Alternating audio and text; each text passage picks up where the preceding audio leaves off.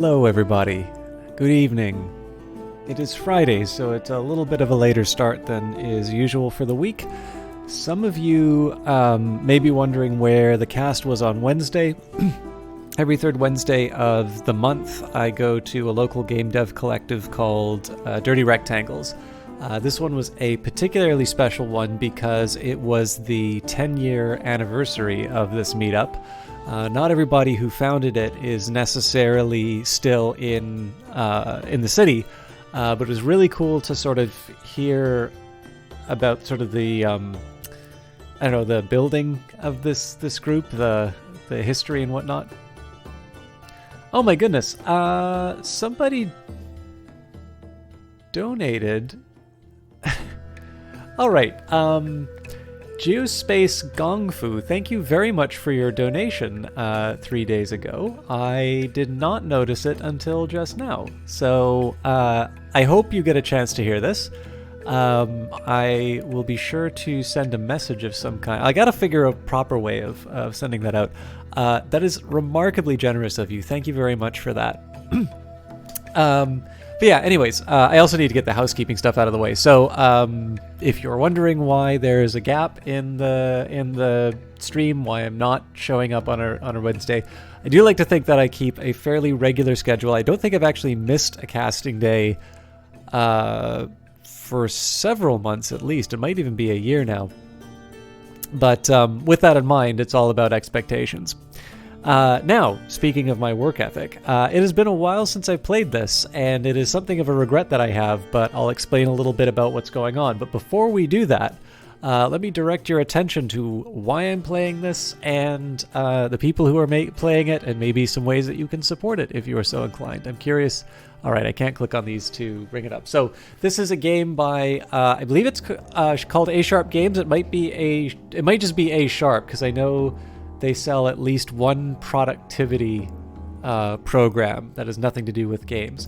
And it's published by Kitfox. I believe Kitfox handles the PC side of things. And I don't know if it's self-published on iOS or not. But anyways, this is the spiritual successor to a game called King of Dragon Pass, which has sort of been the inspiration for a number of games, which I know people are fans of inside of the chat, even if I haven't necessarily played them. So probably one of the most famous examples would be Sunless Sea and Fallen London. I understand that the Banner Saga was supposed to be inspired by this as well. And it's a game that King of Dragon Pass seems to have sort of found its audience on... sorry, I'm going to the Steam page just so I can see something. Anyways, it seems to be that it didn't.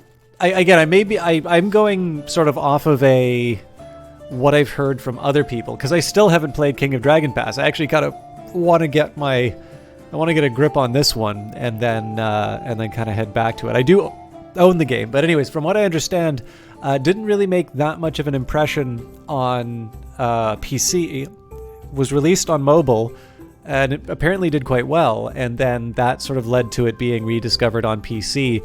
But it's really, I don't know, I always sort of like to find out about these things that wound up shaping titles that I have enjoyed, even though I haven't necessarily played the underlying game. And then, of course, on top of that, I did get, I think it was through Fit for a King, I'd wound up in touch with Kitfox Games, particularly Victoria Tran, who I do definitely need to say is so pleasant in email. I feel compelled to play whatever's on there. I quite literally would not have played this had it not been the fact that it was specifically her who had asked. Of course, this may be to the detriment of A Sharp and all fans of Six Ages, so apologies for that.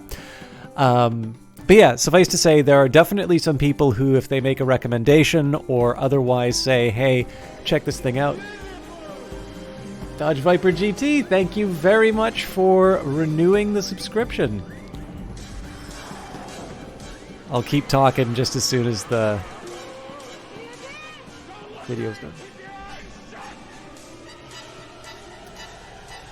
I'm probably due to update my my alerts. Thank you very much, Dodge Viper. We will get into the game too. I just wanted to take a little bit of a minute to set this all up.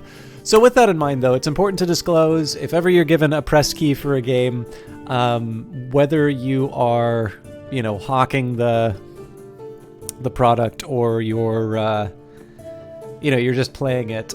Do keep in mind I was given a key for this game for the for the purposes of promoting it. Obviously, if I didn't enjoy it, I would not continue playing it. But that's ultimately, it's kind of up to you to decide what my interests are and whether or not you want those to factor into your decision to pick up the game. So with that in mind, where can you get this game? I understand that this game is available on Steam and GOG. I have a Steam copy, so that's what I brought it up on here. In Canadian dollars, and keep in mind, I always feel bad that I post this as Canadian because I completely understand that if you think in dollars and you are American, every price in Canadian that I state is going to be overstated. So this game is $22.99 Canadian, and obviously whatever your regional equivalent is. I don't know what it costs on iOS. And I actually noted one thing from the forums. So if you look under the system requirements, it says OS Windows 10 plus, Mac OS it's Lion, so 10.8.5. But they actually make a specific note under about this game. So this is one of these cases where I'm sort of ignorant about how the rest of the world plays games. But basically, apparently not everybody has upgraded to Windows 10. And I understand that we're at the end of life on Windows 7 and 8. But rather than judge whether or not people are, making the right decision or not, staying on, on an earlier version of Windows or that, or whether or not people are salty about, the system requirements, better to just leave that whole debate aside. I'm saying this partly because I saw there's like a discussion in the Steam forums, and I'm not entirely sure the principle of charity was necessarily being applied to the developer's intentions here. I have a feeling that the developer would like the game to reach as many people as possible, but with that in mind, if you have not upgraded to Windows 10 and you do not have any intention of upgrading to Windows 10, keep in mind that that is a requirement for this game here. So, although presumably if you have iOS, that will not prevent you from enjoying Six Ages. So anyways, let's get back. I am really suffering on the... Oh, Lord. I believe Night Shield was something I set up to test whether or not I could play a second one. I actually didn't play that much after Star Dancer. My goodness, has it really been... It's almost a month. It's been a month. Yeah, wow, it's been a really far time. So, one last thing I want to do. I am going to do a recap of the saga because we've changed the leadership and whatnot. Also, I'm tangled up with a headphone, and I've been trying to... Okay, just give me a second.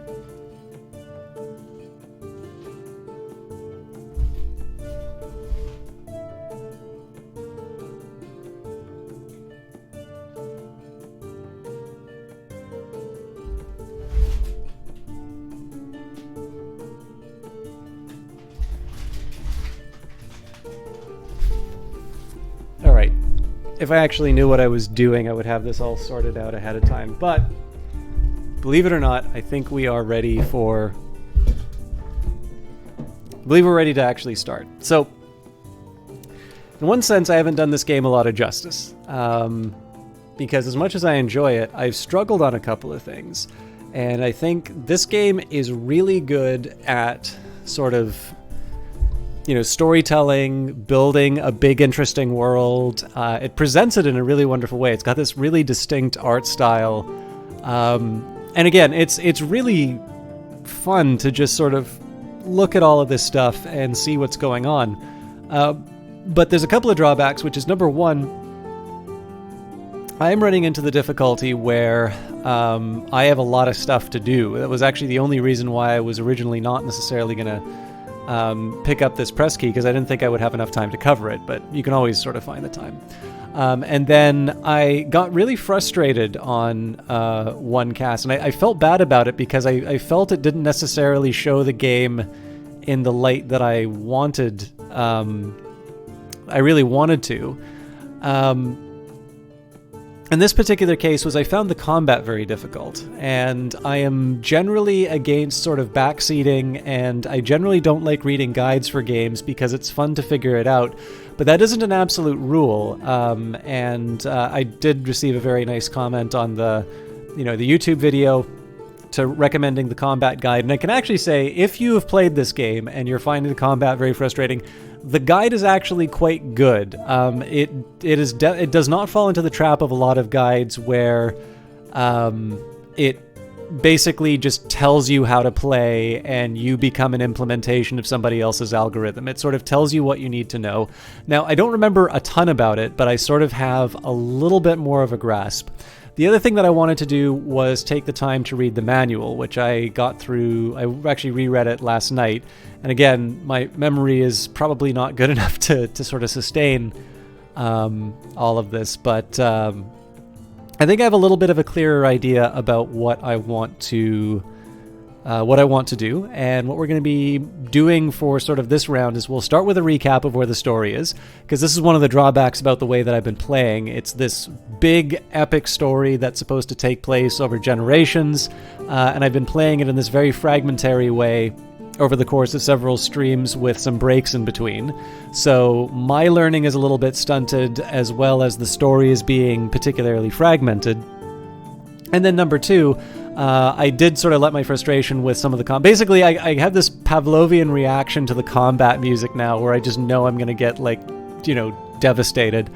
But it's actually a place where I like to be in games sometimes, which is I'm really fond of when my back's against the wall because of my own idiocy, to see whether or not I can dig myself out of the situation. So this should be a good one. So let's continue on with the saga. And I'm actually going to go right from the... I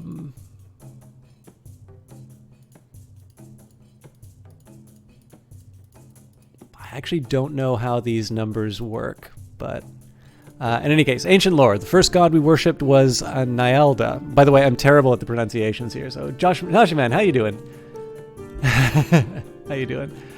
Dodge Viper GT says, in a movie guy voice, in the previous episode of 6 Ages.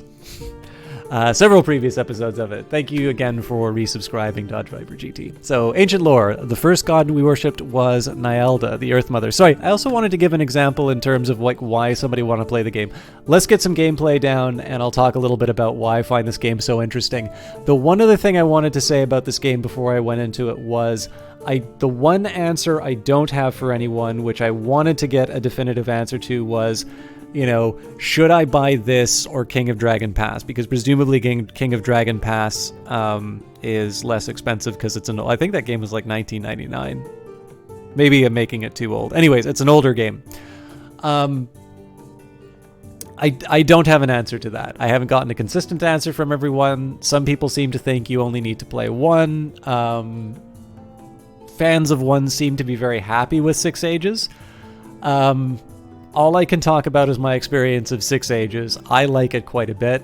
I don't really think that the asking price is unreasonable for such an in-depth game. I think, I don't know, we're definitely double digits on playtime, so, and we do not seem to be anywhere near the bottom of the content. If anything, I'm still learning the basics. We haven't even participated at all in the Gods War, so that's going to be one of the things I want to do on this playthrough. There's a lot there.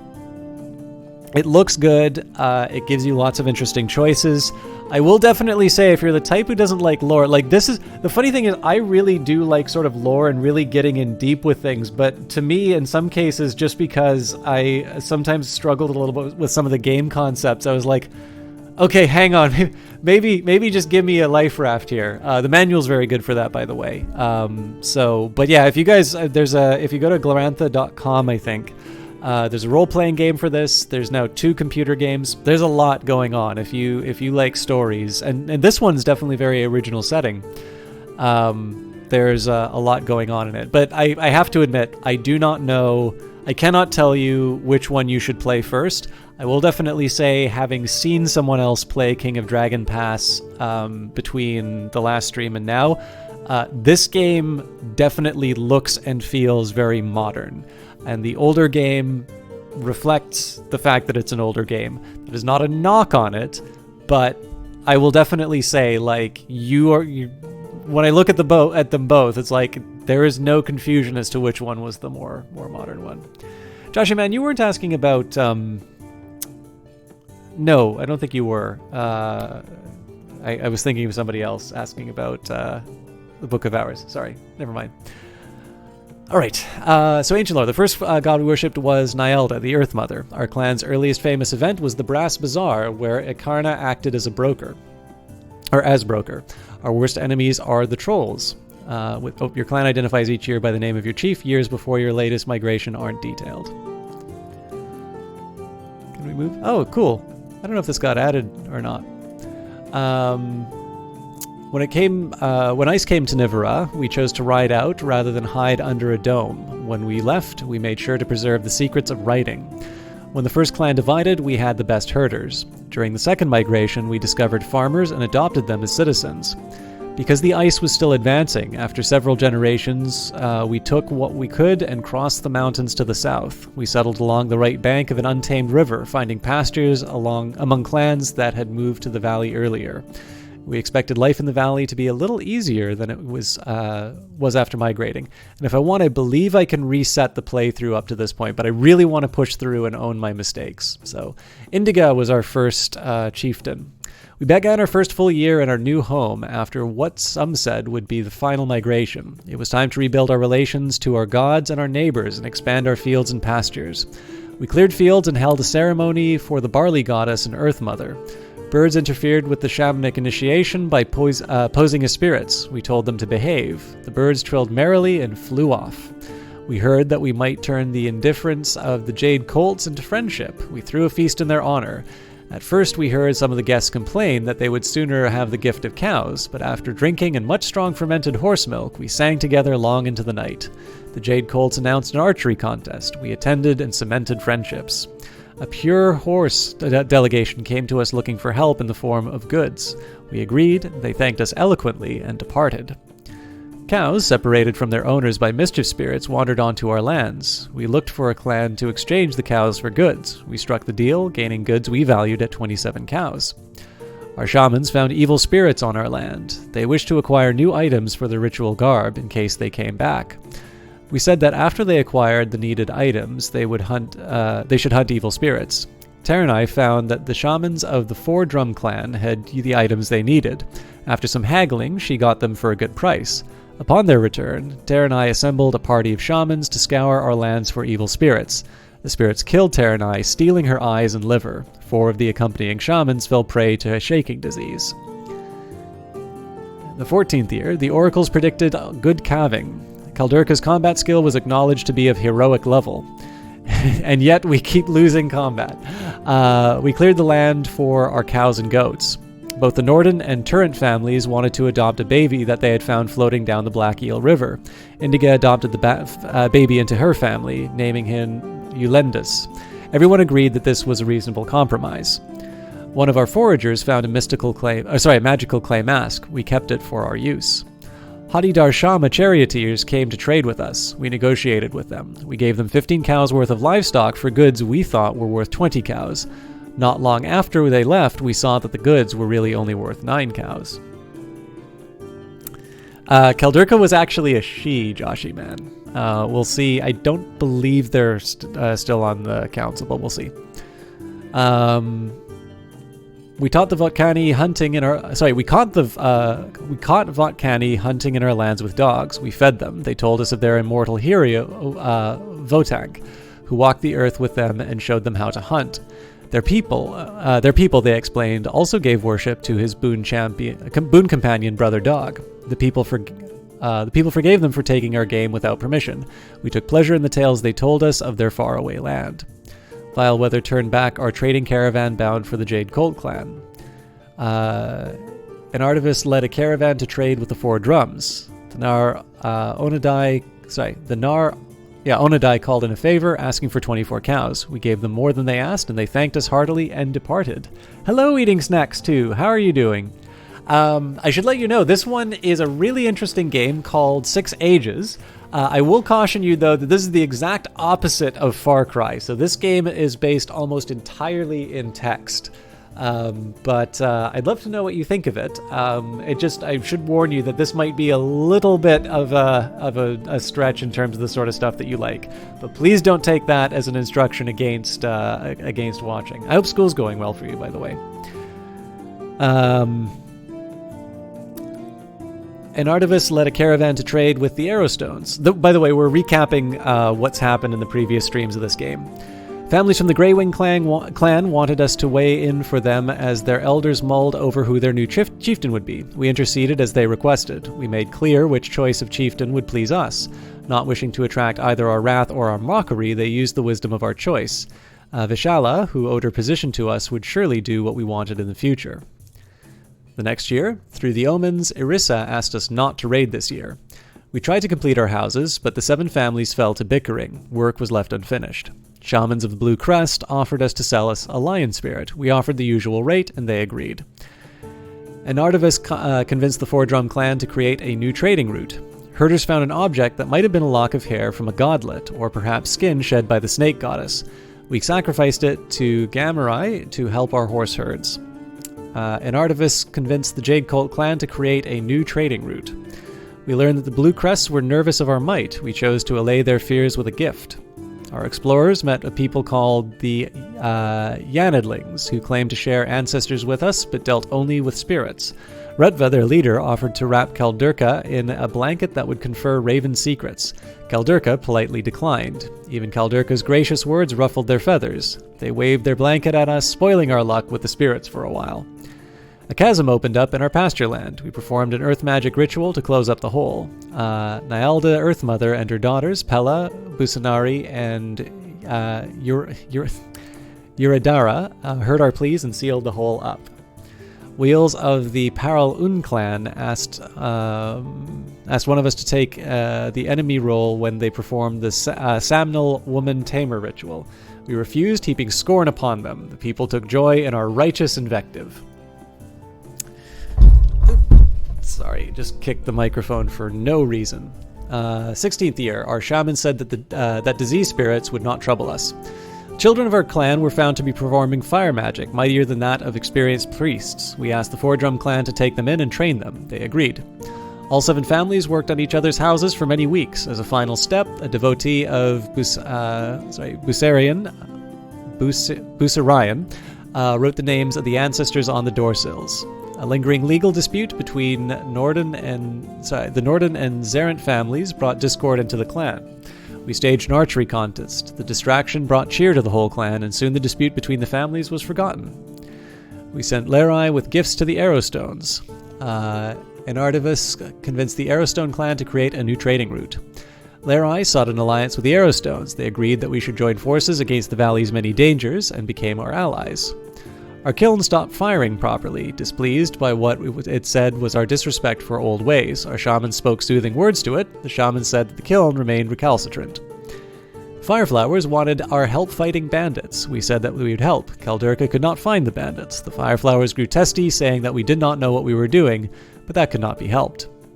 Our raiding party had to spend clan magic to cross the Black Eel River. We raided Ar Tirame. Tekram slew a high-helmeted charioteer and was surrounded by enemy footmen. Flashing hooves kept pike thrusts at bay. Onrushing Star Dancer regulars broke the encircling formation. We are Star Dancers, by the way. Cherokim fought alongside them, felling many. We drove the Ar Tirame from the battlefield and were able to plunder their lands. Trolls carried off stock belonging to the Desano family. As they had been hard hit of late, they asked the rest of the clan to replace their losses. All families helped to offset the losses. The people complied grudgingly with the Circle's decision. People complained that we should be doing more to survive as the world changed. The council promised that we would explore our new surroundings. An emissary from the Four Drum clan returned cows we lost to troll raiders. We honored her with a sacrifice to the trade goddess. With her aid, the ritual yielded a trade blessing. She said that she would speak well of us to her clan. The Starseers had an opportunity to observe for certain portents. Looking for unusual events, they said that we could expect a visit from riverfolk. And we sent Lorelei with gifts to Tor Ashday. In the 17th year, the Oracle said that we should explore distant lands this year. We could no longer afford to maintain our shrine to Pella.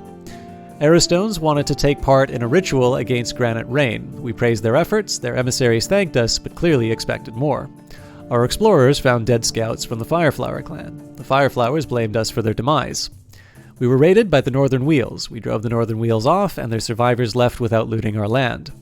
Weeders offered us a magic pearl if we interceded with the Four Drums, who were mercilessly raiding them. We said no, and decided to raid them later. The Air Terame raided us. We were driven from the battlefield and looted. We caught 4 young huntsmen of the Jade Cult's poaching. We put the fear of Elmal into them and let them go. The boys trembled at our wrath, and the people laughed heartily. Jade Cult emissaries showed up a few days later with gifts to thank us for correcting their errant youth with proper sternness. With another clan, they may not have been so lucky, their Elmal priest said. An artivist could not persuade Tor Ashday to create a new trading route. Lampreys fell from the sky and began to eat our spirits. They devoured the lion spirit. We called on stork spirits to guard against recurrences of this strange event. Our shamans drew the beast and sky runes in their drums. Stork spirits promised to scour the sky for any more lampreys and gobble up those that they found. We raided the Weeders. They fled from our advance, leaving behind little of value. The Tor Ashday raided us. Cherokim toppled their chieftain from his chariot, seriously wounding him. A cart full of healing priests asked for clemency. Cherokim attacked them. He slew priest and guardsmen alike. Heston succumbed to his wounds. The Wheels swore vengeance and came at us like hornets boiling from a nest. Both sides suffered in the clash, and we were driven from the battlefield and plundered. Tunneling rodents called blacktails infested our lands, and the holes they dug posing a hazard to horses. We sought to organize a mass ritual against them. We wasted much time discovering that the blacktails afflicted only us. An artivist led a caravan to trade with the Grey Wings. 18th year. The leaves of the oak trees fell off early, but nobody agreed what this signified. Turantak convinced the Grey Wing clan to create a new trading route. We heard that Peril Ern clan is now protected by a magical hawk. River monsters attacked us. We raided the Weeders, who were known to deal with the river monsters. They fled from our advance. None of our warriors were hurt. We gained 5 cows worth of goods, mostly clay pots and polished shell jewelry. Our shaman said that it would be a while before they dared loose river monsters against us. Flooding ruined our barley crop and threatened the roots of our berry bushes. The destructive water spirits that caused it could have been sent by the Weeders. We raided the Weeders, who were known to deal with destructive water spirits. They fled from our advance. None of our warriors were hurt. We gained 1 cow worth of goods, mostly clay plots and polished shell jewelry, which we had to dig from the mud. Our shaman said that it would be a while before they dared invoke river spirits against us. Really? Our priests sacrificed to consecrate our clan hall. The gods praised their generosity, and Busanari, Gamari, and Uridara in particular gave their blessing to our pastures. Neighbors started singing a song about our weakness. We found out it was the chariot drivers of the Tor Ashta clan who composed it. We sneaked onto their lands to burn their chariots. We burned 3 of their precious chariots, each one which was expensive to make. They would not be singing that song again. We were raided by the Northern Wheels. We were driven from the battlefield and plundered. Our Arrowstone allies sought our aid in a mission against, Teli raiders from the southern Ram kingdoms. We sent warriors. The Arrowstone hunters led us to the raiders' scrublands hideaway, and the battle began. Hesitation by the Arrowstone war leader put us at an immediate disadvantage. After 5 of our warriors were slain and another 5 wounded, we fled, as did the Arrowstones. We lost as many horses as men. Yeleni asked us to adopt them. We agreed. We set about teaching them our ways. They showed us tricks of hunting and foraging that we did not know. Larai sought an alliance with the Fireflowers. They said that we had made a persuasive case, but they were worried about ill omens. Ernost captured and tormented a charioteer of the Paral Un clan. We freed the charioteer. The captive expressed gratitude, but we could tell that he would sing another tune when safely back among his people. Ernost said that Raven's cruel tricks would now be played on us. We reorganized the clan circle. In this case, we booted Ernost. Ram people raided us. We drove the Jandari off, and were happy to have survived the battle. Raven blessed Urnost with an opportunity to perform a trick on another clan. We asked him to trick the Sunbow clan into giving us treasure. Urnost adulterated their drink with seeds from the generosity plant. Before we knew it, the Sunbow's delegation showed up to deliver the spoke-shattering bell, a treasure they said that we deserved. They summarized it: strike this instrument after you defeat wheels to increase their fear of you. On the 19th year, the oracles predicted that other clans would form bad opinions of us no matter how generous we were. An artivist led a caravan to trade with the Flame Singers. Apparently, I didn't listen to the oracles. We could no longer afford to maintain our shrine to Inila. That's going to be one of the things that we're trying to fix. The Four Drums, who had trained her, asked to betroth one of their young men to Aevtu, the girl with fire powers. We told them to come back when she is of age. They said that they understood, for they too wanted what would bring Aevtu happiness. Ram people paid us an unexpected visit. We could not tell what they wanted. We threatened them. Their confidence left them, and they withdrew from our lands. Someone desecrated our spirit stones. We sent Kaldurka out to look for new spirit stones. Kaldurka found good new stones, including one shot through with gold. A series of misfortunes plagued our attempt to decorate our clan hall. We spotted a herd raid by the Geranelthi. We managed to pull back and avoid the Geranelthi advance. Warriors of the Flame Singer clan made a whooping run against us. We invited them for beef cubes and kumis. We ate and drank together, and they said that we had shown them proper respect. They would not attack us for at least a year. We raided the Darshame and eluded their patrols. Endero found himself able to kill many of the foe. They turned out to be tougher than he expected. Kimka saw Alara blinded by wheel nobles. Kimka rode alone to Alara's side. They loosened warning arrows at Kimka. They started shooting at Kimka despite the sanctity of her healer. They struck her with an arrow, wounding her. Their ruthlessness struck fear into our hearts. They let Alara live. This was a ritual shaming intended to honor their chariot god. We were driven off and had no opportunity to obtain booty. The Arrowstones raided us for 17 cows while we were raiding. Bandits offered us a piece of god bone stolen from the Gendare in exchange for goods worth 50 cows. We declined. We declined but did not insult them. They said that we had treated them well even though we were not interested in what they had to trade. People said that we had shown our superiority by respecting even the wretched. Chief Lacarn of the Arrowstones sent word that we would consider a favor paid if we told him about Asborn of the Barmerings. They asked if Asborn was miserly or generous. Generous, we said. A few days later, they returned to thank us for the information which had steered them right. They said that we can consider our favor paid in full. We were raided by the Porganosi. Zarhawk forces appeared to launch a surprise flanking attack against our foes. We supported them as they led a strike. The Porganosi took advantage of this, concentrating their efforts on the Zarhawks. We were driven from the battlefield and plundered. This is, of course, the point where I was getting a little wound up about all of the military losses. On the 20th year, we couldn't perform sacred time rituals to help with diplomacy. The Naranon let us know that many good omens accompanied the birth of our chief son, Ataronus.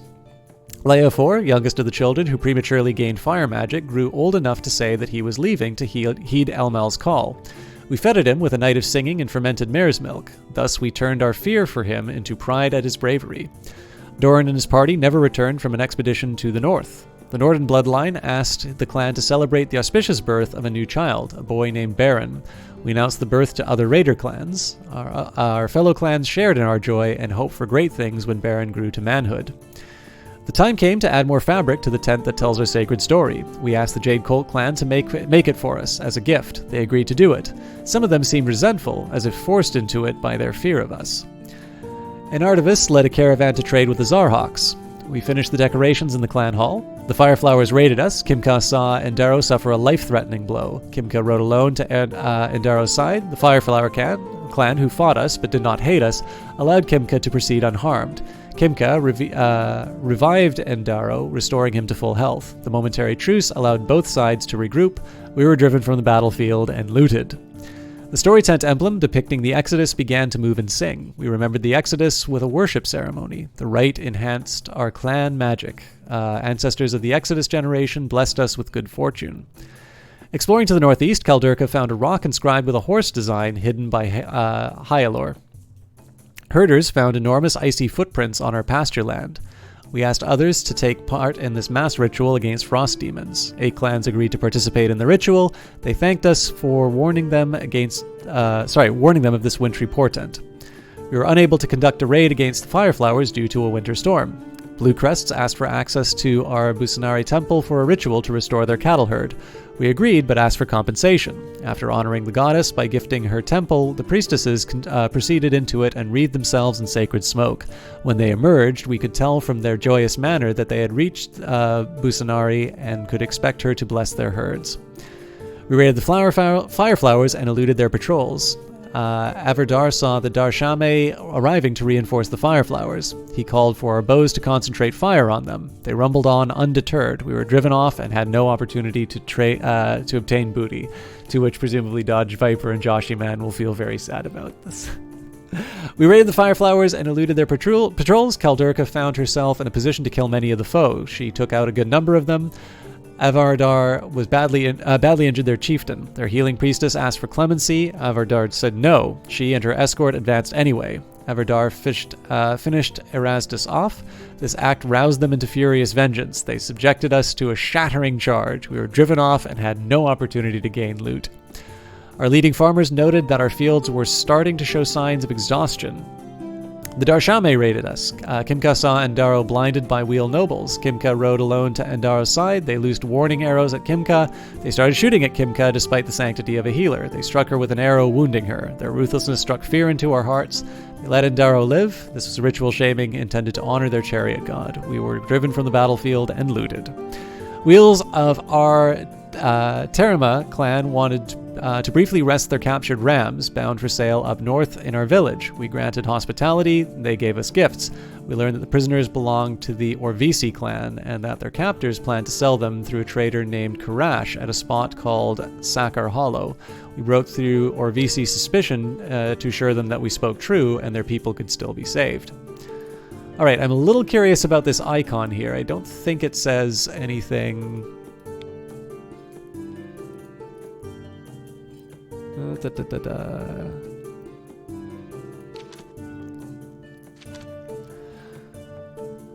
Alright, the leaves of the oak trees fell off early, but nobody... this is year 21. The leaves of the oak trees fell off early, but nobody agreed what this signified. We heard that the Flamesinger clan had recruited many warriors. Our clan hall was now completely ready to help focus our ventures. We cleared fields and held ceremony for the barley goddess and Earth Mother. The Sunbows cursed us with disease. We weathered the curse. People worried that the clan was not doing enough to stop it. The Geranthi raided us. Kaldurka saw Tor Ashte arriving to reinforce the Geranthi. Yandayala,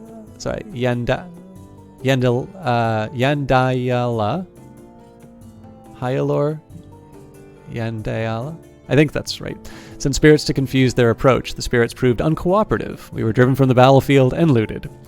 We sent Endarvius to the Jade Colts to try and exchange treasures with them. The Jade Colts didn't place a high enough value on the spoke-shattering bell. The Four Drum clan saw our troubles and offered to help. They gave us 27 cows.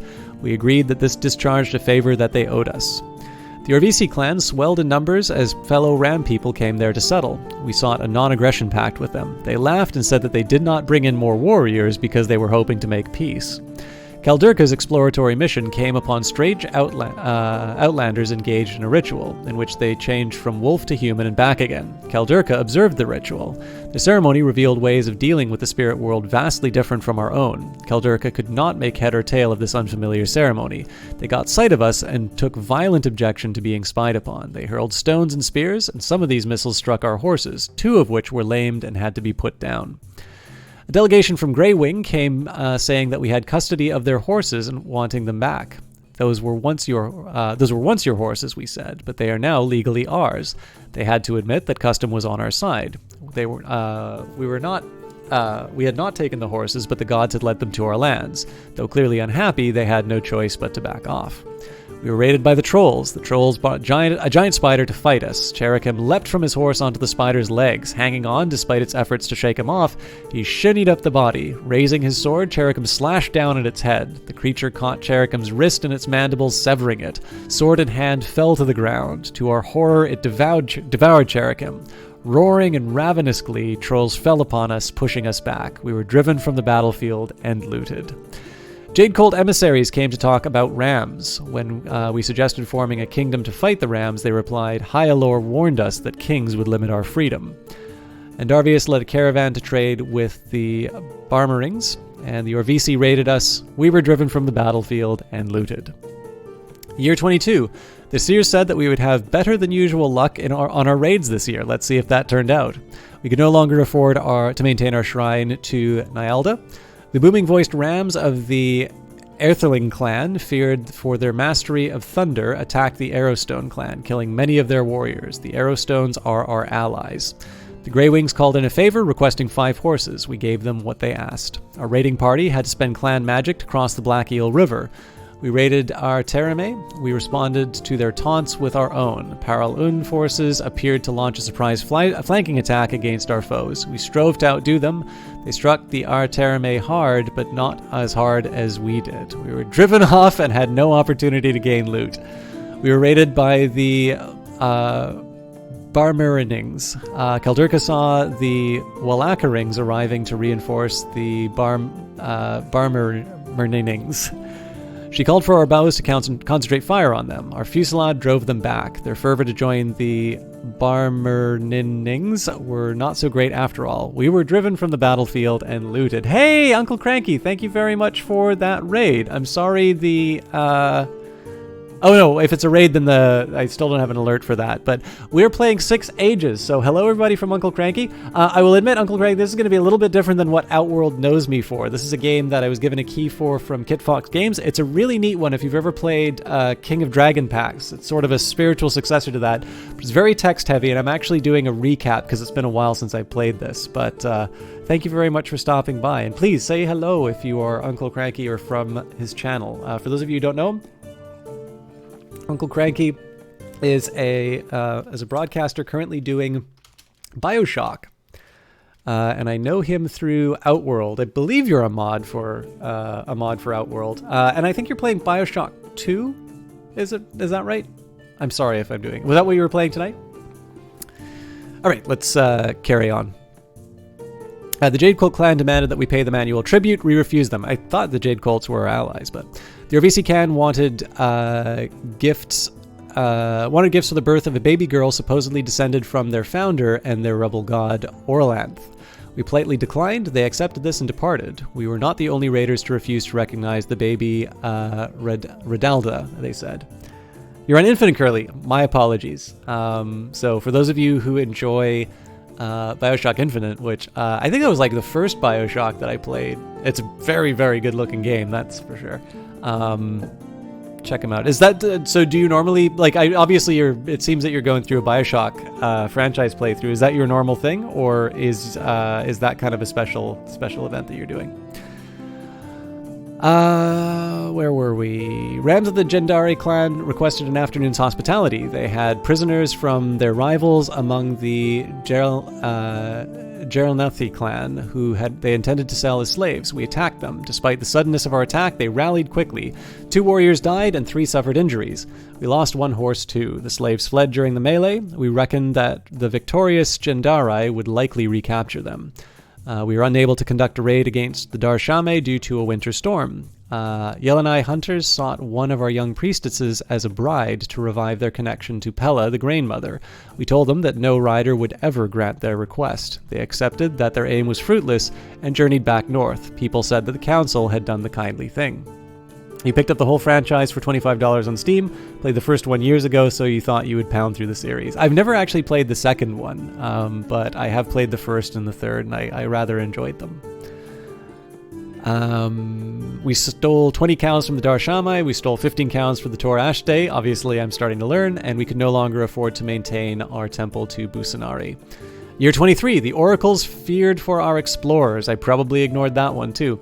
We reorganized the clan circle. Trolls carried off stock belonging to the ill-contented Zerent family. They asked the rest of the clan to replace their losses. The chieftain's family offset their losses. People complained that the chieftain was giving in to complainers. Maybe everyone should complain now, they said. An emissary from the Jade Colt clan returned cows that we lost to troll raiders. We thanked her and sent her on her way. She departed with a funny look on her face. We raided the Darshame and eluded their patrols. We tried to squeeze more tribute from them, but they would not pay. We drove the Darshame from the field with a withering barrage of arrows. We seized the mighty whooping rattle. We were raided by the Jade Colts. The Jade Colts accepted our offer to talk. Yandalaya managed to calm them, and the Jade Colts eventually returned home without attacking. We were raided by the Fireflowers. The Fireflowers accepted our offer to talk. Yandalia tried to conciliate them, but was shouted down. We were driven from the battlefield and looted. In the aftermath, they knocked over our watchtower. We raided the Fireflowers and eluded their patrols. We drove the Fireflowers from the field with a barrage of arrows. We seized the bowl of healing smoke. The Jalenthi raided us for 14 cows while we were raiding. We learned that the Flame Singers raided the Zarhawks and the Irathlings. Cows, separated from their owners by mischief spirits, wandered onto our lands. We kept them. We heard that the overbearing wheel of Paral Uni were on the brink of declaring a feud with us, though of course they would not call it that. Keldurka reminded them of how many times we had bested charioteers, and that we knew how to exploit the weaknesses of their war carts. Their nobles did not flinch, but we could tell that our arguments had sunk in all the same. Traders from the southern Vestantes kingdom of Rams wanted to trade for one of our treasures. We said we would consider it for a better price. They said that their offer was already generous and that they had not come here to haggle. We politely declined. They accepted this and departed. We raided the Torashte and eluded their patrols. Jade Cult forces appeared to launch a surprise flanking attack against our foes. We strove to outdo them. They struck the Torashte hard, but not as hard as we did. We drove the Torashte from the battlefield and were able to plunder their lands. We seized the Helm of Elmal. So actually, we seem to have quite a few special items now.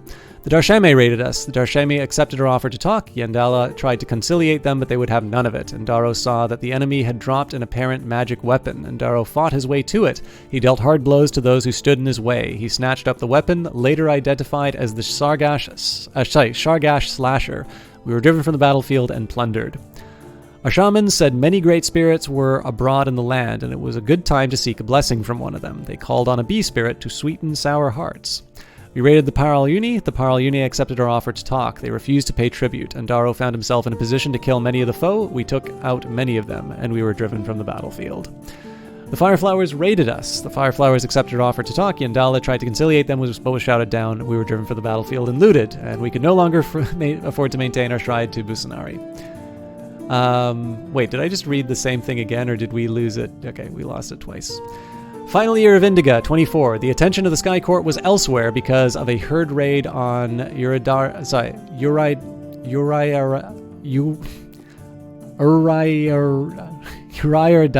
pastures. I'm sorry.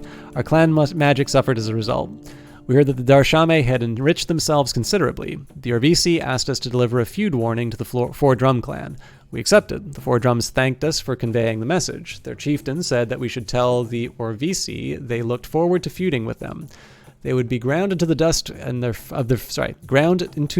their furious onslaught. We went to the Orvisi to tell them what the Four Drum chieftain had said in its full harshness. The Orvisi thanked us for faithfully discharging our messenger duties. Ndaro visited the other raider clans looking for people willing to join the Star Dancers. He managed to convince 10 people to pack up and move. They brought with them 5 children. Yadakan of the Akot family found an honor belt dropped by fleeing bandits. Council let Yadakan's family keep the belt. Everyone praised the council for following tradition, though we could tell they envied the Akot family, who always seemed to attract more than their fair share of good fortune. We heard that 3 priestess sisters of the Orvisi clan greatly manifested the power of the Ram gods. We rallied our fellow Hyaloring clans to vigilance against Rams. Our people remained mired in complacency. They said that the Rams were incarnating the divine, but this did not mean that they meant to do anything bad to us. We spotted a herd raid by the Tarame. We drove the Tarame off, and the survivors left without plundering us. Trolls ate our yarm tree. We decided to attack the trolls. Ndaro found the trolls prowling through a creek. We attacked them. They responded fiercely, tearing through us and our horses too. 1 warrior was slain, and 6 were wounded. We lost 5 horses. We found members of the Arrowstone clan sneaking through our lands with horses taken by stealth from the Four Drum clan. We let them continue on their way. Outlaws attacked our exploration party to the north. Tarantak and his forces killed and scattered them.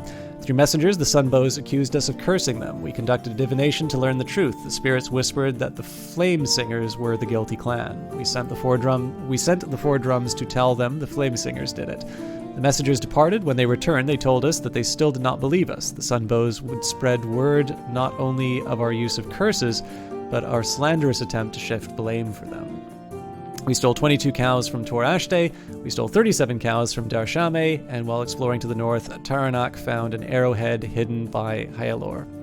And then finally, in the first year of Andaro, our market would be profitable this year according to the omens. Kaldurka and her party never returned from an expedition to the northeast.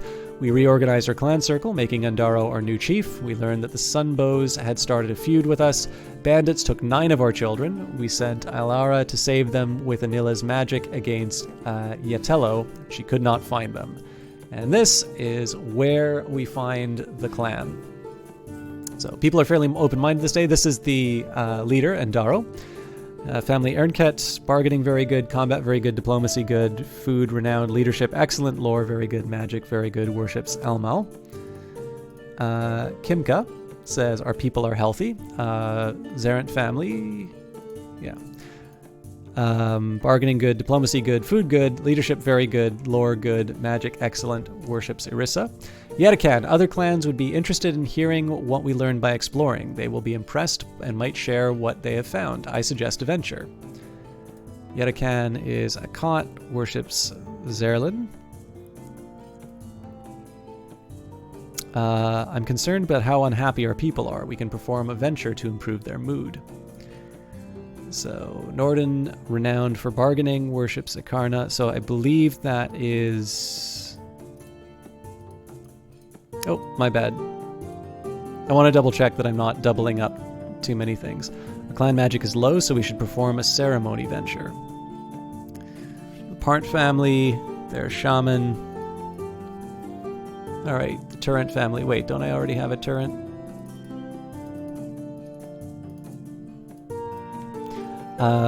Worships Nidala. And I have 2. Scouring the valley for bandits will make all of our missions safer. 19 worships Osara. Okay, so we don't have any duplicates. That's good. So clan mood is definitely something that I want to be considering because they are dissatisfied. So this is God's War rages. So one thing that I want to keep in mind about this is there are rituals that we can do. Ah, here we go. So this is the thing that I've been missing out on. I've got these spirits, but I haven't actually done anything with them. I did not realize that I had these other menus here. Lord Prettybeard, awesome, a game I know nothing about and can't spoil. This is a really interesting game. It's one that I've kind of been playing on and off since it first came out. This is, by the way, sorry, I meant to give that Steam link. I know we've taken a while to get started. Although, I mean, covering the story is part of it. But for those of you who are interested in this, you'll actually start seeing the management aspects in that. In Canadian dollars, it's $22.99. I was given a copy from Kit Fox for promotional purposes, but as I'm fond of saying, you know, I can do it once for, you know, to sort of meet the obligation. And if I keep playing it, it's the sort of thing that you know I like. So, all right. So crafts, good, diplomacy. Okay, so I apparently want to be engaging in some kind of negotiation with other. Oh, divine disfavor. Okay, I want to keep that in mind. Pastures helps our horses, cows, and goats produce more offspring. And then a variety of magical benefits are shown here if they can't be categorized. Okay. So originally I was going to try and do more in terms of like building things and setting it up. But at this point here, seeing as there's divine disfavor, the only thing I could really think of would be to try and do a ritual. So it would be a good idea to sacrifice for mysteries so that we can perform more rituals. Although we no longer worship Nivara since we left his golden city, Elmal can tell us the details of his son's river taming story. Okay, we don't have enough clan magic, so this is irrelevant. I'll leave it aside. What season is it? So it is late sea season, time to prepare and sow the fields. Okay, so I believe it's in the case of the season. Where was it? Oh, here's all the credits. I'll be sure to do that before the end of the stream. Where were the There was definitely something about seasons. During sea season, the farmers are planting and may refuse to muster for a raid. When you do manage to launch a raid anyway, the farmers will have to ignore some of their work and the harvest will suffer. Okay.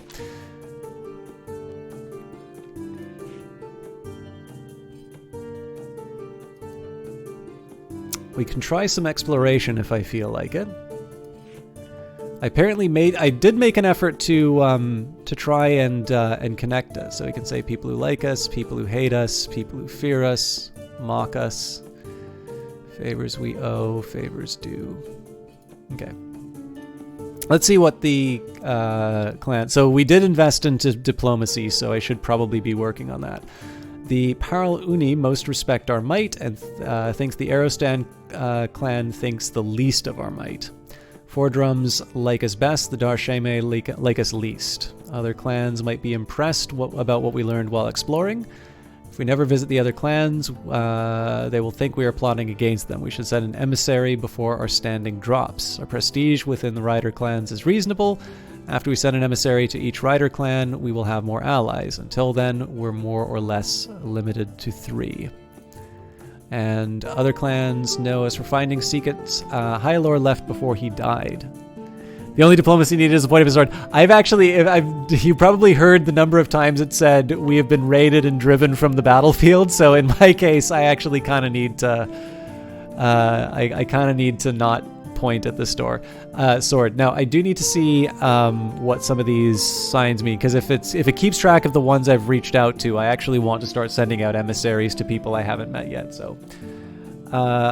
Your initial impression is Unreal World versus Civ. I've never played Unreal World. Could you describe it to me, Lord Prettybeard? The best I could tell you here, this is a little bit of a, and I realize this term is copy, has a lot of very litigious owners. Choose your own adventure with very, I know world building is sometimes a really tough term to use because, like, it frustrates some people. I mean, I do use the term mythopoeic in the title for a reason. Military strength a bit low. It's not just the military strength. The combat system is a bit abstract, and so I'm going to be seeing if I figured it out this stream. So, okay. That would not be a terrible way of describing it then, Lord Prettybeard. Okay, this screen shows other clans of the Black Eel Valley. Clicking a clan name shows what you know about it and scrolls the map to show its location. Nearby clans are marked with an N. Clans you've sent an emissary to have a check mark. Choose an item in the selector above to list the focus on a relation, i.e. only show clans that like you. On the map, feuding clans are shown in red, allied clans are shown in blue. Oh, so we only have one. I always thought we were allied with Jade Colt. This is just a rough guide since relationships are multifaceted. Change the magnification with the scroll wheel. Okay, so it actually seems like we have not sent emissaries to all that many. So, known for being the last to leave Niverot, their chief is Hansen. They hate us. We owe them a favor, and they keep slaves. Well, let's see what we can do. We might want to resolve our feud with the Sunbows. We can ask the Arrowstones to act as a go-between. Oh, interesting.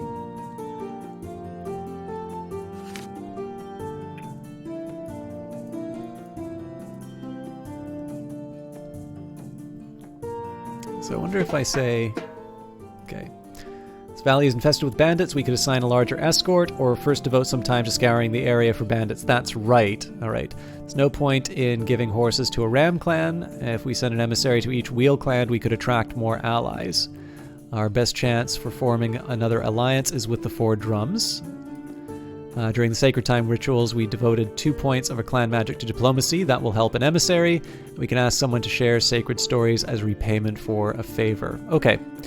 I am very intrigued by this Four Drums option. And apparently we've not gone for them. So known for their fondness for exploring, their chief is Miriani. They like us and they don't sell slaves. So...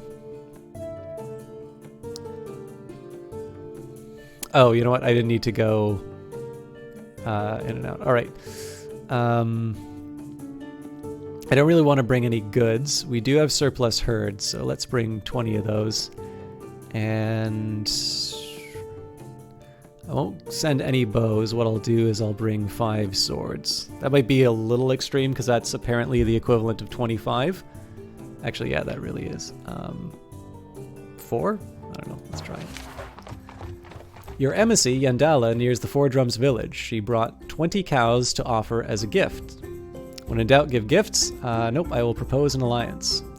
Your emissary, Yandala, journeys to the Four Drum territory to propose an alliance. How does she make the approach? So we can always help each other, even if we don't have an obvious way to do so. So we are strong, you are strong, we are rich, you are rich, we are strong. Let's do no clan is strong without allies. Do you offer additional gifts? No. They responded with smirks. They would not ally, they said, with a clan that would draw them into a war with trolls. Alright, well, so much for that. It is now fire season.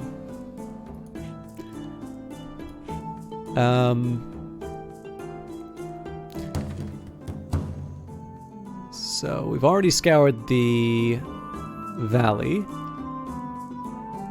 Still early in the year, we could wait before starting a venture. Always possible to find better spirit rocks.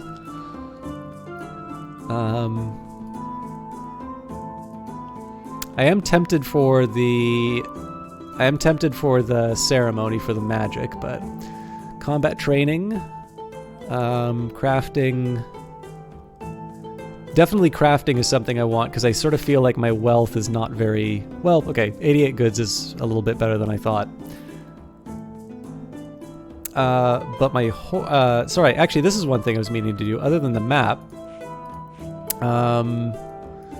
91 bows, 17 swords. And apparently we've got a food yield short. Oh, we've only got 2 seasons of... well, no, that I'm sure when we're done. Okay, 171 horses. I think the idea of a wealthy clan is one that has like 1 horse for everyone. So I definitely need to be building up my horses. Everything changed when the fire season is. I mean, if I want to be doing raids, now is kind of the time to do so. I think if I go under combat, where was it?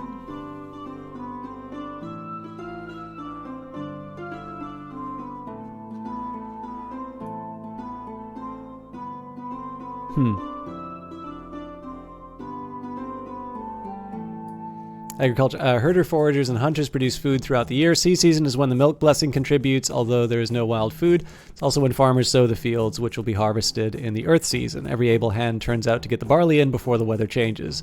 Okay, that doesn't actually tell me what I needed. I am kind of tempted. I mean, again, I did sort of want to work on the...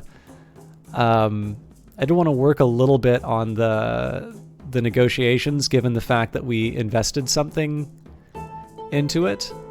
But now seems like a decent time to raid. So if we ended our feud with the Sunbows, life would be more peaceful. It's not urgent, but more warriors would be helpful. We have battle luck because we found one of Hyalor's treasures. A shrine to Elmal would provide battle magic. During sacred time rituals, we spent none of our clan magic on battle. Our crops can grow while we raid if we choose to, and a stake perimeter would help defend against raiders and wields. Alright, so... we don't know if Osara's fire arrow blessing, so skirmishing at the start of the raid won't be as effective. Our crops can grow. The Artarame are weakest of the nearby clans.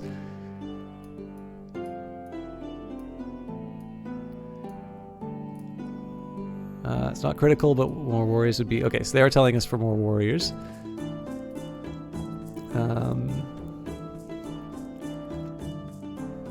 Alright. I'll max out the swords. This definitely leaves me a bit weak for any retaliation. Actually, you know what? We'll leave a couple of swords back. Our raiders could not find a place to cross the Black Eel River. Thousands of eels swarmed and the horses wouldn't go near them. Continue scouting. Yadakan found another place that was free of eels and led his forces across. The Araterame did not spot us in time, and our 15 swords and 43 bows are facing only 4 charioteers and 55 footmen. Yatakan was glad that their force was weaker. Still, nobody could be certain of the outcome. So in this case, we will plunder. And let's start by skirmishing. We shot at the Araterame as they performed some sort of ritual. The Araterame bows took on a radiant glow, and we are now out of arrows. So in this case, let's try and nullify their advantage, and let's charge. We charged only to discover that we were fighting in boggy ground.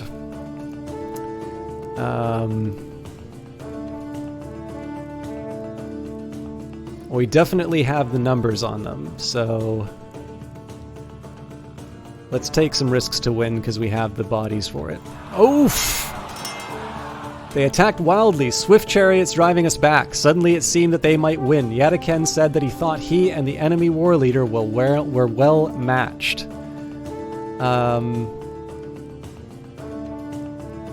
Now this was a tricky one, so I want to just take a quick minute here. I think we're going to lose, but this is where the guide kind of becomes a little helpful.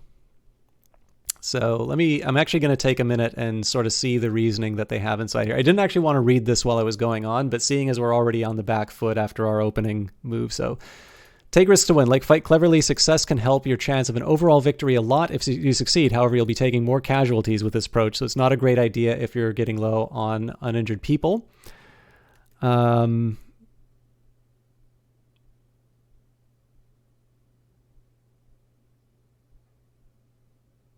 All right, so when it says battle tactics after closing, this is also called the melee phase of battle or the engage state. At this point, your armies are locked together in combat, and you have a new set of options. Fight cleverly. Success at this will bring you closer to victory than other options, but it relies more than usual on your leader being better at combat and leadership than their opponent. Probably not a great idea if your war leader thinks that the opposite number is better than them, or if they're evenly matched. If you've got a renowned or heroic war leader, though, you should probably take this option each time it appears. So obviously we don't want to do fight cleverly.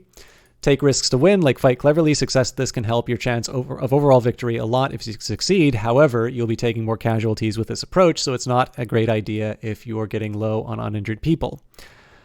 Wait for opportunities. This is an odd one. You're less likely to win the round of combat with this choice, but unless you lose right then, it boosts your odds of overall victory. So don't use this if you think that you are at risk of losing the battle on this turn. Fight fiercely. This inflicts more casualties on your enemy, whittling away their numbers. Berserk attack inflicts even more casualties, but you'll suffer extra casualties as well. This is something to consider if you outnumber the enemy already and have a chance of winning through reducing their numbers. Fight cautiously. A clan that fights cautiously will take fewer casualties in that round. This is an option if you're outnumbered. Conserve your strength. If you'll do this, you'll take much fewer casualties, but inflict fewer as well. This is an option to consider if you're low on people that you're at risk of loss by attrition. And press the attack or hold your ground are both neutral choices that don't have outsized impact on your numbers, casualties, or odds of victory. In other words, they're safe choices if other options seem unwise just now. You might want to stick with hold your ground if you just maneuvered successfully, though. So I don't have all of those options. So we already did take risks to win, and clearly we're evenly matched, so I don't want to be taking risks. Don't want to do fight cleverly. Press the attack is the generic option. Fight fiercely would do more casualties, and I mean, oh yeah, we don't have the numbers anymore, so this is equivalent to 30. So I mean, we'll take the difference. So we've got 4, so this is 20, 43. They have a slight numerical advantage. So in this case, I'll fight cautiously, but I kind of feel like this will do us in. Yeah. They were able to give their forces a brief rest before renewing the attack. It was soon over. So the battle didn't last long. Their combat magic shook up many of our warriors. We were driven off and had no opportunity to obtain booty. Due to their prompt healing, our auxiliaries kept 4 warriors from dying and patched up 5 of the wounded. So we lost 1 elite, 6 regulars. All right. So it's late fire season. I mean, we could try it again if I really felt like making a stupid choice. Or we can try a venture.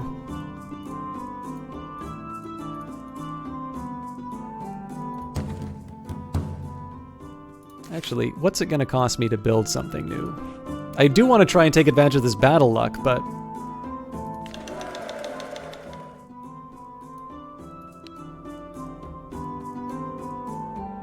Three cows worth of equipment.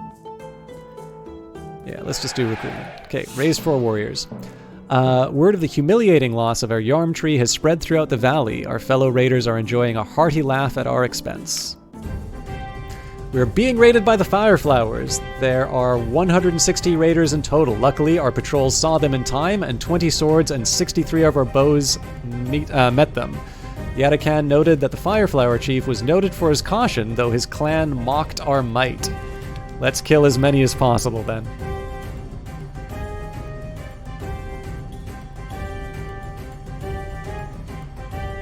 Alright, so we definitely want to try and conserve our manpower. Let's start with skirmish to whittle away their numbers. Tried to hold the Fireflowers off with arrows, but they managed to use the terrain to outflank us. So again, we're heavily numbered. I think conserve your strength was the option here. If you do this, you'll take fewer casualties, but inflict fewer as well. So in this case, let's try and be defensive. We were hard-pressed to face their berserk frenzy. They gained the upper hand. Yadaken said that he still thought our combat skill was higher than theirs. Alright, then we will take risks to win. And we are really hurting. We were hard-pressed to face their berserk frenzy. I think in this case we'll try caution, but we're probably going to get clobbered here.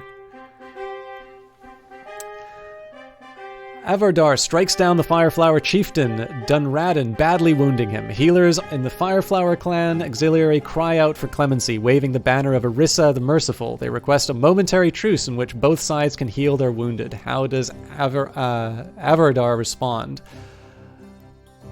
Let's grant the request. So, the truce gave us a chance to regroup, erasing their advantage over us. We restored 26 of our swords and bows to fighting strength. So again, if this is 5, this is equivalent... Well, again, we'll take the difference. So we've got 50 here. We're not quite equal, but... Let's again continue with... Well, if we think we're stronger than them, let's try and take the risk. God damn it! They fought defensively, conserving their strength, and gained the upper hand. Well, let's try conserving then. Yeah, and we... Yeah. This is the thing that kind of really gets me, and I know this is one of the points where I want to be a little more even-handed with this, because clearly once I get a handle on this, I'm gonna have a better time with it. But the way that the combat's kind of set up now, because this game is all about discovery, and this is one thing where it works so well in terms of the story stuff where you're figuring out what's going on. But it's clear that even with the guide here now, I'm at a point where I feel like when I do something, it blows up in my face, and when the enemy does it, it works.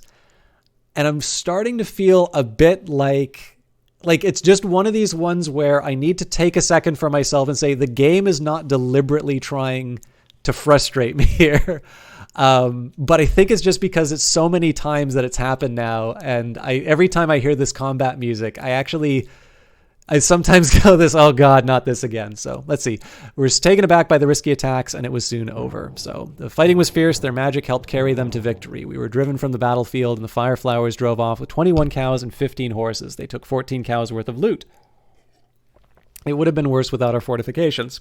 With their careful attention, our auxiliaries kept 2 warriors from dying and bandaged 3 of the wounded. So, of course we are. We're being raided by the Tor Ashte. There are 11 chariots with another 105 on foot. They slipped past our patrols, and we could raise only 7 swords and 29 bows in time. Yadakan was concerned that we were outnumbered. Yadakan noted that the Tor Ashte chief was daring in combat, so clearly survival is the only thing we want to try here. Let's try parley. Tor Ashte might have been starting a ritual, but stopped to receive our herald. The Tor Ashte have agreed to a short parley. Yadakan, your war leader, points out that Tor Ashte forces are stronger than ours. So, I don't really want to offer tribute. I'm going to conciliate, and they're probably just going to, yell at me, but... Listania tried to conciliate the Torashte, but was shouted down. Their emissaries returned to their lines. All right, well, let's skirmish. Torashte rushed us before we loosed more than a few volleys.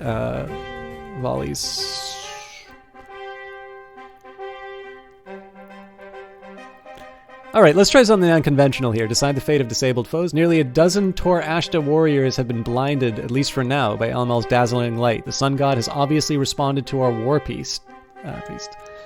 Let's direct them out of harm's way. We shouted at them, making sure that they would not die without seeing it coming. At first, they thought it was a trap, but some of them laughed that we were sentimental fools. All right, well...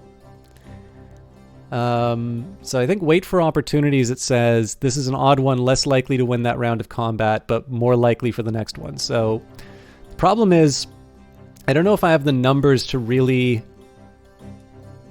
make wait for opportunities work. So let's try wait for... Yeah, so they pressed their attack and we fell back slightly. The battle began to swing their way. Yadakan said that this would be a tough battle. So here we'll try fight cautiously, but again, hopefully that we get the edge from the decision we made before. Otherwise, this just falls apart. Yeah, so even though we had an advantage, it didn't really matter. And again, this is one of these points where I'm like, okay, but like, why? Why am I getting these options? Even though we were not caught off guard, the Berserk Frenzy pushed us back. It was soon over. Of course, when I do Berserk attacks, it blows up in my face and I lose half of my army even when I outnumber them. So it was a brief but bloody battle. Their battle magic dealt us a mighty blow. We were driven from the battlefield and the Torashte made off with 20 cows and 15 horses. They stole 32 cows worth of loot. In the aftermath, they knocked over our watchtower. It would have been worse without our fortifications. Aided by the White Goddess, Irissa, our auxiliaries kept 2 warriors from dying and healed 3 of the wounded. All right, so it's Earth season, time to bring in the harvest and prepare for the cold. So many wounded. The gods are mad at me, so let's see if there's a venture that we can do to... So originally I was going to try and get more goods or something like that, or more food, but at this point, let's see if we can do something to...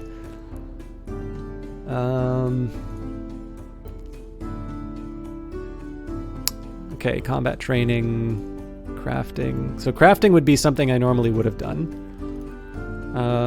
Entertainment would help with the clan morale, but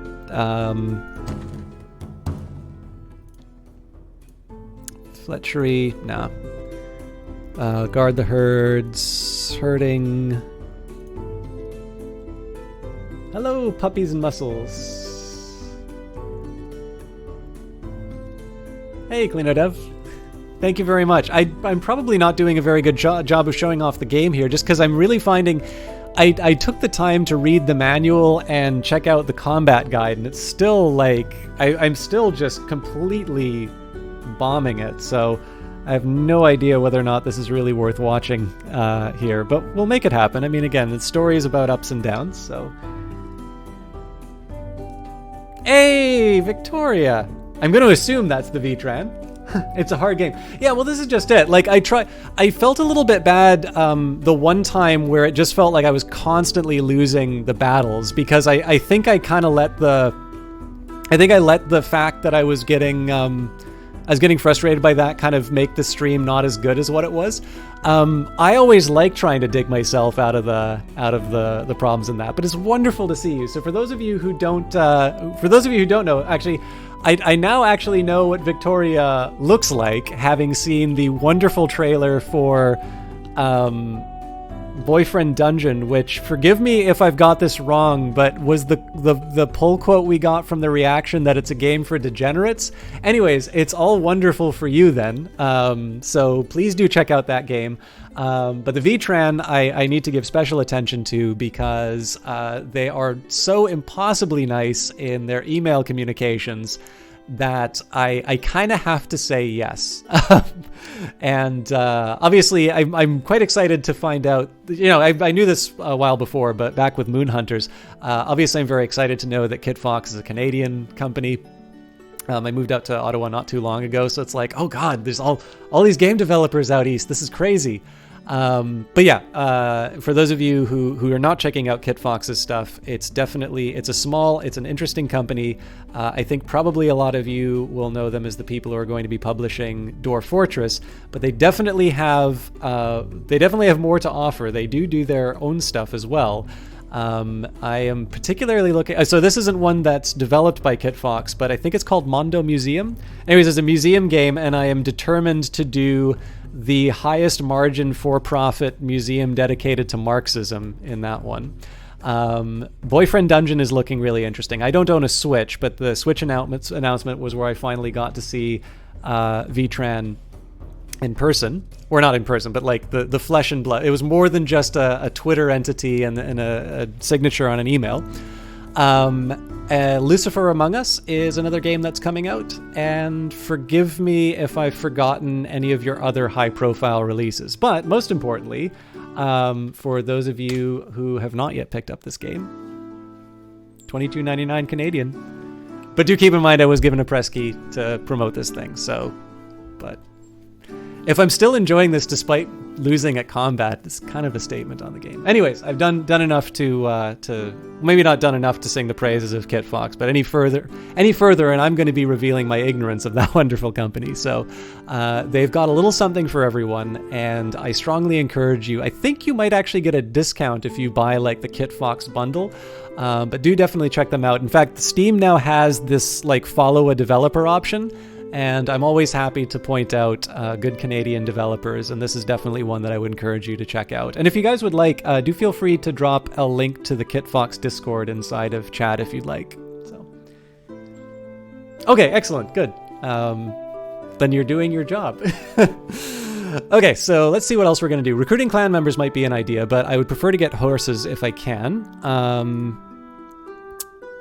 Okay, share exploration. I was wondering what these advisors were saying about sharing the results of explorations.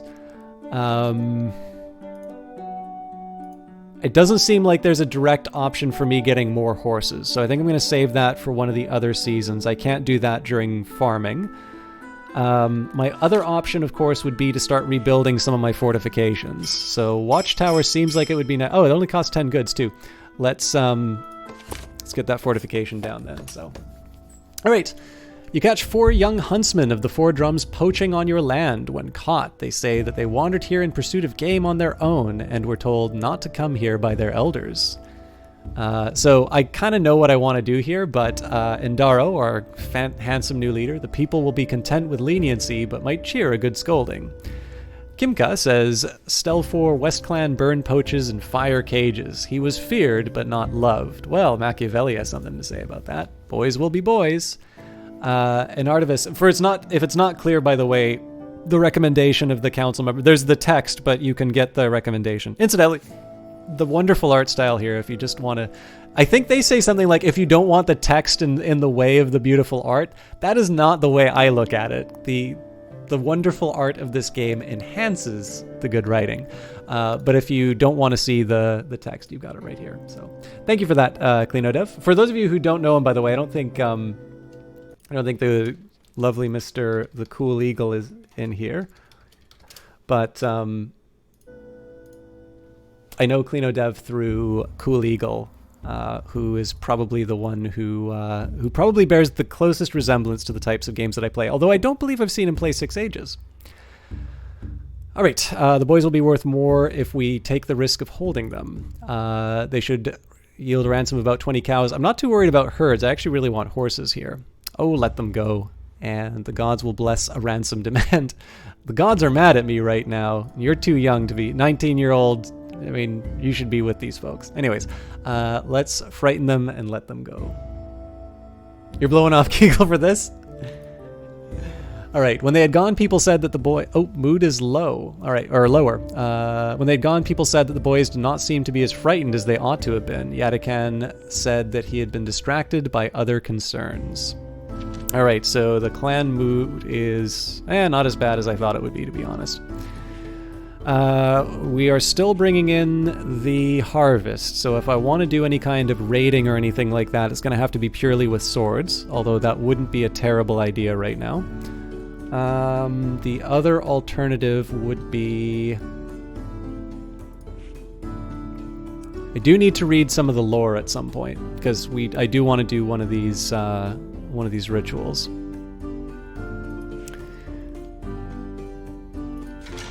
Let's do a quick herd raid. Any recommendations? If we send too many warriors, they will have to be spotted. Fireflower clan has the largest.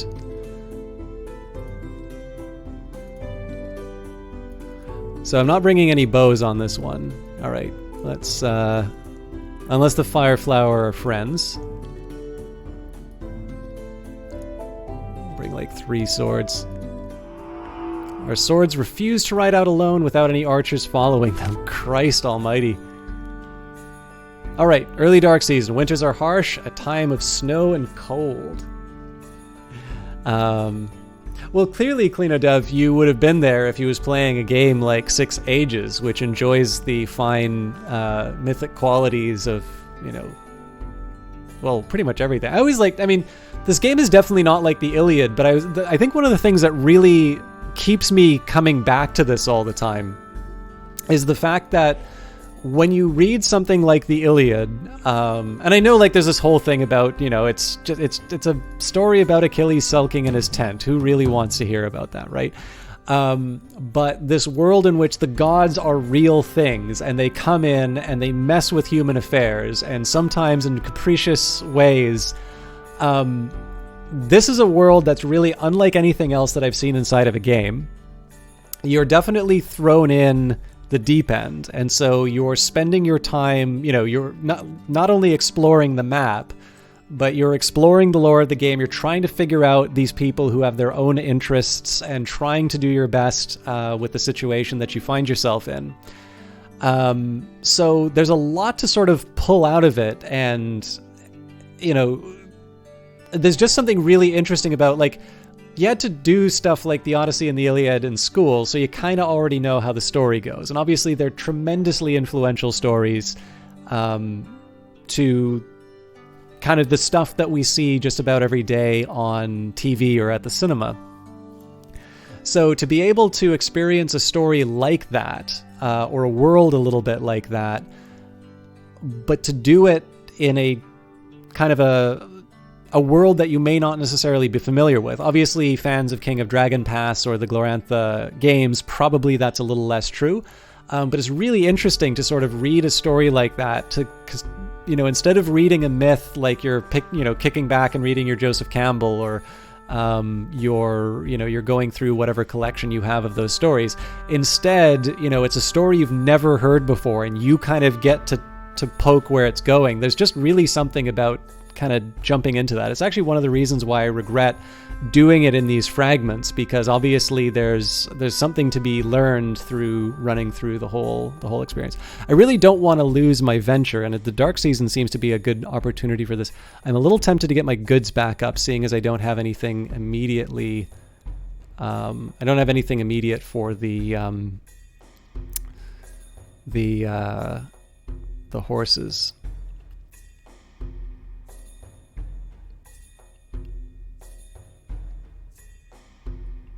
Yeah, let's do crafting. The crafters were not inspired to extra work. Even the scrolls looked sloppy. We've not done enough to ensure people are fed. We do have sufficient food for now, but that won't last if we don't take action. I reckon the clan will eat more than we produce during the year ahead. We could ask for blessed barley from Pella. Yes, well, not when the gods are angry at me. How you doing, Eating Snacks 45? Welcome back. And we've got Uncle Cranky, who says, I don't know how epic Greek mythology is. Most of the stories boil down to Zeus saw a village girl one day and turned into a peacock to seduce her. Hera found out and she was mad pissed. She cursed the village girl and the hero had to rescue her. So, I mean, it depends on which stories you're reading. Like, personally, my favorite is Metamorphosis by Ovid, but it's a really hard one to recommend. Just because of some of the content in it. Like, it's one of these ones where you would make a very legitimate claim that it's one that probably deserves a trigger warning on it, which is a shame because it really is this source of tremendous inspiration for a lot of literature that followed after it. Shakespeare took from Metamorphosis mercilessly, or shamelessly is probably the better answer for it. And I think there is a defensible case for the point that Ovid is trying to make in the way that he structured his myth. But the thing that's beautiful about that poem is the book. It is not the Metamorphosis where a guy wakes up and is a large bug. It is Metamorphoses. It's a story entirely about change, and the poem doesn't really have any set chapters. It does have like its individual books, but each story morphs into the next one, and they're all stories in which somebody transforms into a bird or a flower or anything like that. If you've ever read the Shakespeare play Titus, one of the stories out of that is actually in Ovid. So it's I love Ovid. Even if you eliminate Metamorphoses, everything that Ovid ever wrote, I love. But that's definitely quite different from the types of stories that you're talking about, Uncle Craig. I mean, in the end, it goes from creation up to the apotheosis of Julius Caesar. And my argument would be that Ovid actually reserves the final transformation and the greatest one for him, but I don't want to give away too much of the story. Spoiler alert for this book that is as old as Jesus. The Iliad and the Odyssey, again, those stories are probably much more about the individuals that are affected by it. But I mean, again, it kind of depends which story you're paying attention to. They're obviously really big books, so... Your shamans report encountering fell spirits. Sorry, I should be talking about the myths that are happening in Six Ages, not here. Your shamans report encountering fell spirits haunting your scrublands. They would have caused birth malformations had the shamans not succeeded in driving them off. Your shamans wish to add new bundles to their ritual costumes, strengthening them against the possible return of these spirits. Occasionally, it becomes necessary to add new items when the old ones lose their potency. So, as always, we consult the council. It was Yande, a member of Hyalor's retinue, who figured out the differences between spirits and gods. We've got Kimka, who says we should instead buy a treasure that fights trolls. Yadakan, I do not like a foe who cannot be burned. And Darvius, someone who knows both magic and bargaining, can acquire the adornments for less than 10 cows. Estina, the request could not be more reasonable. Nastuya, we should have purchased these items already. She, of course, is the... she is the shaman. And Ive2, we should act to end this infestation before it takes full root.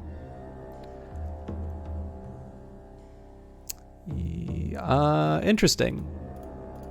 It's a lot of people who say agree to the request, but the people who actually should know better are saying have them hunt evil spirits. So I think we'll do it. I didn't mean to give it a literary smackdown, Uncle Cranky. I was just saying, like, it depends on the story that you want. Part of this is I just like sharing stuff that I like, right? So I like sharing Six Ages because it's about the sort of things that I find interesting in those kinds of stories and that kind of literature. And in the case of Six Ages, you get a chance to do that with stories that you're not familiar with. Because, of course, like, if you look for Zeus, like, everybody knows he's this awful old lech. So in this one you get to find out all about the gods who you maybe don't know all the tropes for. So all right, let's try Ive2. How many warriors do you want to send as an escort? Oh, that's a tricky one. Ive2 found that the shamans of the Fireflower clan had the items they needed. She exchanged them for 10 cows worth of goods. It was not the best deal, but we badly needed the shamanic regalia. Upon their return, Ive2 assembled a party of shamans to scour our lands of evil spirits. How many shamans and assistants accompany her? Let's go slightly higher than... Alright, Ive2 sensed the presence of the evil spirits, but they fled upon seeing the new adornments she had acquired. They would not be back for a good while. But the mood has improved, so... Alright, so we are now in the late dark season. This is kind of the last thing that we can do before the end of the year. We're actually not that bad in terms of wounded. So let's see what the council says. We can't do... Oh, we can start another venture. Interesting. Okay, so let's share the exploration then. We visited a number of clans from the valley over many weeks. They listened to our stories, but seemed disbelieving. Tarantak said that we weren't the only ones exploring, but we should keep trying. Fair enough. Early storm season. The weather is unpredictable as forces of life and darkness battle. Oh, now this is unexpected. I was thinking that we were getting near the end of the year. We add more men to the circle. Our clan's virility depends on it. No, we will have... Wait, do we have a gender-balanced council? 1, 2, 3... Oh, wow, actually... I think it's... Yeah, women outnumber men, but... I don't know. That's pretty even. Sexist. We should be worried about our people's mood. People would be happier if we didn't have all those goats and cows to worry about. What do you propose to do with the goats and cows, madam? If we had a representative, Busanari, Gamari, or Yurdaya on the circle, we could spend more magic helping our herds during the sacred time, and we can't conduct another venture now. So I figure we've got a couple of options here. We can build up our fortifications. We could try another raid if I am particularly foolish. I do really want to try and get more horses if I can.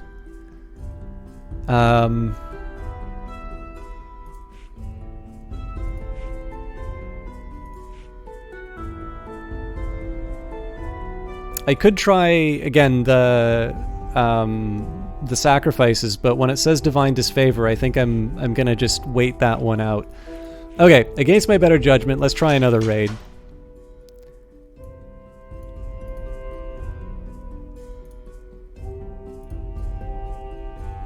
The Parl Uni. Okay.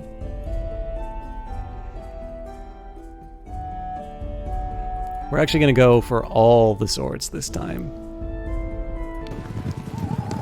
We looted the Parl Un patrols, and our 16 swords and 33 bows are facing only 1 charioteer and 51 footmen. If we lose this one, I am definitely going to be I'm going to be very sad. Yetaken was pleased that we outnumbered them. Still, victory would be up to the gods.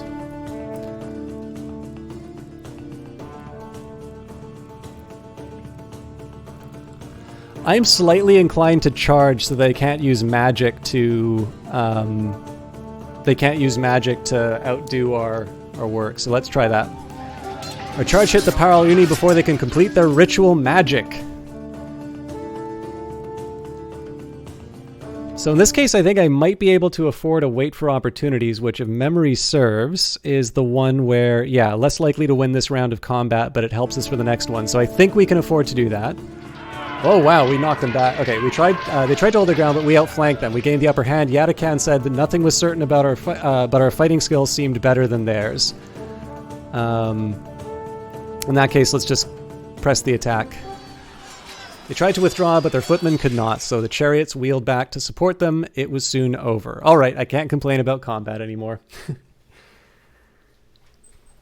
Kleinodev says, just like to shout out to the other metamorphoses, the golden ass by, I still don't know how to pronounce that, Apuleius. Not many existing mystery religion novels where Christians are the bad guys. Very good point. I'm a huge Ovid fan, so I'm always going to be biased. But yes, there's more classical literature than Ovid. And a Neutrino V says, if you consider playing this game, is it best to play King of Dragon Pass first? So for what it's worth, Neutrino V, I have not yet played King of Dragon Pass. I own it. I will say, having seen someone play it, the style and flavor is similar, but I will definitely tell you that King of Dragon Pass sort of looks like an older game. Six Ages definitely has sort of a level of polish that you would sort of expect from a more modern game. From my understanding, this is a spiritual successor and possibly a prequel to King of Dragon Pass. So they are independent games, but I also think if you were to ask A Sharp, they would tell you why you should play both. So I can really only speak of this particular game, and I'm having a very good time with it. Again, keep in mind that I was given a key for promotional purposes, so use that in your judgments. But for what it's worth, this is like my 4th or 5th cast of play. Maybe it's my 4th. Anyways, I've played this a few times. And as long as you like something that's a little bit more story-based, something that's a little bit more text, well, I say text-heavy. Like, obviously, the management and whatnot is text-driven with a lot of supporting images and that. I think you'd probably be happy with both games, but I don't believe one is required for the other. And I suspect it's more of a case where they're complements in the sense that once you've sort of experienced one of the games, you'll want to play the other one. So obviously, you can definitely check out how I'm playing this one to decide if it's for you or not. So they look fascinating. Yeah, I mean, I definitely want to go back and play King of Dragon Pass. It's just in my case because I have these really unfortunate gaps in between playing. I'm probably losing a little bit more knowledge than I should be for somebody like, I think this is sort of intended to be sat down and played at length. In fact, I suspect, I have a feeling I'm probably going to pick this one up for my tablet just because I can kind of imagine like kicking back and just like really drinking this in. So I kind of feel bad that my playthroughs have been disjointed, but I take on too many commitments. So, Vtran says you definitely don't need to play King of Dragon Flash first. Okay, perfect. I really don't like misleading people on this one, but I definitely get the sense that they're independent. Plus, I mean, like King of Dragon Pass is like $19.99, right? So that'd be a little much to ask people to play a 20-year-old game to get the full experience. It was a brief but bloody battle. Their magic was stronger than ours, but we were not dismayed. We drove the Parl Uni from the battlefield and were able to plunder their lands. We captured 30 cows and 9 horses. We took 12 cows worth of loot. Our auxiliaries were able to heal 3 of our warriors. All right. That is a shame. Oh, but we do still have some... Well, we're still outnumbered, but not as badly as I thought. We're being raided by the Darshame. There are 10 chariots and another 108 on foot. They slipped past our patrols, and we could raise only 8 swords and 28 bows in time. Yadakan was worried about how many of them there were, so we'll go for survival on this one. Let's try parley. Both sides decided to parley. The Darshame have agreed to a short parley. Yadakan, your war leader, points out the Darshame forces are stronger than ours. Let's offer tribute this time. And let's give them 20 herds. Let's try 5 goods. This is a little weak, but I'm trying to preserve the horses here. They laughed and said that all that and more would soon be theirs for the taking. All right, so we'll thin out the numbers with a skirmish. Darshame set aside a reserve force as we showered them with arrows. We are now out of arrows. All right, so let's try intimidating. The Darshame advanced despite our war whoops, though some of them seemed nervous. All right, we're kind of... Oh, you know what? I should have taken advantage of the fact that they... I should have actually... If they were... I screwed up, because if they took out the reserves, I should have made the most of it.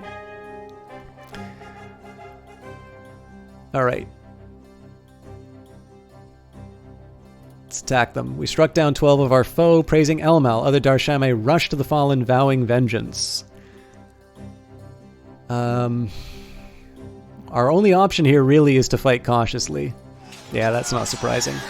They were able to give their forces a brief rest before renewing the attack. The battle began to swing their way. Yadakan said it was hard to tell if their war leader was more capable. I'm going to try conserving the strike. At this point, I think we just need to fight and preserve as much as we possibly can, but... You'll probably try K of DP first. As you know, it's a classic. I think it was redone by the same developers as this one with some updates to the UI. Well, it's the same company in all cases. In this case, the PC and Mac version is published by Kitfox Games. I do not believe it is for King of Dragon Pass, but... And Penology says they play very similarly. The art is much cleaner in 6 Ages, but besides that, there are small mechanical differences. Yeah, I definitely really like the look and feel of this game. So there's kind of a reason why I stuck with this one, because it's modern. Okay, again, I think the best that we can hope for is to just kind of conserve and take out as many as we can, and to hope that the amount we get rated for is not too brutal. Oh, hello. As you fight the Darshame, you hear din from the other side of the battlefield. A group of warriors from the Four Drum clan rides towards your foes, swords and bows poised to attack them. The two clans are neighbors, not good ones from the look of it. The Four Drums have seen them mustering to come attack us, and followed them here. What action does Yatakan command? Call Elmal's blessing upon them? Support them as they lead a strike? Hit as hard as they do? Strive to outdo them against the Darshame, or wave them off? Let's support them as they lead. There we go.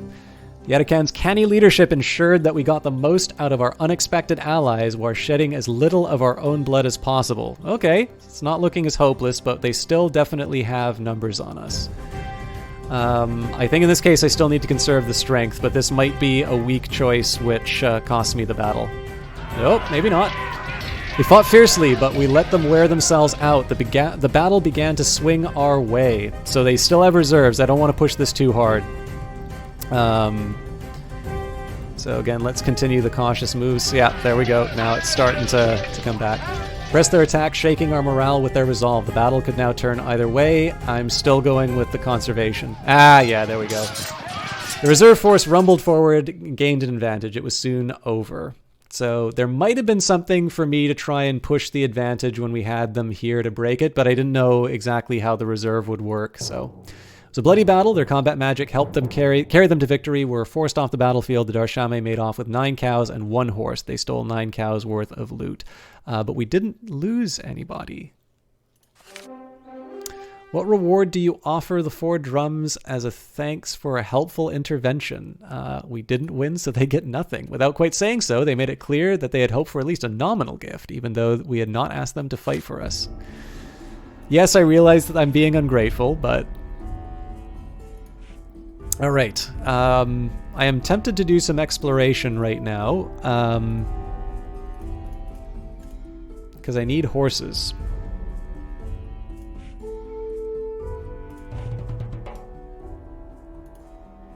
Capture wild horses requires Hyalor's Horsebreaker blessing. So that, do we have that?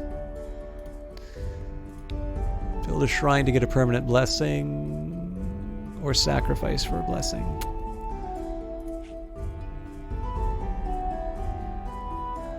Let's just do some normal exploration, I think.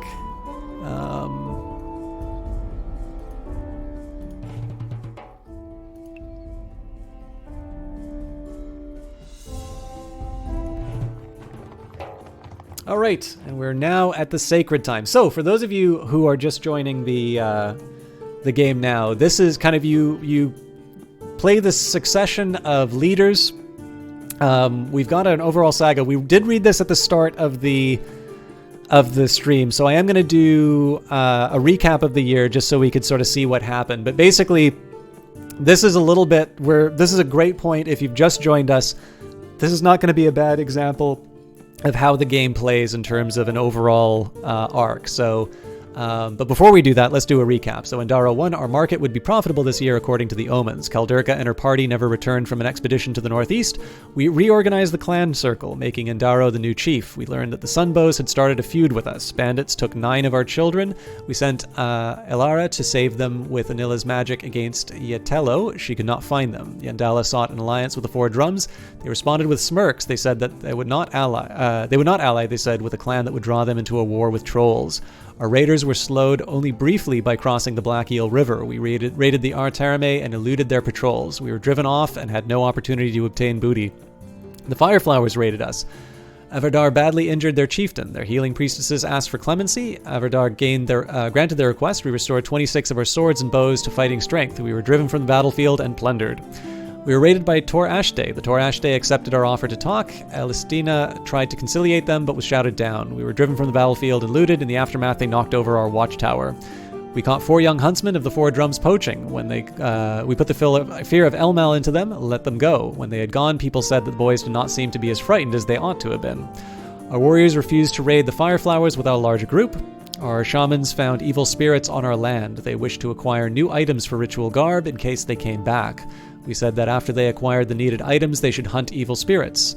I've too found that the shamans for the Fireflower clan had the best items that they needed. She traded for them, but it was not the best deal. Upon their return, I've too assembled a party of shamans to scour our lands for evil spirits. I've too sensed their presence, but they fled upon seeing the new adornments she had acquired. They would not be back for a good while.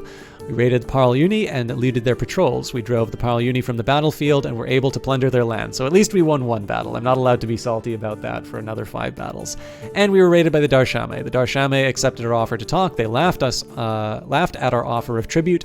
4 drum forces appeared to launch a surprise flanking attack against our foes. We supported them as they led a strike. Yatakan's canny leadership ensured that we got most from our unexpected allies while shedding as little of our own blood as possible. We were driven from the battlefield and looted. So, as for this year, last year 17 babies were born. We initiated 8 children as adults. The clan has 66 fewer people, 26 fewer head of cattle, and 31 fewer horses than we did last sacred time. Our crafters produced 25 cows worth of goods. Our market made a profit of 50 cows worth of goods. Maintaining our shrines and temples took 5 cows and goods worth 10 cows. We have less magic because the gods are clashing. So this is actually good to know. So essentially, if we wound up with 75 goods in total, I guess that's the summary of the year, though, so I should be kind of careful with that. But it seems to me that if our crafters are producing 25 and it takes... Oh, hang on, goods worth 10 cows, so let's say 1 shrine. We can build 1 more shrine. And then the shaman said that if we had more sworn spirits a year from now, they would be able to drum up more magic. And we are known for finding the secrets Hyalor left before he died. Okay, so I'm definitely inclined to go for exploring. Crap, see, the big thing is I actually really want to do a ritual this time. So as much as I'd like to do, I definitely know that we need to get food for the... I definitely know we want to get food for the clan. But in this case, I'm actually going to go heavy on exploration and ritual, and I will explain why in a moment. Although I'm curious, we should maybe just take a quick minute and see what the circle offers. Ritual magic will make it easier to ask Mari and some of the other gods to share some of their mysteries. Often it's better to concentrate our magic in a few areas. Of course, all rituals are useful. Having 7 different deities represented on the circle means we can devote more to magic to rituals. Our standing with raider clans is reasonable. The gods are at war. Leave some in reserve. This can help boost all sorts of magic during the year. Yes, but I kind of know what I want to do. And I've too, with the gods' war flaring up, we have less clan magic than usual. So we're definitely not going to do any raiding here. The Flame Singers, known for their reliance on raiding, suffered heavy losses when they went to destroy a dwarf convoy. They achieved their goal, but at the cost of 4 lives. They used to be the strongest clan, so we should be happy to see them weakened. I visited all our cultivated land, and I'm getting concerned. We have been growing grain on it for about 5 years now. It's starting to show signs of exhaustion. In the next year or so, we need to convert some of our pastures to cropland. All right. People are fairly open-minded these days. They're healthy. Scouting the Valley of Bandits will make our mission safer. Worried about unhappiness. People would be happier if we didn't have all those cows and goats to worry about. If we had representative... Okay. So, definitely... Let's... Okay. This is probably going... So for those of you who are not... Whoa! What is this?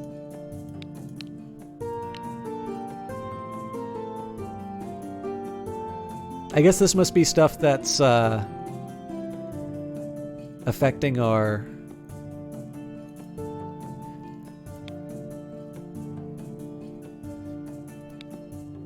Okay, I will figure out what these buttons do, but... Okay. So, some of you guys are going to get really irritated with me for reading all of this, and some of you guys are going to love this. So, story time, folks. Here's what I'm thinking. I definitely want to do the ritual. Hopefully it says here, rituals reenact sacred stories. On the other side, rituals are risky, but the clan can reap impressive magical benefits. So, horses are a bit of a priority for me. combat, goods. There's a few things that I want to get done. So what I'm going to be focusing on here under lore are stories that can help me out with some of these priorities. So the lore screen shows important religious lore your clan knows. Many of these sacred stories have additional details which you can learn by communing with the gods. Sacrifice for mysteries on the magic screen. It also has stories about important historical events, information about the Hyaluring culture, and a map of the world. Click an item to read it. This shows the summary version of the story. To see more detail, click the details button. To see a picture, click it. Major rituals let you reenact sacred stories to gain magical benefit. Click the manual button for a detailed manual that you can page through. I highly recommend reading this, by the way. I read it sort of top to bottom in one go. Definitely think it's better to read it as you want to understand things. But I mean, this is a game for smart people. No. This is definitely a game where if you like reading and you like stories, you're probably not going to object too much to reading a manual. So. This is where you can find stories about the deeds of the gods and the history of your clan, and notes on rider culture. We've already discussed how sacred stories guide rituals. Well, I've read that bit. The map covers most of the world of Glorantha. The distant south is not shown. Your clan is beneath the sun north of the spike. So, this is a tough call. So do I want to read the history and the culture first? Or do I want... Yeah, let's do history and culture. So what the story tent says, the history of our people as woven into the story tent, from events before we had horses to our glory as city cavalry, from the departure from the golden city of Nivera through 10 generations of exodus to our arrival here in the valley. We began to weave pieces of our story tent soon after we left the city of Nivera so that we could see and remember the history of our people. Hyalor was still with us then. He said that he wouldn't always be around to tell us what had happened when he was young, and each of the 7 families of what was then the one clan had different tales to remember, ones that went back to long before he was born. It was Stostenak, the priest of Relendar, who rode to the sky and came back with a message. We would need a home for our ancestors. In the Golden City, we had not needed to ask questions of our long-gone forebears. Instead, we went to the marble mausoleum Instead, when we went to the marble mausoleum, we revered their glory only. It'd be better if I actually took the time to understand the sentence before I read it, but it's kind of hard to do this live. As Hyalor readied us to ride out, Stasuntak performed a great ritual to change this. He coaxed our ancestors from their urns, his voice thrumming deep with its new song. The ice comes soon. It will freeze you. It will crush your urns. It will scatter your ashes. So leave them behind. Leap into these threads, which the women are weaving. They will bind you to us. Of course, it's a song, so I would normally sing it to Gangnam Style, but you'll recognize this is a version of what we sing when we call upon them for a blessing. An urn was a special jar in which to bury the ashes of the dead. As part of Stasuntak's rite, we switched to burying them in funeral drolls, woven from the same fabric as the story tent. And our ancestors, including Varys the Rain and Delasha the Keen and Dunradin, the chariot breaker, agreed to come with us and inhabited the emblems, which is why in sacred time they seem to ripple and shift. This first emblem, way at the top, still contains a portion of their essence, though this is not the emblem woven at the time, but one made later during the last split. It depicts an old battle, the clash at Weeping Field, where we fought the Usinkari and destroyed them all. Though we imagine ourselves fighting all our wars on horseback, this took place in an earlier day, back when we fought on foot with outstretched spears. Next come the emblems of the cavalry era, after which we transformed into warriors from horseback defending the rights and interests of the Golden City. They started to call us the Hyalurings because it was Hyalor, then still a man, who taught us how to worship Gamari Housemother. You've heard these tales of Hyalor's emergence, from the taming of the hippogriff. Oh, let's one story at a time, friends. One story at a time. And the treachery of Samnal many times before, and you will hear them again. And you'll hear them many times again. Here you see the emblems marking great battles against the trolls and the power we gained against them by swearing ourselves and their eternal enemies. Great battles against the troll presumably is Victoria's job description. Gradually, the background of the emblems changes. As the cold sun edges closer, bringing with it the glacier, gold threads grow scarcer and white and blue take over. They mark the moment when they could no longer deny the necessity of exodus. Here you see us packing the sky-gazing statue of Busarayan, along with his most sacred scrolls. The series of emblems shows the preparation of Hyalor and the other cavalry commanders, and the battles with those fools who tried to keep us trapped in a dying city. They show the great departure and the hard but glorious time when all raiders belonged to one clan, led by Ostalar. Descended from Hyalor, advised by Hyalor, he glowed with Elmal's fire as he led the fight against Yenfar the Capturer. Yenfar, who swore to eliminate Hyalor and his line, worshipped neither sky nor storm. Instead, he made a people from nothing and called them the Sorcery Tribe. This is when the god Ekarna first showed that she had bartered for the trade rune. See how she demonstrates this by arranging an exchange of goods between two sides hostile to each other, the cold dwarves of Nida Mountain and the hot jungle folk of Gennert's Garden. Second generation is the generation of enemies. Thengis the Ram and Goldtalon the Charioteer rise up and try to smash us. Each commit slaughters against us, but the righteous fire of Elmal burns the first. Hyalor's wise counsel guards us against the second. Here, where the green backdrops of the first two Exodus generations give abruptly way to red thread, we reach the Great Split, where one clan became four, led by Ruthus Stelfor, who went west, Cleaver Zengar, who went east, Nameforgot, who stayed put just outside the glacier's reach, and our ancestor Basican, who rode south. This is the part of the tent that shows us going to war against each other for the first time. You see Basican finding many treasures and launching frequent sallies into the gods' war, gaining power there to fend off Stelfor's violence and Zengar's tricks. The Warring Chieftain generation ends with the humiliation of Nameforgot and the luckless northern raiders. Next comes the Far Travel generation, where we spread out further than before and can no longer say we know the doings of all other raiders. Many inhuman foes beset us at this time. Then comes a gap in the tent story. You can see the cuts where our great-great-grandmothers tore away the emblems from the Madness generation so that they would not infect our dreams. I mean, I don't want to suggest anything here, Lord Prettybear, but... Incidentally, if you want to check out more about it, if you do @6ages on Twitter, you can follow the specific game itself. I believe there's more of this coming. They're currently at work. I don't remember the name of the next part of this story. Incidentally, guys, for those of you who are not immediately buying it, if you are interested in this game, do wishlist it. That stuff makes the difference, because keep in mind, I really should finish this story first.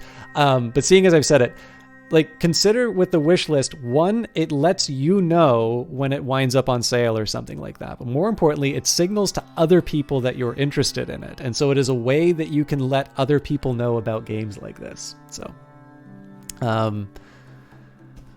of course, when you buy it, it also informs people about it too. So, after those empty space, the one other thing I will say about this, by the way, I really like it's. I sometimes struggle with the names of the. Gods and that, but I love this idea.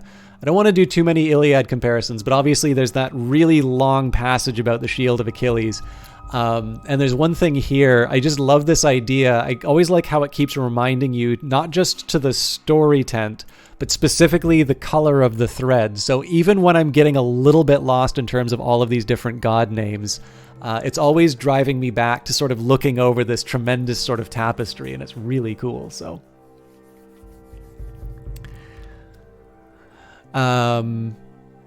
after those empty spaces, you see the emblems representing the healing generation, where Arissa priestesses performed the greatest deeds. It cleared the way for the Fast Foals generation, where, again, our clan split. Families struck out on their own, not all at once, but as prudence allowed.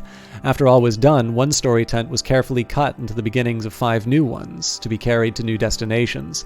A winter generation followed, when frigid winds and deep snow made us fear that the glacier would overtake us. But then the chieftains of the rekindling generation went to the gods' war to brighten Elmal, and the warmth came back. Our chief for most of this time, Jandarin, gave more of himself than any other, leaving his heart in the sky hearth. The eldest among us remembered those times, but soon we'll have only these emblems to go by. I recall the honey generation, as do all our elders. This was part of the tent that memorializes our deeds. Again, clans grew. Celebrating that success by breaking up, spreading the influence of successful bloodlines. Today, after 7 generations of the Horse Era in Nivera and 10 of Exodus, we continue to sew emblems into our tent. They mark the actions of your fathers and mothers, and soon will mark yours as well. They will be the emblems of the Valley generation. May the choices you weave on its walls be glorious, stoking pride in both the spirits of your ancestors and the descendants yet unborn.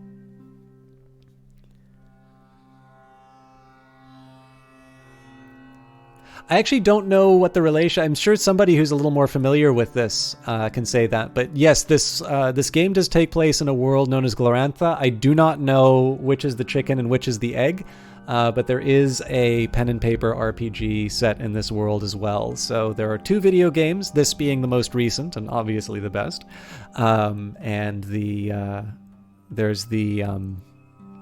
There's also pen and paper for those of you who actually like to have social lives and see the people who play games in person. All right, this isn't as long, so we'll read this as well. So, Riders.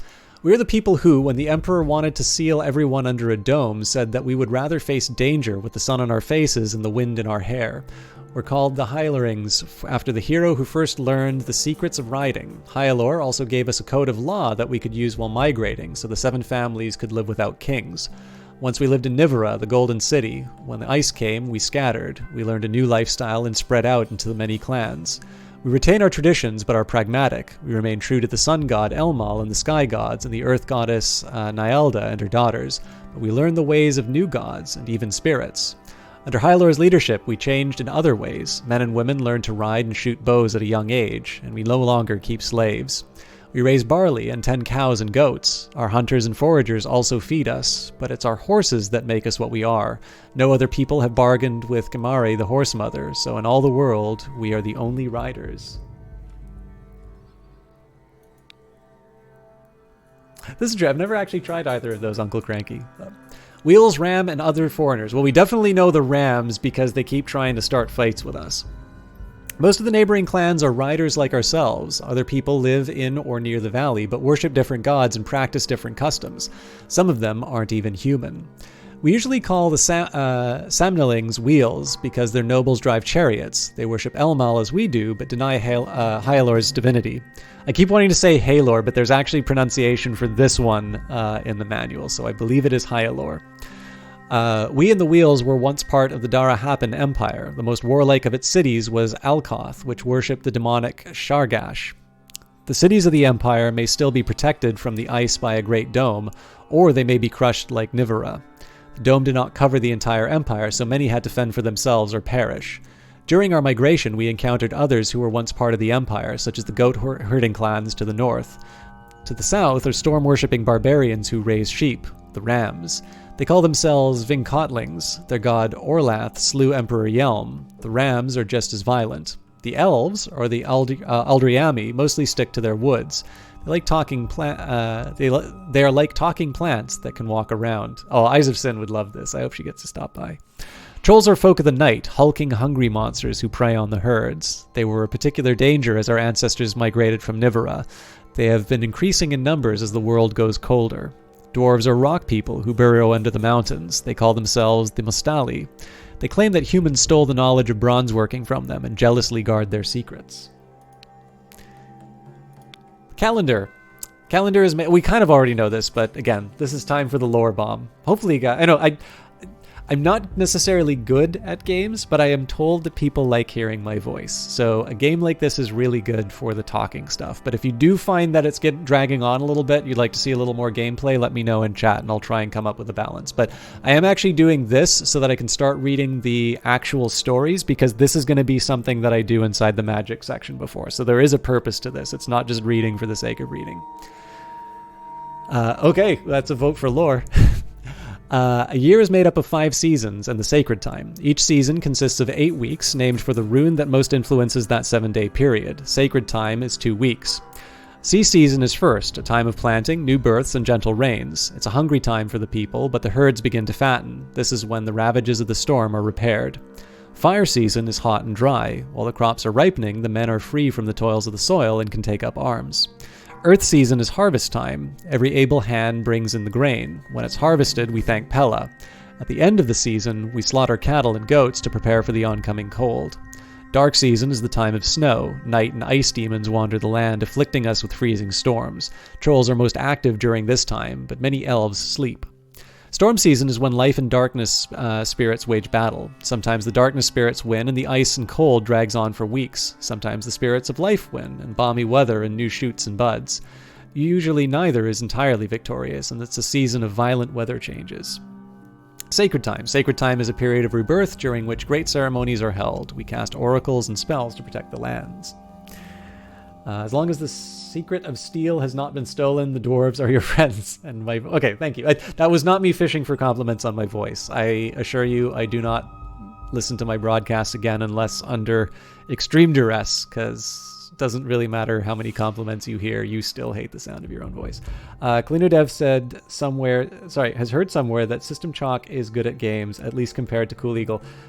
Man, what a backhanded compliment, CleanoDev. See, I'm actually kind of nasty to Cool Eagle about his ability at games, but he's totally fine.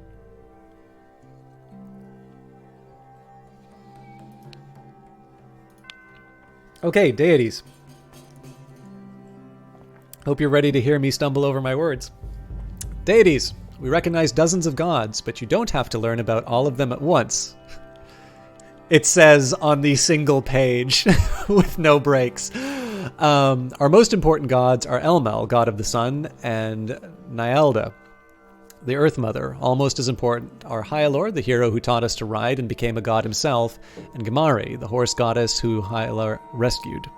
Nyalda's daughters feed us: Busanari, the cow mother, Inilla, the forager, Pella, the goddess of barley, and Uradara, the goat mother. Inilla's husband, Dostol, the hunter, also provides. We worship other gods: Akarna, the trader, Irissa, the healer, Relander, the learned, and Elmel's children, Osara and Zarlin. Some gods aren't important enough to build a clan shrine to, like Busarayan, the sky watcher, or Shella, the rain goddess, or Tepikos, the smith. Other gods are enemies. Avoid them when you are weak and oppose them when you are strong. The worst is Orlanth, the violent storm god worshipped by the Ram people. Shargash is the demonic god of Alkoth. Usually he stays in that city, but the Dara Happen Emperor sometimes unloosens him.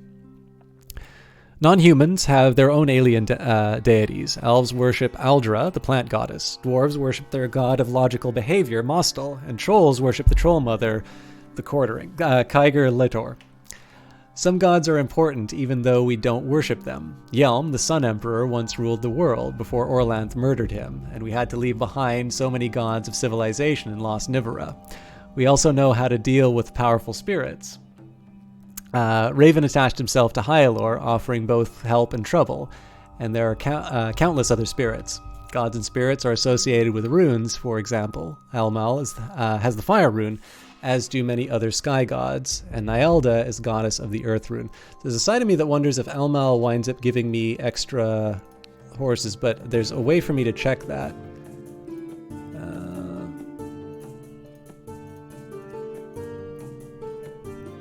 So Gamari is the cult blessing.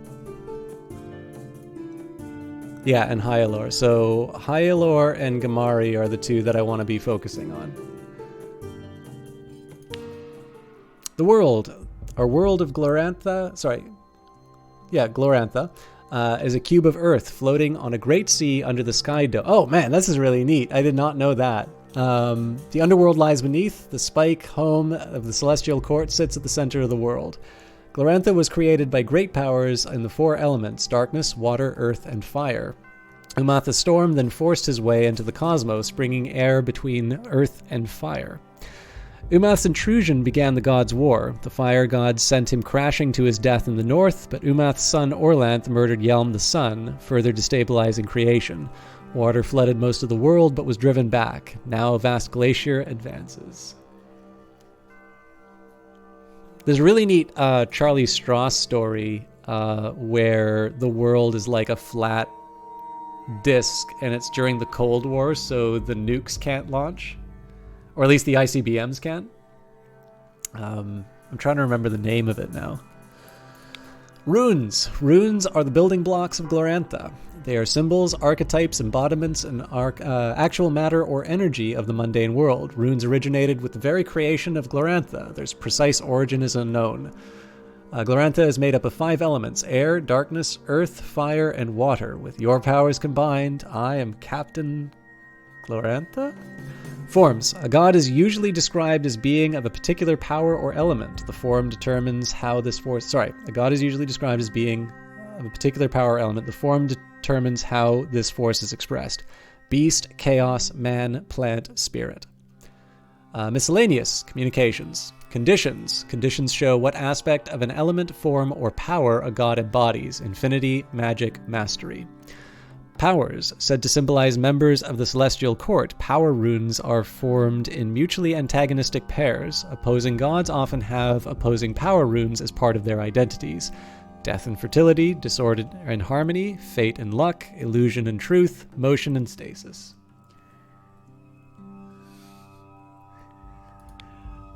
Heart was really... that was just a cover for darkness.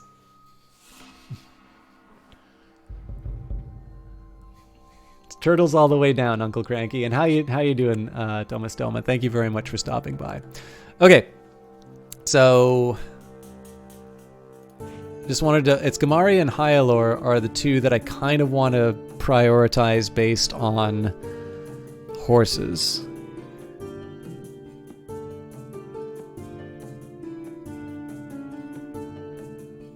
But it may not be that I actually wind up with any of this. Anyways, we are going to wind up recreating these stories, so this is going to be the last batch of lore, and then I'm finally going to participate in the Gods' War. Busanari finds the light. When the Emperor dies, the cow mother's golden enclosure loses its safety, and the pasture her daughters depend on turns dry and brittle. She leads her daughters south towards a new light and a new people prepared to protect her. This is a particularly well done image. Dostal and the Snow Elk. During the Exodus, the riders must learn to hunt. Dostal takes 4 young men on a journey to hunt for the Snow Elk, which in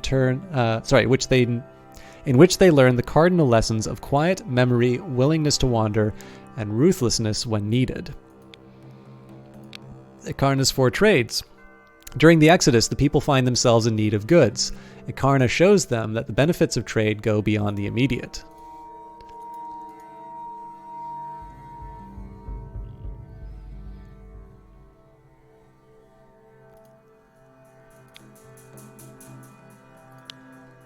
Elmal guards the sun path. It's actually really neat to be able to see some of these guys. So this was not what I imagined when I saw Elmal, but behold. With a beard like that, he would definitely do well on Twitch. After the murder of Yelm, darkness envelops the world. Elmal battles many usurper sons to preserve the road from which his father warmed the land. He learns the words he must speak to keep them at bay.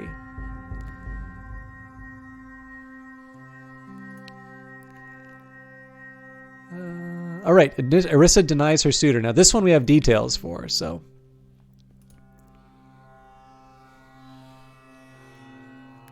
I'm going to put a fedora on this guy. Somebody can make this happen, right? Someone who's good at Photoshop. From the Celestial Court to the death of Yelm, from the wounding of the Hippogriff to the Exodus, a winsome suitor seeks Orisa's favor.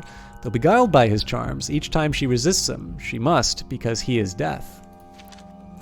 Orisa first dwelt at the Celestial Court among distant and lofty deities who took no interest in the affairs of humankind. She gracefully attended these gods as a cupbearer. One day a wisp of a thought formed at the far reaches of the court where she was picking... One day a wisp of thought formed at the far reaches of the court where she was picking berries. It whispered in her ear, its voice gentle and beguiling. I am not born yet, it said, but when I am, I would do anything if you would accept me as your husband. Orisa could not help but find this flattering, but wisdom took hold of her, and she said, You are no fit husband for me until you exist. Young gods arrived at the Celestial Court, and the distant celestial deities delighted in the change that they brought. A lissom youth, dressed all in black, appeared to Orisa as if he were one of them. He said, I've been born now, and am more enthralled by you than ever. What must I do to win your hand? Orisa saw that none of the other inhabitants of the court, young or old, could perceive this being, so she said, You are fair to look upon, I will grant, but if I were interested in marriage, it would not be to someone who is yet to become himself. Young gods began to contend against one another. Some invented swords, others spears, and still other arrows. Violence broke out between them. They injured one another, and Irissa saw her purpose, the ability to seal up cuts, to reknit bone, to reverse damage from bruises. More handsome than before, the young man came to her and said, "I told you we were meant for each other. My name is Pain, and I made those injuries possible. Existence is more complete now, as are you, and you are too, by learning to balance what I do. You've made yourself one of the young gods. Now we honor that balance by entering into marriage." Irissa thought to give Pain a taste of his own cruel gift, and then saw that it was against her nature, but her refusal wounded him more than any blade could have done. Another of the new gods, Soldier, came to Irissa to say that Pain had given him a gift. She warned him not to trust Pain, but saw that the gift was the soldier's unrevealed nature. That the gift was Soldier's unrevealed nature, and that nothing she could do would stop him. So Soldier used the gift on Grandfather Mortal, the first human. Grandfather Mortal collapsed, and before Irissa could reach him to heal his wounds, he did something unprecedented. He died. And when Irissa's suitor came back to her, he smiled and said, "I have become myself completely now. Do not call me Pain anymore. I am so much more than that, and I have increased your importance 1,000-fold, now that it is possible to die when bad injuries go untreated." Irissa felt his pull. Although she loved everyone, her love for him stood above the rest. The paradox stung her bitterly. She did not wish to feel this way about anybody, least of all him. "Don't worry," Death said. "I can end all others, eventually, but you I will never hurt." What? Wow! Now that we both know who we are, you must also realize that can never be. Irissa found this hard to say. Death wept, and his tears landed at her feet. She gathered them up to make into medicines. When the rebel killed the Emperor and darkened the sky, Death sought her again. "See what I put into motion? Now all the mortals will wish to worship you, because much more of my gift is coming." Instead of saying yes, Irissa went to the sky gods, who were deep in mourning after Yelm's murder. They tore at their garments and laid down their weapons and refused to eat. She saw that the name of this sickness was despair. Using this insight, she cast it out, healing their will to live. "You shouldn't have done that," Death said. "I did that on purpose." "What those words meant to woo me?" Irissa asked. Death sighed. "If you marry me, I will let you determine who will be spared and who will die, though you cannot pick the number of deaths."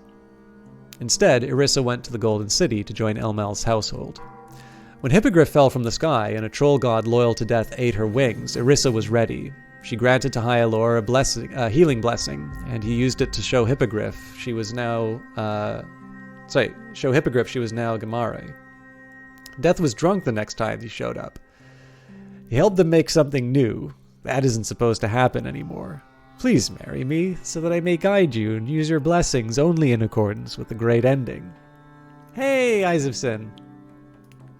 Death is wooing Irissa, the healing god.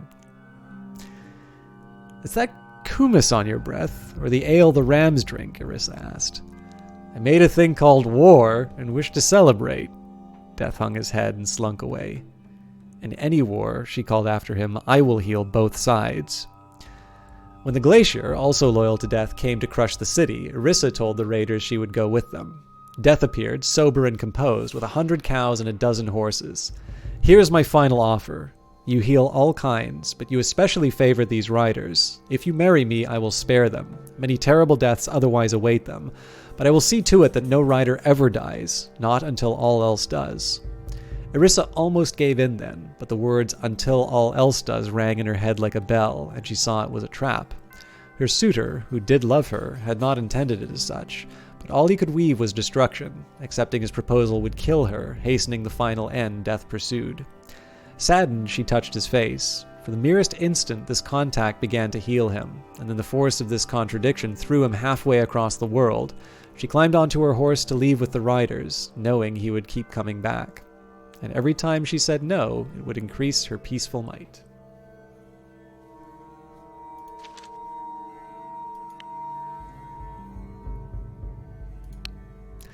Hippogriff Reborn. When the god Hippogriff falls to earth and has her wings eaten off by a troll, Hyalor rescues her, revealing her new self and purpose as Gamari Horse Mother.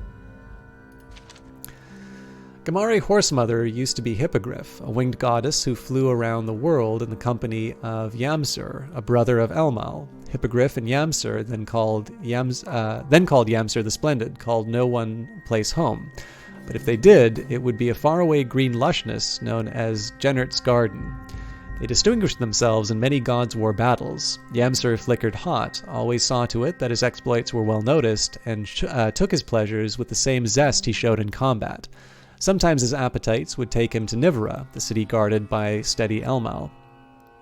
In her comradely love for Yamsur, Hippogriff did not see that she too would one day bear the brunt of his inconsistency. It happened first when they fought a bullying ram, Stormbull. When Yamsur rushed to battle lesser foes, he could more impressively defeat. Stormbull tore Hippogriff's fangs from her mouth. It happened again when Yamsur offered Marangor the Earthshaker, and Gamari paid the price. Marangor broke Hippogriff's legs and crushed her bronze claws. Yamsur fashioned hooves for her afterward, and said that he would never let her down again. But when they were visiting Elmal's city, where Yamsur said the finest women dwelt, the troll god Zorak Zoran burst up from below and devoured a grain house, a herd of cows, and a battalion of warriors. Elmal and Yamsur fought him, but when he gored Yamsur, Yamsur flickered away. Hippogriff tried to follow, but Zorak Zoran seized her, tearing off her golden wings. He threw her aside to die. Elmal pursued him through the streets, into the fields, and into a wood, until the troll finally plunged into the ground, where Elmal could not follow. It was not Yamsur the Splendid, but a mortal who went to Hippogriff's side. This was Hyalor, who saw that she would never be who she was, and whispered into her ear a new way for her to be. Maddened by pain, she could not see it, so he climbed on her back to calm her. She bucked and writhed, shrieking in fury over her abandonment by Yamsur. Hyalor held on to her, staying on her back until she accepted his tenacity. If she wanted a loyal son to follow, Hyalor told her, she would find it not in Yamsur, but in his patron, Elmal. In exchange for this, she would receive the protection of a new tribe. Its gods would defend her from attack. Its people would tend to her offspring. She would no longer be able to fly as a matter of course, but would gain dominion on the surface. The partnership between horse and man would grant her greater influence over the course of events than any adventures she could get up with.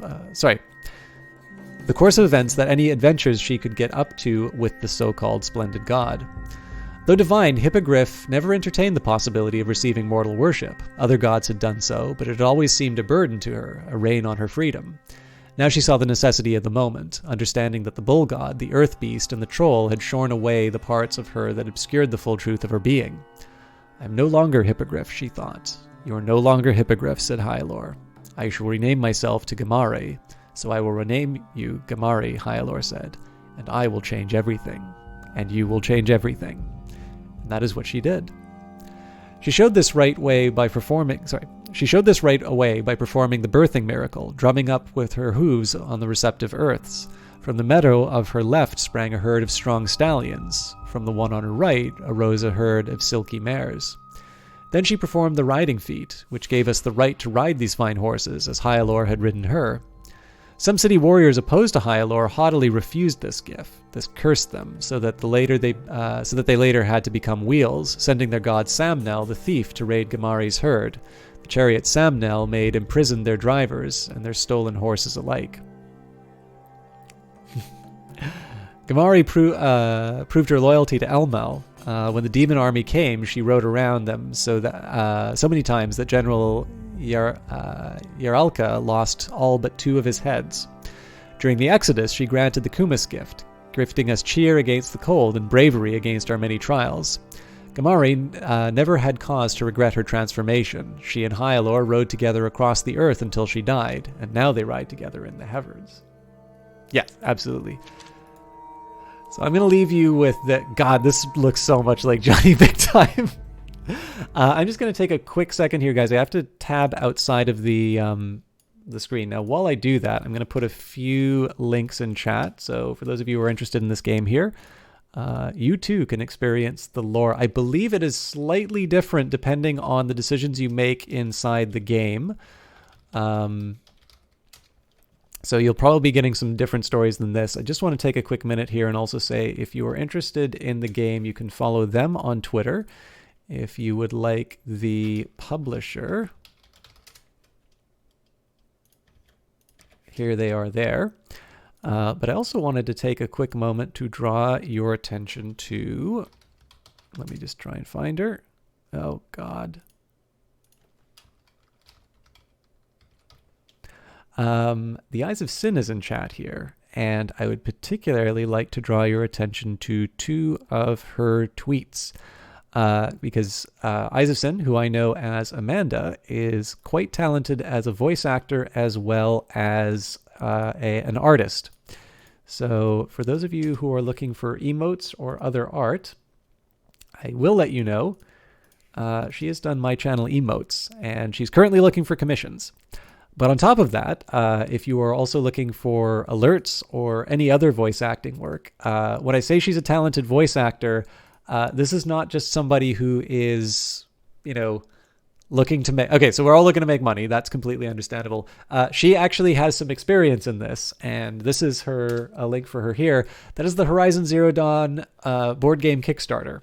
And I think you will agree that she has an incredibly suitable voice. So whether you are a streamer or you know somebody who's looking for this kind of work, I am particularly fond of her work. She's obviously a very good friend of mine, but she's someone who I definitely think right now is somebody who is available for work, and I personally don't think you are going to be too disappointed with what you get.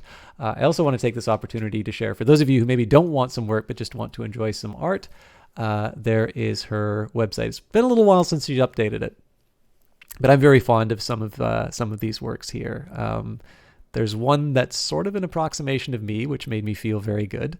But I actually really like the little bunny with the tip jar and whatnot. I don't know. I'm very fond of her work. I think she does a good job of it.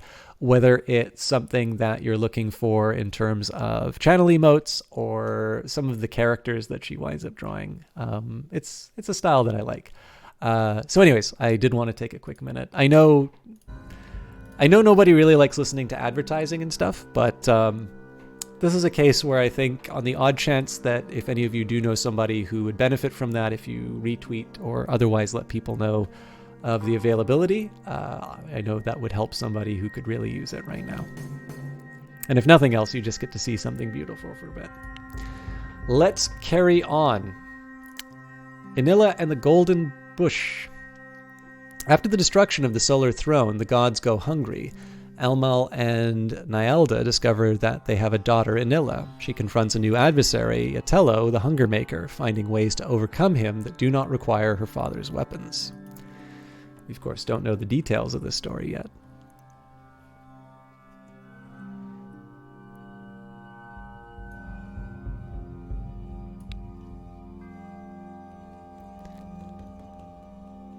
Nyalda's bride price. In a darkening world, Nyalda realizes that the survival of her people depends on her finding the best husband. Although Elmal thinks he is winning her, she and her retinue ensure that Nyalda is winning him.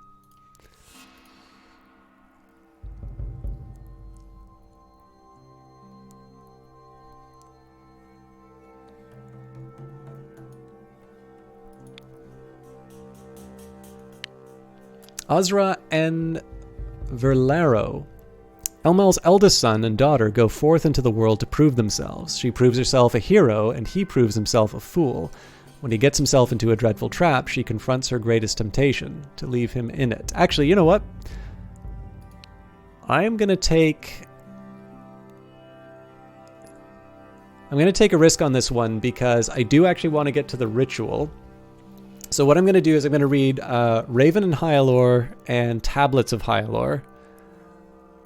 I just want to double check. Yeah. Because I know chances are it'll be Hyalor or Hippogriff, or Gamari, I guess it is now,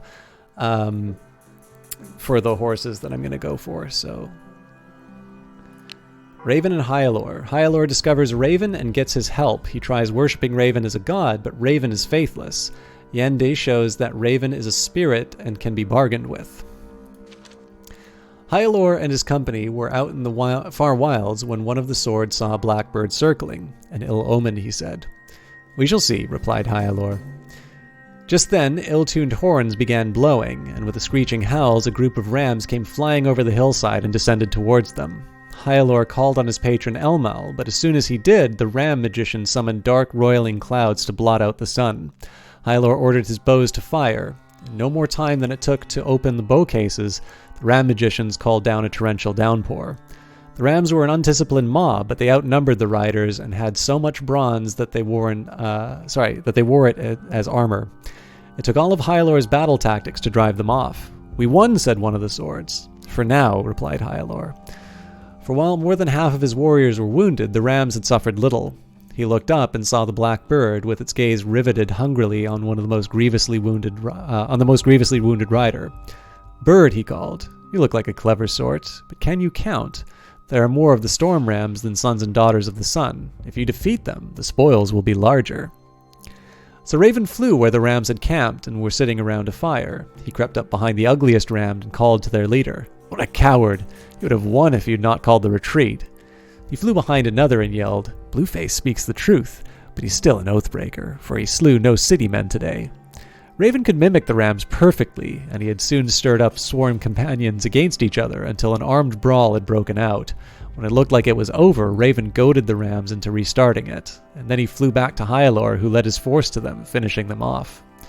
Raven hopped around bragging about how he'd tricked the rams. Hyalor thanked Raven and said, "I know you are a divine being, but I don't know who you are." "I am Raven."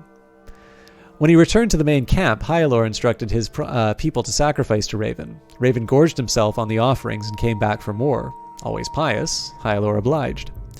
Hyalor and his company again traveled to the far wilds when the air grew chill and there was deep booming of drums. A horde of massive trolls came loping towards them. "Raven, cover us with your inky cloak, that even the nightmen cannot see through." But Raven did not answer. It was with great difficulty and loss of life that Hyalor and his warriors defeated the trolls. Back in the main camp, he again sacrificed to Raven. Raven ate the sacrificial cattle, but only laughed when Hyalor called him faithless. Yanade was a young rider who had suffered greatly during the Exodus. He came to Hyalor and said, "Raven is not a god, but a spirit. He is not reliable like a god, but capricious and erratic." "I do not understand spirits," said Hyalor, "but in these times we need all the allies that we can." "Then I will talk to Raven," said Yande. Yande went to his tent and burned sweet herbs and bitter herbs. He beat his horse-side drum and found himself by a great black bird. It did not answer, so he kept going. He came to another black bird with hungry eyes. It did not answer, so he kept going. Finally, he came to where Raven was making images of himself from smoke. Raven answered, "Have you brought more food of the gods?" "You are not a god, and so we will no longer feed you." "But I am hungry." "You are always hungry, but never reciprocate. We don't need your ability to eat. We need your ability to see the shadows that bright Elmal cannot. In exchange, we will give you a chance to be clever, but you must be an outsider." "No, I will sit on your circle as an advisor." Yande agreed to this bargain, which had been his plan all along, and this is why Raven sits with the gods and advises the chieftain. And even though Raven is often untrustworthy, we listen to his advice, even if we do not always want to hear it. Oh, interesting. So I definitely misread what Raven was, but this is what I look like when somebody backseats. Out.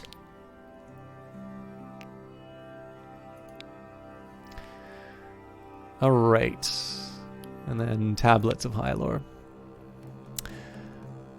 When Dara Happens decreed that the dome be erected over the Empire, the horse nobles of Nivera say no. Hyalor, champion of the city's cavalry, rides to the sky to find tablets that will show his people a new way of life outside its walls.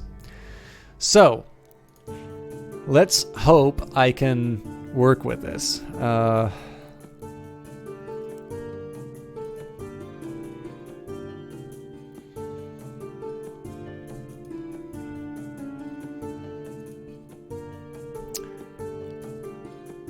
Let's see what... So, we need Pela's Blessed Barley to help feed ourselves. Our clan magic is exhausted. We won't be able to use it in emergencies, otherworld rituals, or Ray. Ooh. I might have messed up then. It's definitely a good time to go spirit hunting. We should build a shrine to Incarna. We spirit indifference because we've not paid attention to our sworn spirits for many years. We have divine disfavor because we've not performed another world ritual within the last 7 years, and the gods are at war. To maintain our temples, we're currently devoting 5 cows and 10 goods per year. Still don't know all of... Okay. Let's try Hyalor. Right, okay, I messed this up. So, first thing I need to do under Ventures...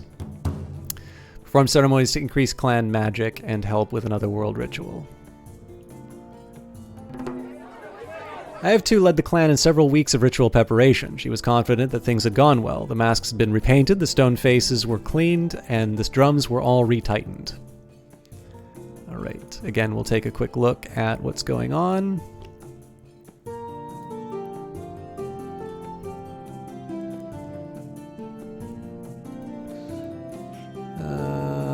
Right. Definitely need to think about the food.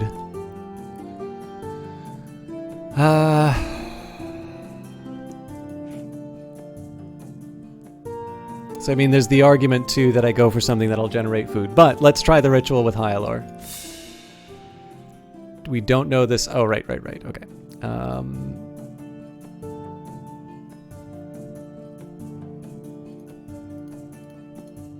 See if the horse mother this ritual can gain a herd of horses, strengthen the quest or gain a treasure, help our horses. Okay, so this is definitely one.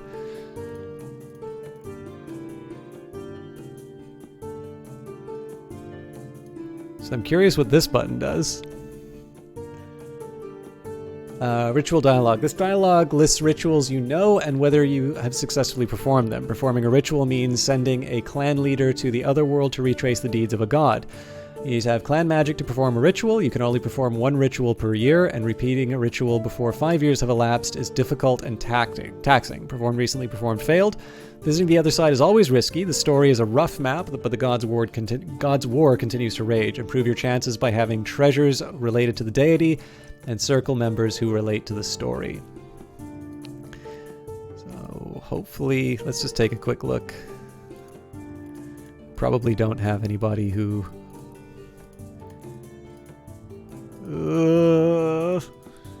Alright. Not having people on the circle. This is a bit of a worry, but let's do it. I am slightly curious about, candidates for Gamari Horse Mother, which calls for someone adept at combat and leadership. Excellent, good. Good, fair.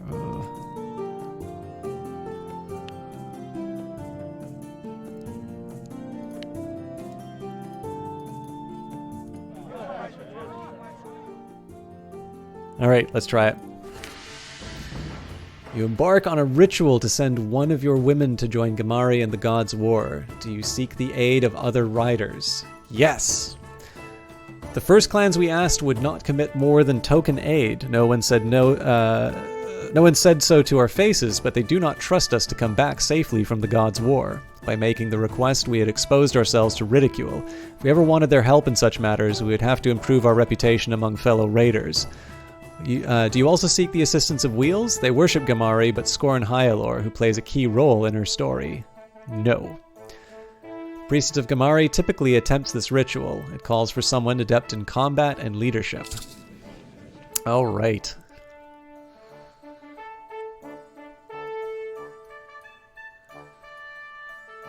So that's obviously different. So if I'm comparing the two, we've got combat excellent, leadership very good. This is kind of interesting that they're comparing the two. I'm slightly more inclined for Ilara.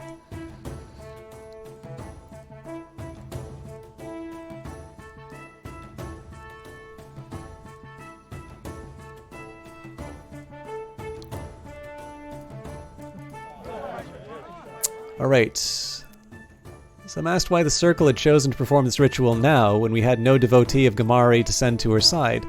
What do you sacrifice to speed Ilara on her path? Let's try... We'll go heavy on the horse. Actually, you know what? 30 for herds. Choices that more or less match the path of the goddess are often easier. You will also need to consider the abilities of the mere human performing the ritual. Click Elara to see her skills. We already know her skills, so. Elara recalls that before the horse goddess became Gamari, she fought many enemies, accompanied by her easily distracted comrade Yamsur. To win the trust and attention of Gamari, which foe does Elara battle? Oh, damn it!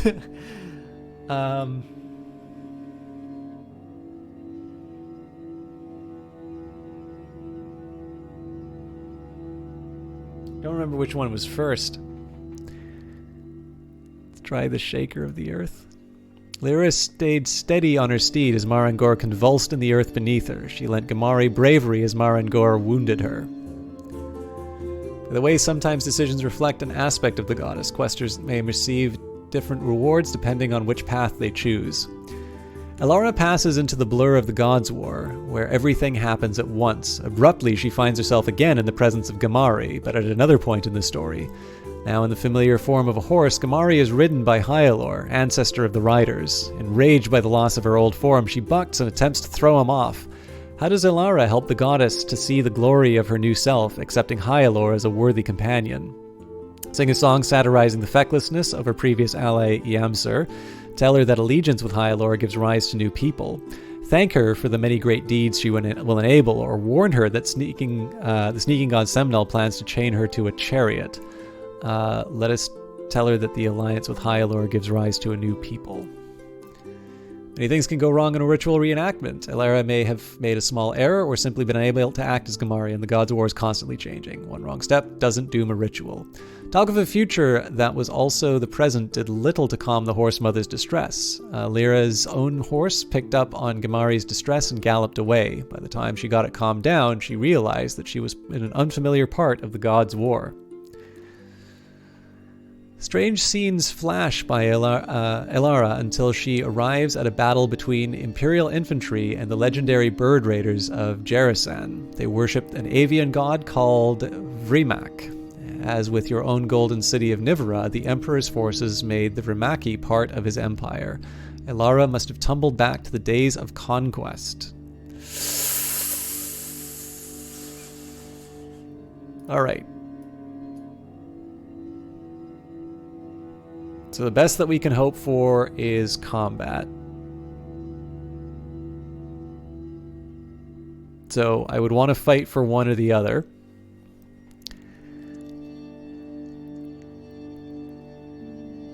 Let's fight for the Empire. How does Elara fight? Picking off the weak, facing off against a commander, or from a distance with arrows. I mean, excellent. Excellent is definitely not the highest rating you can get, so let's go for picking off the weak. Elara cut down bird raiders left and right. Bright Imperials crushed the bird riders. A solar priest showed gratitude with a rainbow leading back to Gamari's side. Hyalor and Gamari come to an accord. She performs the birthing miracle, bringing into being many fine mares and stallions. Then Elara seeks Samnel, who is to the wheels what Hyalor is to riders. Sneak up and try to bind Gamari with his fearsome chains. So appeal to Elmal, governor of the Golden City, attack him, trick him into taking one of Gamari's daughters instead, and ride for home, abandoning the ritual.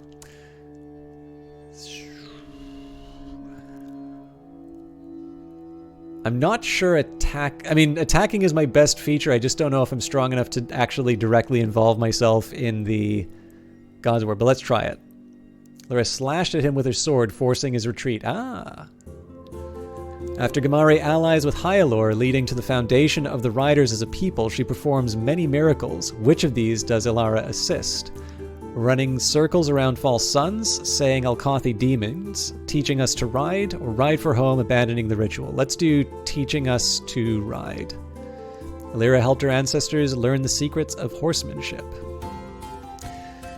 Gamari flares her nostrils at Elara and sniffs. She nods and says, "Yes, you are a true daughter of Hyalor. Thank you. Thank you. And now I would like to offer you a boon."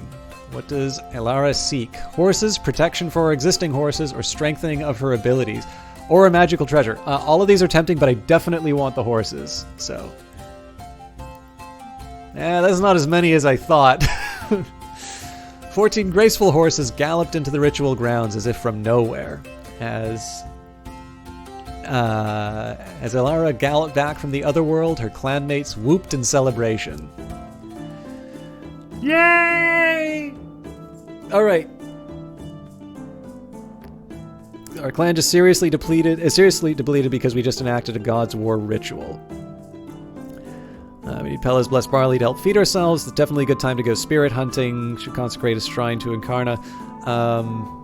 Clan magic can go negative. You will have to wait until sacred time to use any. It's maybe... and maybe slightly less lucky in a few circumstances. So, let's deal with our... So it's fire season. I'm tempted to... Yeah, let's convert some pastures into fields.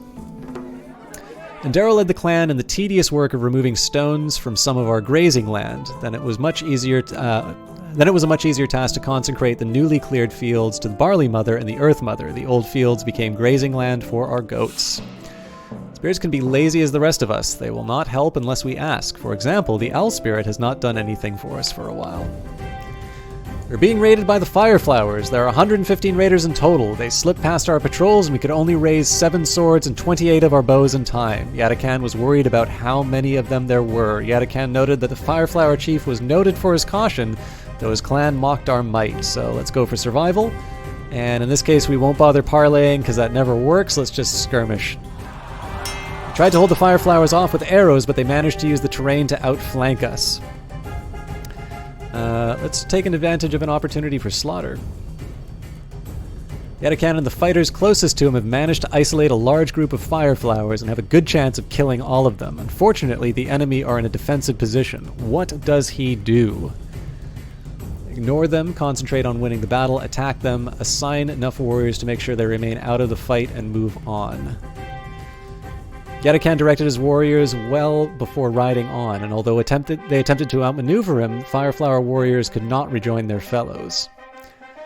So I don't like the fact that... I mean, it's cautious versus cautious, but again, we're completely outnumbered in all of these, so in this case we have to keep with the combat. They were able to give their forces a brief rest before renewing the attack. They had gained the upper hand. Yadakan said that he still thought our combat skill was higher than theirs. I mean, there's really no good option here. I'm pretty sure take risks to win is just going to straight up just demolish me, but I'm also pretty sure that conserve your strength is not going to do that. At least with take risks to win, we know that we're better than them. Elara noticed a weapon dropped by a fallen warrior and senses that it holds great magical power. How does she react?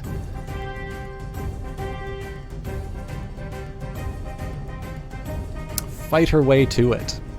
Drawing closer, she saw that it had been left there as a trap. Wheeling around, Elara barely evaded a fusillade of arrows. Fight cleverly. Damn it! They fought defensively and were able to catch a brief rest. It was soon over. It was a lengthy, though relatively bloodless battle. Their magic helped carry them to victory. We were forced off the battlefield. The Fireflowers drove off 20 cows and 7 horses. They took 17 cows worth of loot. With their careful attention, our auxiliaries kept 1 warrior from dying and patched up 3 of the wounded.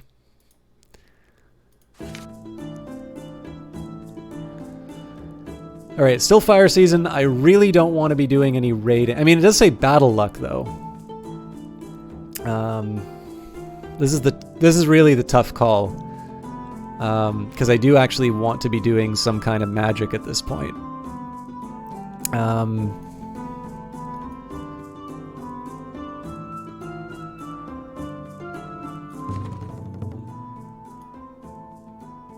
All right, 7 cows in goods or livestock, so let's do 7. Let's actually do 10, because the spirit indifference. Horse Mother's Cult Blessing will increase our herds. We should sacrifice to her to learn it. Magic we devoted rituals and sacred time will help attract Gamari's attention. Gamari will be more likely to respond if we offer at least 7 cows worth of sacrifice. Magic our clan magic is low. We'll need a larger sacrifice. Knowing more blessings is always right. Sacrifice for mystery. Okay, let's try it. Unveil the mysteries of Cult Blessing. Perfect. The clan who made fun of us when we asked for help in riding to Gamari's side have heard how well that went. Their laughter has been quelled. A plague of burrowing rodents infests your pasture lands. Several horses have broken their legs stepping into the holes they dig. Your horse handlers fear worse losses if these rodents, called blacktails, are not somehow dealt with. Lately, our spiritual rituals have yielded us more than divine magic. Okay, tempting. Assuming we succeed at what we do, the mass ritual is most popular. I once spoke to a talking rodent. It did not have much to say. Divine magic can be aided by sacrificing cows or goods. To increase the chance of a spirit ritual working, we must tax our magic. Trapping is the only sensible way. The blacktail problem affects the entire valley. Diverting herders will cause a shorter-term problem than leaving the blacktails to die off. Let's try... I'm actually going to try the spirits to send hawks and snakes. Do your shamans perform a long and taxing version of this ritual? Yes. Shamans called out to the spirits of hawks and snakes. The air filled with the cries of hawks, and the earth writhed with the hungry snakes. Soon, the blacktails were gone.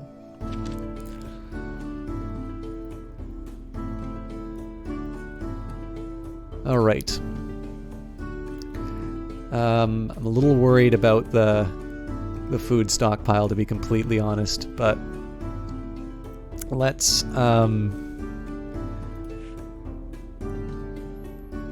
I do really want to do... Okay, actually I really shouldn't be building the... Yeah, I'm doing it. Remember the time every circle member received the same vision back when Indigo was chief? It happened again. I think our gods are pleased that we're still in the valley, though Akarna said that we could do more trading and Gamari wanted more horses. At least Bisarian was happy to be among us and praised our craft work. Raven said that we would have to eat a sour fruit. I couldn't tell what he meant, but Relender said that we would learn that if we kept learning other things. Okay. I'm tempted to build one other shrine, which is related to...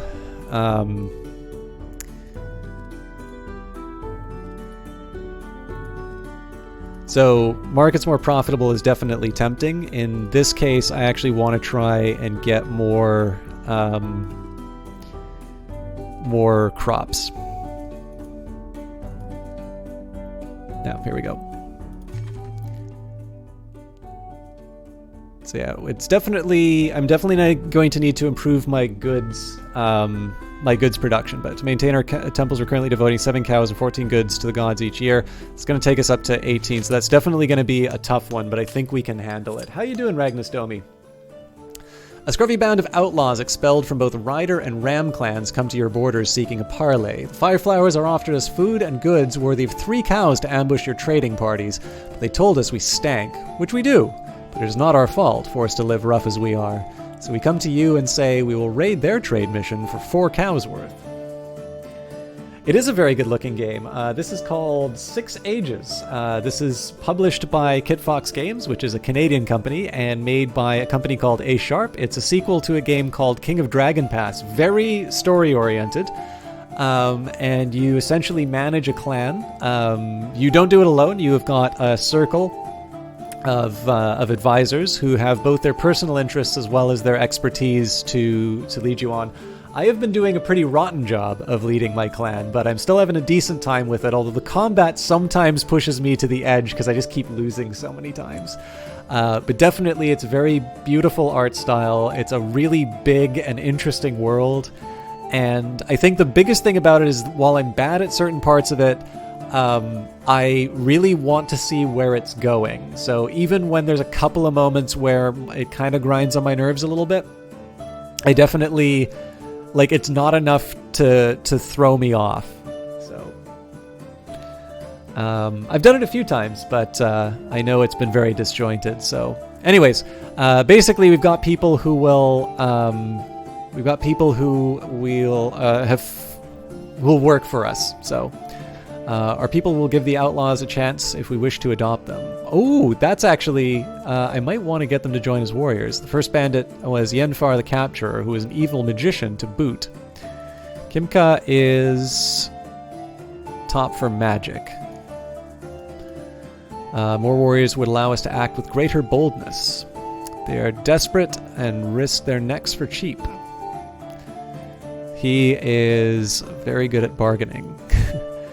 These are all Valley people, Orlanthi and Elmali alike, who were outlawed by their clan and banded together for survival. We should have expected this from the Fireflowers.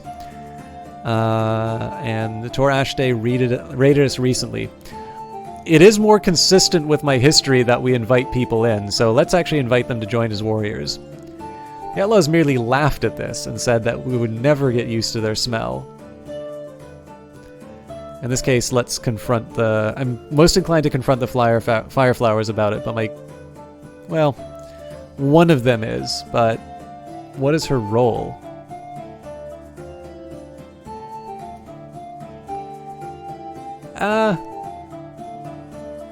Let's try it. And Indala is my best diplomat. Yeah, let's do it.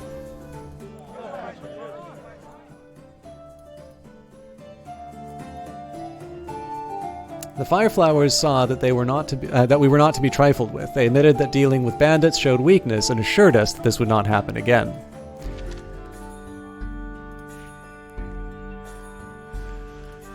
Okay, it's dark season. Winters are harsh, a time of snow and cold. The big problem I have here... There is a side of me that I know it's a lot for me to... I've built a lot of shrines, and it's really debatable as to whether or not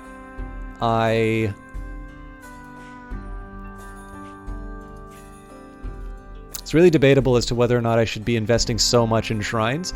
But being able to improve my goods production... where was it? So, market's more profitable. I thought there was one where I was also better at producing...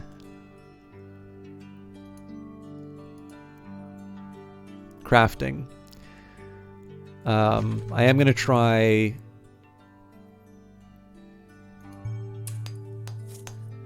for crafting as well.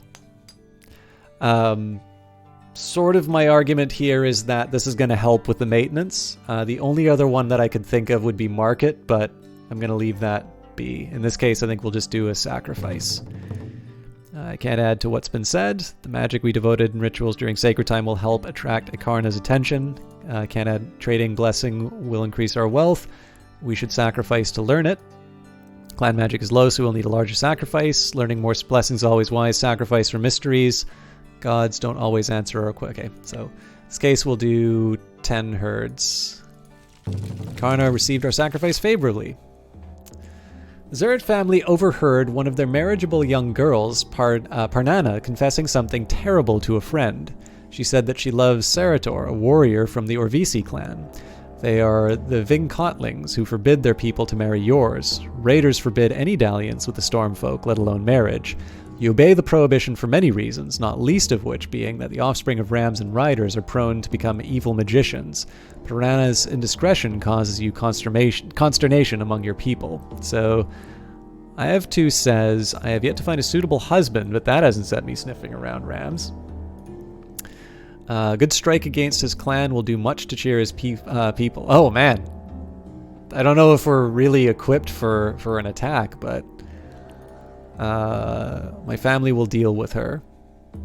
We must build our forces before challenging the likes of them. Do not let this disrupt trade. If we attack them and lose, Parnana's shame will be magnified, spreading to her family. Only death will erase it then. Ask them for cows. I am kind of tempted to do the demand compensation, but the thing is that I kind of have her for... I don't really... Like, out of the things that I need, cows are definitely lesser. I think in this case we'll let the family deal with it. Oof! People said that the council had underestimated the seriousness of the affront. Alright. Storm season. So now we get to run around and do fun stuff.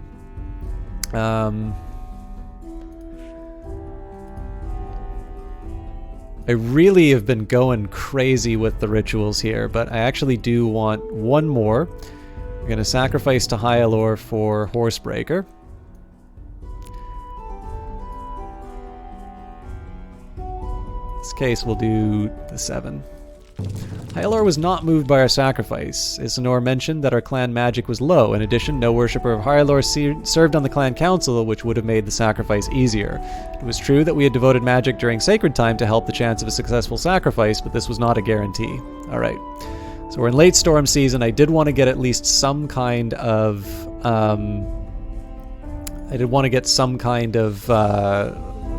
expedition done. So... I actually don't want... I want to go foraging.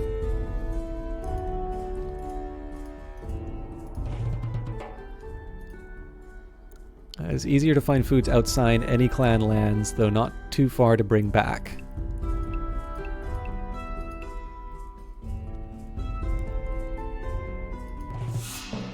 The party we sent to explore the north a year ago has not returned. Taranak and his party must be presumed dead. Exploration would be safer if we had a shrine to Zarlin, or sacrificed for his Pathfinder blessing.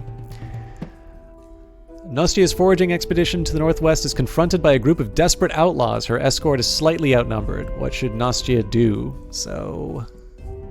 fair at combat. Let's try to avoid a head-on fight. Yikes. Nostia and her escort skirmished while the outlaws trying to lure them up a hillside. The outlaws became enraged at this tactic and attacked. Nostia fought her way clear, but not before 4 of her escort were wounded. She had felt that she had no choice but to return home. I've been riding through our pasture land, and I'm starting to get concerned. We have been grazing a lot of livestock on them for about 14 years now. They're just beginning to show signs of damage from overgrazing. So I think the next thing we're going to do is trade out some herds. So your patrollers have been talking to... with those of your neighbors, the Jade Colt clan. Lately, the Jade Colts have seen you as neither friend nor foe. Maybe the friendship between their riders and yours can be forged into good feelings between entire clans. Let's give them cows. The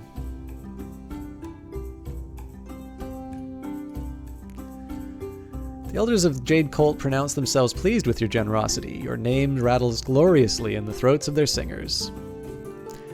Last year, 19 babies were born. We initiated 11 children as adults. The clan has no more people, 102 fewer head of cattle, well that's kind of by design, and 9 more horses than it did last sacred time.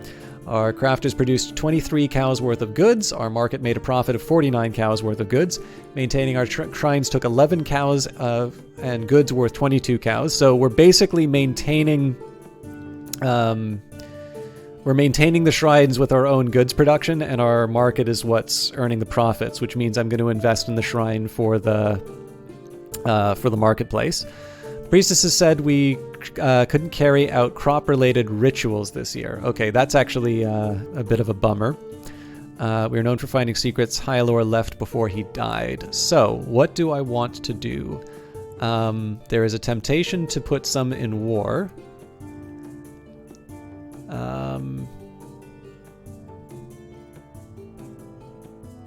You know what? We're going to focus only on war, I think. We'll do a reread of the year 2. So, second year of Endaro. The shaman said that we would be rewarded if we had more sworn spirits in a year. Ah, yes, we didn't have more sworn spirits, so I blew that. We heard that flame slingers suffered heavy losses when they went to destroy a dwarf convoy. Our leading farmers noted that our fields were starting to show signs of exhaustion. We sought to ride to the gods' war to seek a boon from Gamari. To increase the bounty of the ritual, we sought the aid of other clans. The first clans we asked would not commit more than token aid. No one said so to our faces, but they did not trust us to come back safely from the gods' war. By making the request, we had exposed ourselves to ridicule. Elara took part in Gamari's battle against Maran Gor, Shaker of the Earth. Elara stayed steady on her steed as Maran Gor convulsed the earth beneath her. She lent Gamari bravery as Maran Gor wounded her. Elara found Hyalor raiding Gamari. Elara told her that an alliance with Hyalor would give rise to a new people. Talk of a future that was also the present did little to calm the horse mother's distress. Elaria flashed into the conquest of Jarison by the Empire. Elara fought for the Empire. Elara caught down the Bird Riders left and right. Bright Imperials crushed the Bird Riders. A solar priest showed gratitude with a rainbow leading back to Gamari's side. Samnel tried to capture Gamari. Elara attacked him. Elara slashed him with her sword, forcing his retreat. Elara assisted Gamari and Hyalor as they taught his kin and companions to ride. Elara helped her ancestors learn the secrets of horsemanship. Gamari gave Elara a boon. 14 graceful horses galloped into the ritual grounds as if from nowhere. We cleared fields and held a ceremony for the Barley Goddess and Earth Mother. Fireflowers raided us. Elara saw that the enemy had dropped an apparent magic weapon. Elara fought her way to it, drawing closer, and she saw that it had been left there as a trap. Wheeling around, Elara barely evaded the fusillade of arrows. We were driven from the battlefield and looted. Tunneling rodents called blacktails infested our lands, the holes they dug posing a hazard to horses. We asked spirits to send hawks and snakes. We called on the spirits for aid. The shamans called out to the spirits of hawks and snakes. Their air filled with the cries of hawks. The earth writhed with hungry snakes, and soon the blacktails were gone. Bandits came to say the Fireflowers had offered them a reward to ambush our trade parties, giving us the chance to beat their price. We invited the raiders among them to join our clan as warriors. The outlaws merely laughed at us at this. We confronted the Fireflowers about this. The Fireflowers saw that we were not to be trifled with. They admitted that dealing with bandits showed weakness, and they assured us that it would not happen again. We found out that Parna of the Zerent family loved a ram warrior named Saratar. We let her family deal with this, and people said that the council had underestimated the seriousness of this affront. Tarantak and his party never returned from an expedition to the north. Outlaws attacked our foraging party in the northwest. Nostia tried to avoid the fight and save the group, but the outlaws attacked anyway. Our leading herders noted that our pastures were just beginning to show signs of damage from overgrazing. We heard that we might have that we might turn the indifference of the Jade Cults into friendship. We gave them cows. The elders of the Jade Cult pronounced themselves pleased with our generosity. Our names rattled gloriously in the throats of their singers. Okay, so the other thing I want to think about is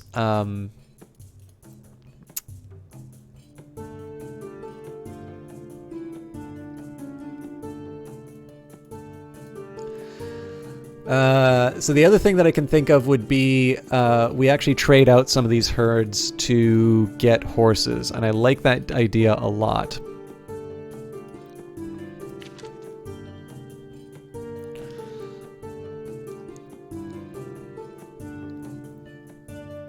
Crafts increases the output of your crafters. Bringing Tepkos brought of bronze working from Nivra allows an extra point. Diplomacy aids emissaries you send to other clans, helps keep your reputation among the other clans of the valley. Okay. So in that case, this will be a building round instead of... so let's put the points into crafts, diplomacy, and we'll keep 2 in reserve. Exploration magic helps, yeah, we won't do improve our goods with crafts rituals. Akarna will smile on our trading. Ritual magic will make it easier to ask Bessarion and other gods to share some of their mysteries. Having 7 different deities represented on the circle means we can devote more to magic rituals, and often it's better to concentrate magic. Yeah, so I won't go to war, although we do need to work on that. This is going to be about building. Actually, with that in mind, let's just keep 1 in reserve. Let's get the pastures to build up our crops as well. We didn't take advantage of the opportunity to gain new spirits while the omens were good. A chance like that won't happen often. I hope we won't let it slip from our grasp if we get another. Sorry, lady. Word has it that the Arrowstone clan, never known for being especially prosperous, has slipped even further into poverty. We must help them with a gift. Okay.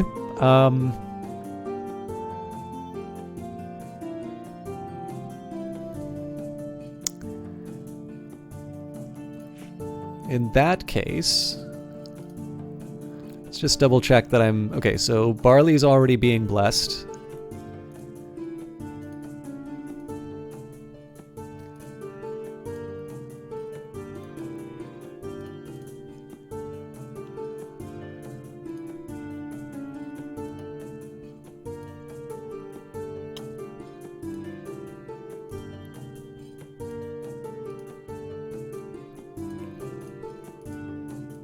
I should improve the trade. Where was that?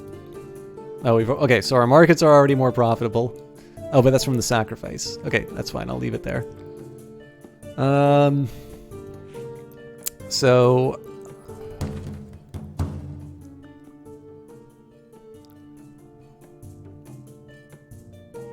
let's start with the ceremony. I have 2 led the clan in half a season of ritual preparation. She was pleased. Oh no, I did it wrong. I meant to do something that would improve morale, not ceremony. Okay, that was my bad.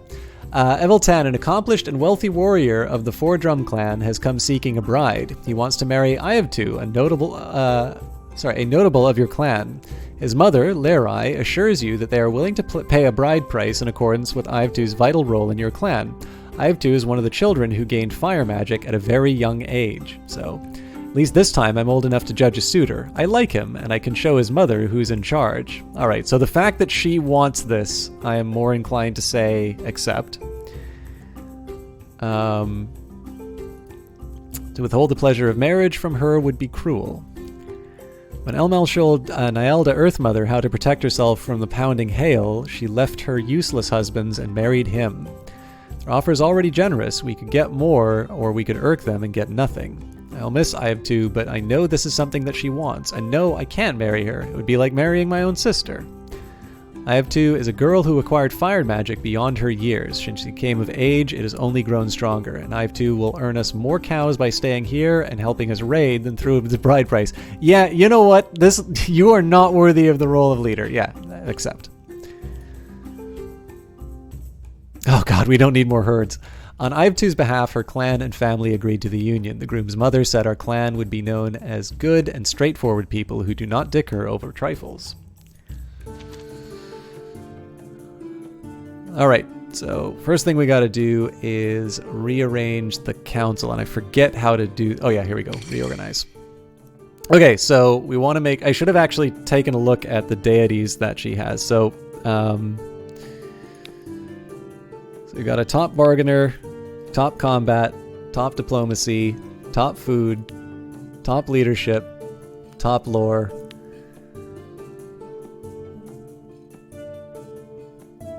Wait a minute, I thought Yandela was already on the council. Okay, I was apparently wrong about that. So, but she's already a shaman. So Kimka is my next best, and she's already on the...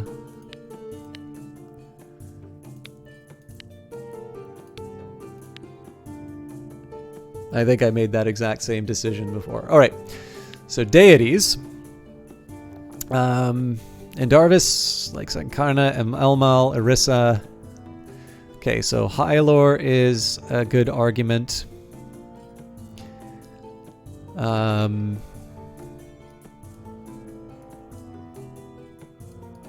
actually argue Hylor is probably my top ranking out of all. Well, Nyelda is good because of the crops, but we already have someone who worships her, so... Okay, we've already got an Erkant, we've got... Oh, you know what, we probably already have a Parnt as well. So... In Canada, our first Prime Minister is a guy named John A. Macdonald. And he used to joke that he called... when he had to fill out a form, it said...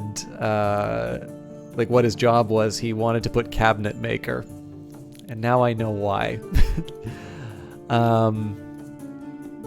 Maybe it's better for me to... Okay, so we've got Norden, Urkent, Zarent, Turrent.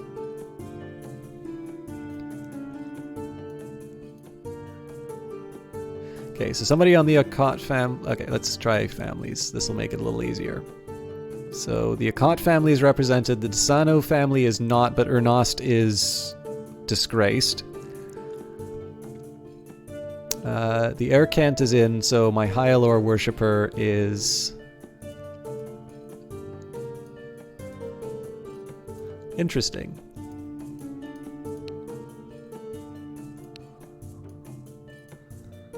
Okay, so it's really pushing this... Yeah, but I didn't want to put Ernost in the council.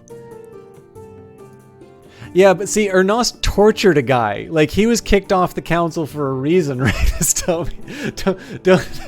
Don't feel bad for this guy. He's a jerk.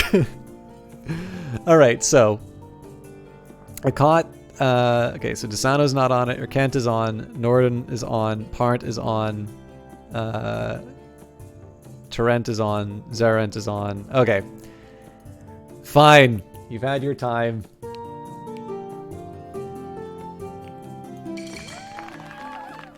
Everybody's really happy about that.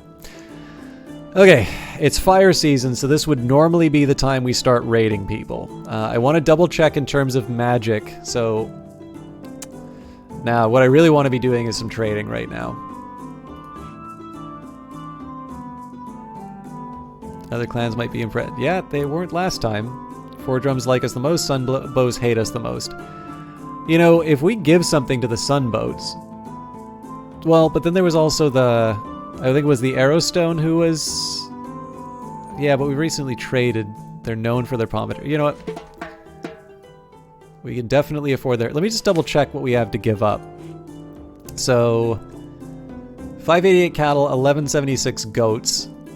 And like, I think the heuristic is that you want to, in terms of herds, you basically want an equal amount to your population. So we have basically 100 to throw around.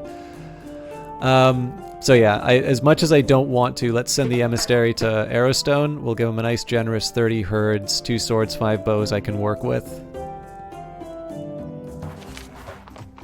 Your emissary Yandala nears an Arrowstone village. The Arrowstones are your allies, and she brought 30 cows to offer as a gift. We're desperately short on food. We should ask for help. Let's call in a favor then. Your emissary Yandala approaches the Arrowstones, asking them as an ally to give you a favor. So let's ask for food. Yandala asks for a gift of food from the Arrowstones. How much do you ask for? The customary amount, enough to feed the clan for about 2 weeks. A little more than custom demands. Let's try a little more than the custom. They said that they could not spare the food, for their fortunes were bad. They asked Yandala to come back some other year.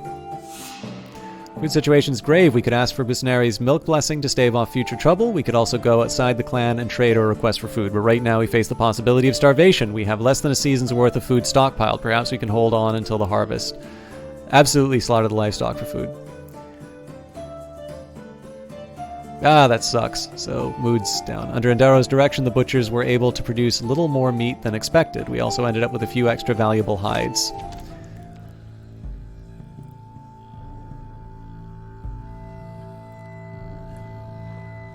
That's surprising that the mood goes down. Like, that's the whole reason why I had the herds. Alright, a handful of men in your clan from various families have unexpectedly undergone shamanic initiation. Like most Haloring clans, you use shamans to deal with spirits, but it's unusual to have so many initiate at once, and to the same spirit. All of their spirit helpers are giant deer, like those your hunters sometimes pursue. The new shamans tell you that they are now members both of the Stardancer clan and a spirit world clan called the Antler Society. They say that this connection will be needed in the coming dark times when the gods will abandon humanity. So the people are in a bad mood and may be hard to sway. We have clan magic available, so lending support to their blessing will not cost us much. Yeah, I mean, if I'm gonna have the extra magic for no reason. They don't seem to grant fighting magic. People won't like it if we sacrifice wealth and get nothing for it. We are good at reinforcing loyalty. The old ways. We left the Golden City for a hostile new land. Yande showed us how to talk to the spirits. And when Raven was new and strange, the Hylorings embraced him. Sort of. Alright, well, clearly Raven's trustworthy, right? Let's offer them support. Cool. The Antler Shamans pronounced the ritual successful. They made a pact with animal spirits to improve our hunting for the next 19 seasons. Alright, we are still in fire season. I definitely want to do some trading. Pretty much everybody hates me. But we have apparently not done a trip to the Flame Singers. So let's do an emissary. Let's bring 20 herds. Looks like everybody's got the same advice.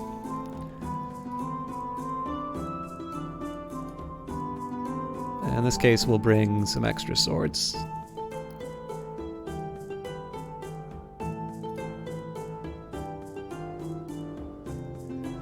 It says we should ask the Black Spears for food. I think I will do that, but let's do that next round. The herders report that someone tried to steal Mountain Longer, their best stallion. The thief didn't get far. It was a ram girl, and she fell off and broke her neck. Our herders are happy that they still have Mountain Longer, but we might want to let her clan know. Do you track down the girl's clan and return her remains? Yes, we do. Is there any lore about the Scythians? Well, this is an invented world. The Eyes of Sin, so it's not, in this case it wouldn't have anything about the Scythians, but I know you deeply love them, so, yes. Asking around, you're able to figure out by her tattoos that she was from the Porganosi clan. They were sorry to learn the news, but said that we had done the right thing to let them know. Once again, the Flamesinger clan engaged in a ritual attack against rams, hitting the Welkering clan. Despite their preparation and passion, the Welkerings drove them off, deafening them with thunder and smiting them with lightning. The ram clans, not just the Welkerlings, are powerful. Oh boy. Oh god! Okay, we need to do something to help our detection, because the fact that they can get 116 people by us and we can only get 5 and 28 in response, that's not great. Okay, the Tor Ashta chief was daring in battle, so again, we'll go for survival. And you know what, we'll throw the magic at it. So let's start with a skirmish. Our archers fired only half-heartedly at the Tor Ashta, dismayed by their war bells, and we are now out of arrows. Magical ritual. Let's do Fire Hoof to try and even up the numbers. Fire Hoof, allowing your horses to fight with you. As our priest completed the ritual, the hooves of our horses began to spark and they pranced about, ready for attack. As we performed our ritual, so did the Tor Ashta. Magical flames appeared on the wheels of their chariots. Alright, so again, I want to double check what Advance, Evade, and a Maneuver does. I don't think Evade is going to do anything too exciting, but let's just see.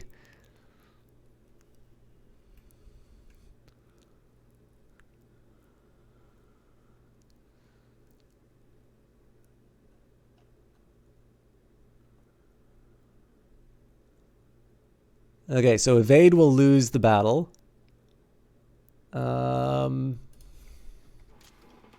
Maneuver, though. Carefully maneuvering your forces into a favorable position. If successful, this can help you in the melee stage. So I have a feeling that this will bite me, but let's try it. Oh yeah, we got crushed. Yadakan tried to maneuver our forces, but our warriors faltered when they faced the Tor Ashta Warbells. Our warriors broke and rode off the field. The Tor Ashta drove off 11 cows. They stole 12 cows worth of loot. That's not so bad. I'd say 10 out of 10 soundtrack, but every time I hear that song, I get very upset. Plant creature. Oh, God. You've arrived just in time, Sin.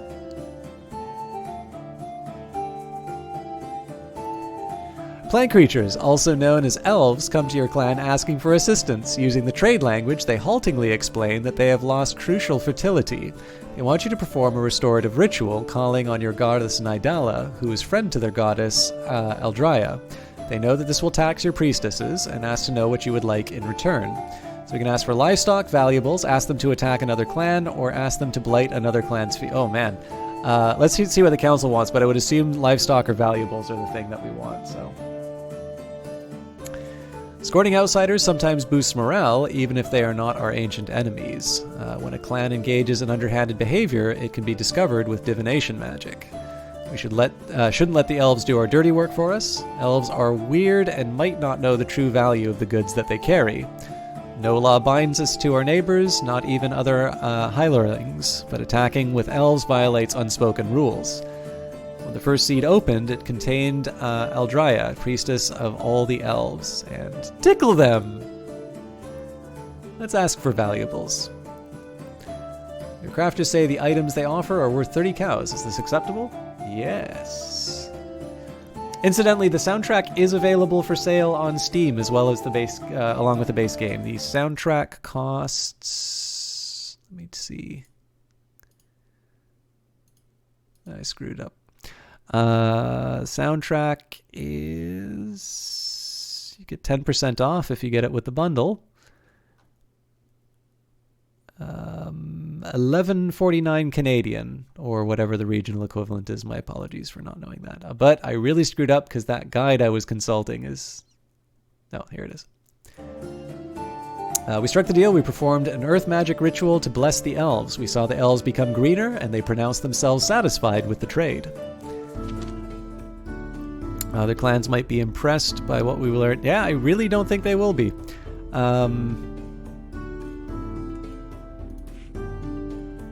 Fields magic stress? Should establish another permanent trading... Oh, it would be easier if we had some exotic goods. Our market will probably make a profit of 65 cows worth of goods this year as our pastures are showing signs of overgrazing. We have a hunting bounty because of the Antler Society blessing. We have fields magic stress because we performed a taxing ritual. And we have craft bounty because Busrayan has blessed our crafters. We need to send out a caravan fairly soon, or other clans will visit our markets less often. Stockpiled food is getting low. We should trade for food or risk a foraging mission since we may run out before a full year goes by. Our crafters will probably make 30 cows. Okay, so let's get the caravan underway. Oh, hell yes. Okay, I want to buy food. And I will sell herds. Ah.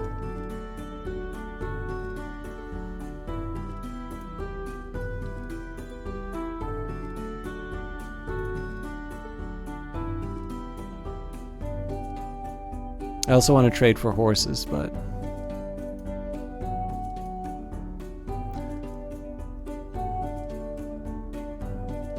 I think they said it was the Black Spear who had the... Your emissary, Yandala, needs the Flamesinger village. She has brought 22 cows to offer as a gift.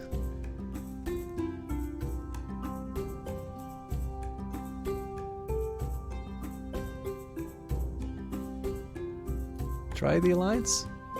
No clan is strong without allies?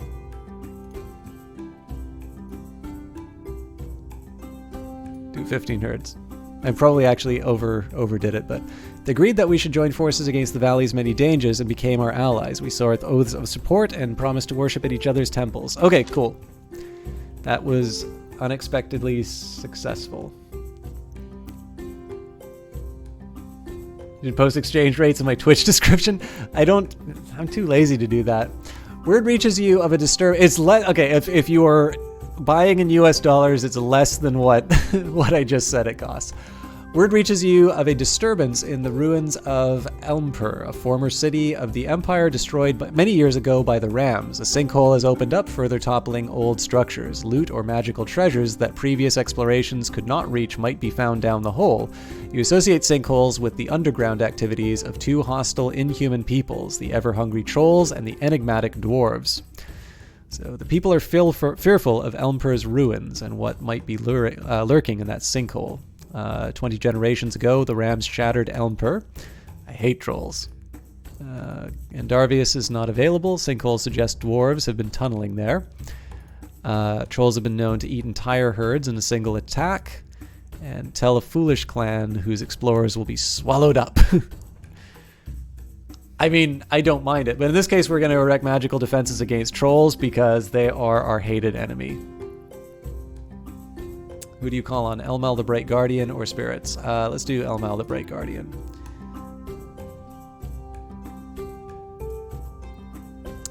Priest said Elmal would shine his burning light on any trolls foolish enough to come our way.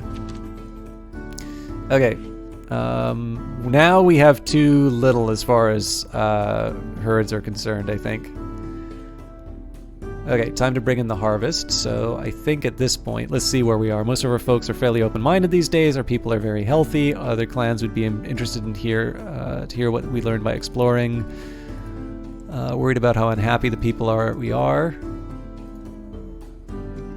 In this case, we're going to try and improve clan morale by holding festivals, games, storytelling, etc. Elestina gave the people a little hope by telling stories of Hylore's early wandering. Many remained displeased. Our caravan is back from the Black Spears. The Black Spear traders were pleased to receive our first caravan to them. We traded 70 cattle for 1 season's worth of food. That seems like a really unbalanced trade. The Blackspear folks were pleased to get cattle and goats from a different herd. We're being raided by the dwarves. There are 111 of them. They slipped past our patrols, and we could raise only 7 swords and 28 bows in time. Yatakan was worried of how many of them there were. All right, survival it is. Skirmish. The dwarf advance was on us with only light casualties. Taking advantage of an opportunity for slaughter. Everdar and the... Look at that badass.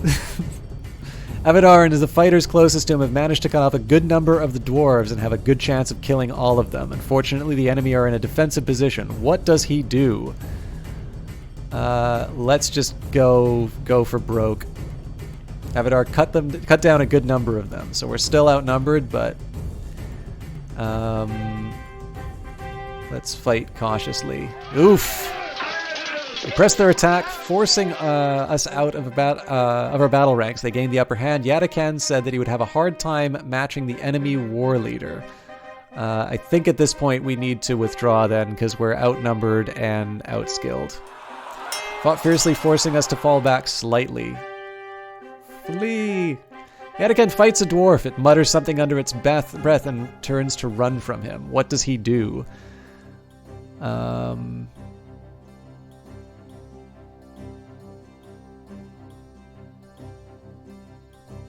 a dwarf who's presently defeating a comrade, Zaxoro. He slew this new target, saving Soro. He did so with such startling force that the remaining dwarves paused to recalculate their odds of success. We rushed into the breach, pushing them back. I mean, I wanted to leave so that we didn't lose any more people. Pressed the attack and we could not escape. It was soon over. It was a bloody battle. Their combat magic was a major factor. We were driven from the battlefield. The dwarves drove off with 19 cows and 6 horses. They took 30 cows worth of loot. Due to their prompt healing, our auxiliaries kept 1 warrior from dying and bandaged 3 of the wounded. Okay. I don't believe I know that myth, Sin. Would you like to share it with chat? So, I think I'm going to take advantage of my wealth and get some fortifications in here. So we've got rampart, stake perimeter, stockade, stone wall. Stone wall is a little too much for me, but...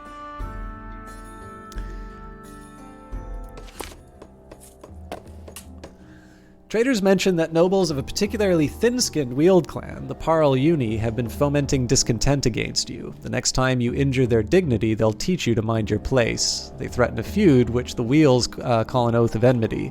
The tradition of feuds did not exist before the Exodus, and they do not acknowledge that they have adopted any new customs since the Golden City. Their peculiar sensitivities and blind arrogance make feuds with the Weals especially hard to end. So... we could definitely offer placatory words. Nestolvo, founding king of the Northern Weals, took an oath to never forgive a foe. They put on airs, but they have a reason to be wary of us. They adopted their trade god after the Exodus, but do not admit it. It is easier to avert a feud than end one, especially with the stuck-up Weals. I have nothing to add, and you all speak of them as if they represent all Weals, but for the good or ill, they are just one clan. Have a good one, Domi. So, the Eyes of Sin says, Weak child overcame many hardships, grew legs, and presumably the rest of his skeletal structure at the age of 3, and became the god Ebisu, citation needed. He remained slightly crippled and deaf, but mirthful and auspicious nonetheless, hence the title the Laughing God. He is often depicted wearing a tall hat, the Kazori Eboshi, holding a rod and a large sea bream or sea bass. Jellyfish are also associated with the god, and the fungu restaurants of Japan incorporate, and then I lost the last bit of that, but that's cool. You can maybe could you send me the Wikipedia link on Discord if you have a second? All right, I see absolutely no problem soothing them with words. Yandala, please don't screw this up.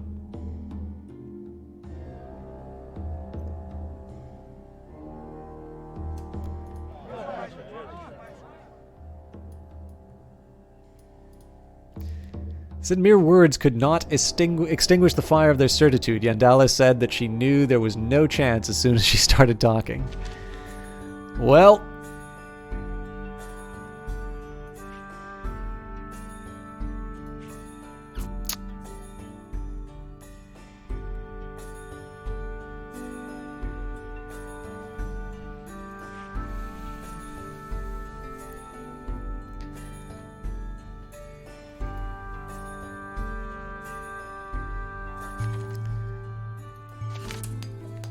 A delegation from the Arrowstone clan arrives to offer you aid. We have heard that you are in need, they say. We hold you in great esteem, and you do not wish to see you suffer. They wonder what they might grant to get you through your present difficulties. What do you ask for? I kind of want horses. Oh, well, I can't get other food, so taking their gift will only tie us down. Ask for cows, horses are best, ask for goods. First clan split into 4 clans, one faltered until they accepted the aid of the South clan. Sort of blessing we get depends on specific gods and the delegation members venerate, and any gift from them will cheer our people at a difficult time. Definitely horses. They gave us 4 horses. Thank them and tell them you owe their clan. I'm just going to thank them. They accepted our thanks.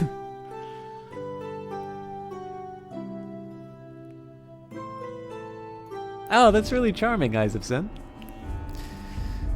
Okay, so it's storm season, so I want to send some more expeditions out. Now, I want to be a little careful here. Or, actually, you know what?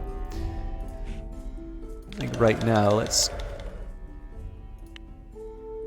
do some recruitment. We are being raided by the Paral Uni. There are 9 chariots with another 103 on foot. They slip past our patrols, and we can only raise 8 swords and 27 of our bows and times. I have no idea what else I can do to try and, keep this from happening. But it happens a lot where I'm completely outnumbered. So as usual, skirmish. Right on the Paral Uni, as they perform some sort of ritual, magical flames appeared on the wheels of their chariots. Let's try and intimidate them. Paral Uni advanced despite our war whoops, though some of them seemed nervous. Our reputation unsettled them. Decide the fate of disabled foes. Just take the opportunity to crush them. Struck down 13 of our foe, praising Elmal. Other Paral Uni came to their aid, cursing us. In this case, we're going to go for caution. We did a decent job of whittling down their numbers, but yeah, that's not surprising at all. They were able to give their forces brief rest before renewing their attack. They gained the upper hand. Yatakan said that perhaps they had gotten lucky, so in this case, let's conserve the strength. Oh, they fainted, but we saw through it. Let's try... Nah, I gotta conserve the strength. Yeah, we got crushed. While the Paral unit chariots darted in to rescue fallen fighter, the others waited in readiness. They ended up with a better position. It was soon over. Still no losses, though, so there was a lengthy, though relatively bloodless battle. Their magic helped carry them to victory. We were forced off the battlefield, drove off 16 cows and 7 horses. They took 8 cows worth of loot. In the aftermath, they burned our watchtower. Not that it friggin' matters, because we still get caught unawares. But you know what? Unfortunately, I can't afford it. I'm gonna lose. I know I'm gonna wind up losing my shrines.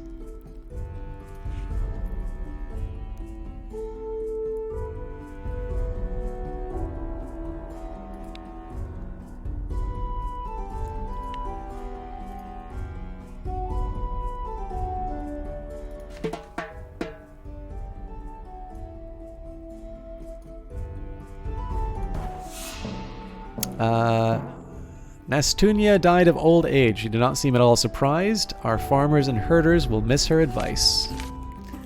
Your emissary, Yandala, nears the Tarima village. She brought 10 cows to present as a gift. Let's just give the gifts. We sent Yandala to give 10 cows to the Tarima clan. The Tarima clan were uneasy with the idea of Yandala as our emissary. The wheels don't deal with spirits. Yandala reports the Tarime more than once praised the gifts we presented to them. Unfortunately, they still think poorly of us. We cannot afford to make the proper sacrifices to Pella, and yep, that was the thing I was worried about.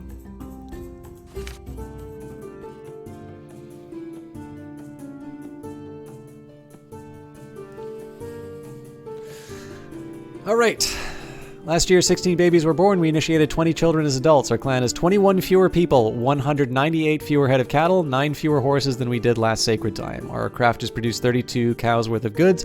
Our market made a profit of 66 cows worth of goods. Maintaining our shrines took 13 cows of goods, worth 26 cows. The omens showed Zerilyn on a dappled horse, who said that we should explore distant lands this year.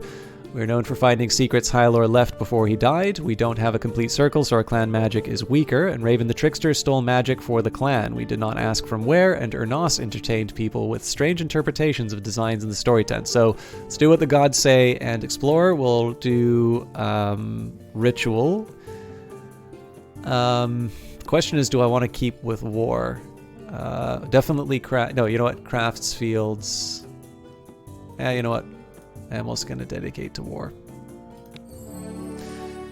Clan elders had to adjudicate a higher than usual number of legal disputes between families. All of these simple cases spring from arguments over grazing rights. The elders have these well in hand, so I expect this rash of extra complaints to die down before long.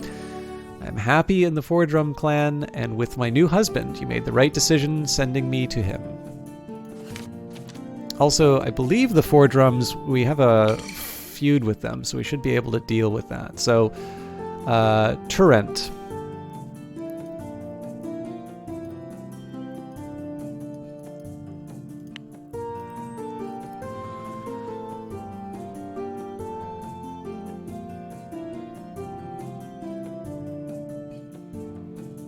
Okay, so they're very good with food. Who's my best at food? Because we really want that. Okay, it looks like we've already got somebody renowned with food, so at this point, it's kind of a bonus here. So bargaining on the council, combat on the council. I'm slightly inclined for Elara.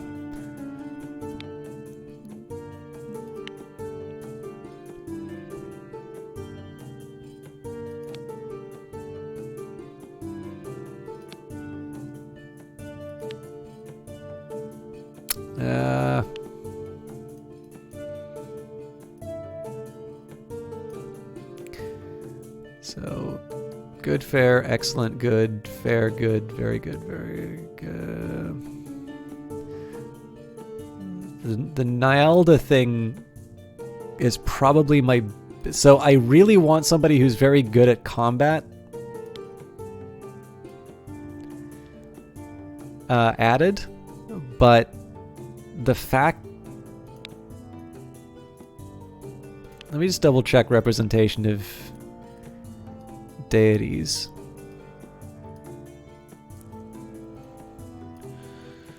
Yeah, I'm kind of inclined to have Ioga on here. So, hey, Cool Eagle, how you doing?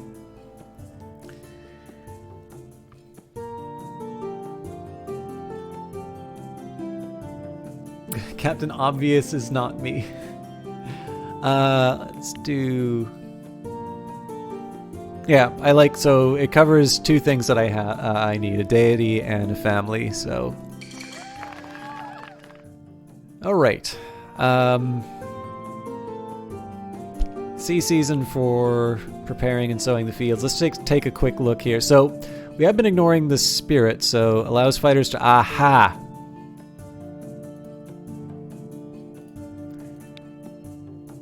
Let's bargain with Owl. So we can get the shamans to persuade Owl, we can offer magic, we can release for a larger effect, or release for a longer effect. So we can persuade the spirit to help for at least a year, probably several if we offer clan magic. The spirit will definitely agree to 2 years of service, likely more. We are not being held by any of our sworn spirits. We have 2 sworn spirits, so it would still have some flexibility if we release the Owl spirit. Let's go for longer duration.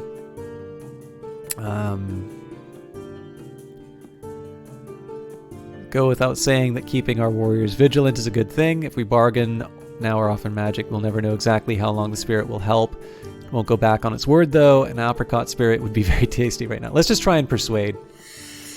Alista made an arrangement with Owl Spirit to help the clan for several years. Our shamans stayed awake the following 3 nights, never tiring. Okay, so that is I suspect that at least some of my frustration with war mechanics has now been addressed with the fact that I've distinguished between the two. I did give him a shout out a little bit before, but we have got the lovely Cool Eagle in chat right now. So what were you playing tonight? Were you playing that nerdy, like, video game? You know? Cool Eagle is the host of Dev, who is one of his mods. Cool Eagle plays probably the ones that are most similar to the stuff that I do are Stellaris, Battletech, and Stellaris, Battletech, and Age of Wonders Planetfall. I've not had the pleasure of playing something with him yet. He's been doing a rather good Divinity Original Sin playthrough as well. But somebody who's definitely probably a little bit just nicer with his chat and generally probably a little more interesting to watch. But definitely somebody you'd want to check out. Oh yeah, he also does Twitch Sings. But let me just take a quick second to catch up a little bit inside a chat here, because there's a bunch of people talking and I haven't properly said hello to you. So we've got we've got Vashir here, Captain Obvious Not Me. I think I said hello to you. We've got... Oh, looks like actually I've got everyone. So I have a great game tonight. I only died 10 lives in K. That's right. I'm sorry, Cool Eagle. I keep forgetting the name of that. Captain Obvious is not me. I've never even heard about this game. Could you give us a brief introduction? Absolutely. So hello, Pippin369. Let me just take a quick second to double check that I've got everybody here. Okay. So, I am not kidding when I title it. I think I said something like Mythopoeic Management Sim or something like that. This is a sequel, spiritual successor to a game called King of Dragon Pass. So the idea behind this game is that you're sort of leading several generations of a tribe. This takes place in a world where there is a war going on between the gods. There are different factions, different sort of, I don't quite know how to say it, but like different groups of people. So we are unique in the fact that one of our ancestors learned how to ride horses. And in contrast, there are groups who have instead sort of imprisoned horses with chariots instead. There is a lot of lore. I will show you one of the lore screens. There's a lot going on. There's lots of gods. They are real things that have influence on the world. Spirits are real. You can interact with different sort of animal spirits and they will do different things inside of it. And you behave largely what you would sort of expect a nomadic tribe to be like. You go and you raid and you try and take horses. But it's a very sort of narrative-heavy game. So you've got this really beautiful art style, and you've got these events that come by, and you're not just left alone with sort of events. So in this case, people complain that the Circle is too timid to embrace the changes it needs to survive. They say that the Council wishes to return to Nivera and obeys traditions whether they make sense or not. So in this case, I can just say, all right, well, I know best. Convince the people that you strike a balance between old and new, seek blessing from spirits of movement, mock the complainers, take no actions, throw a feast promising to do better. And I have the Circle here. I've got people I've appointed as advisors. So this is the leader, Endaro. A feast will cost us 5 cows. Kimka says, a rite allows us to expend a little magic, increasing our chance of success. Elmel taught us to feast together. Gamari gave us her milk, and Hylor showed us how to ferment it. Young people today lack all respect. Ilistina. Hylor told Azra, when you are right, argue. When you are wrong, throw a feast. Ioga, tension between the reckless and the cautious will always be with us. And Ernost, this pits the young generation against the old. So, in this particular case here, oh yeah, shout out this game. I gotta pee. I know what it's about. Okay, good, yeah.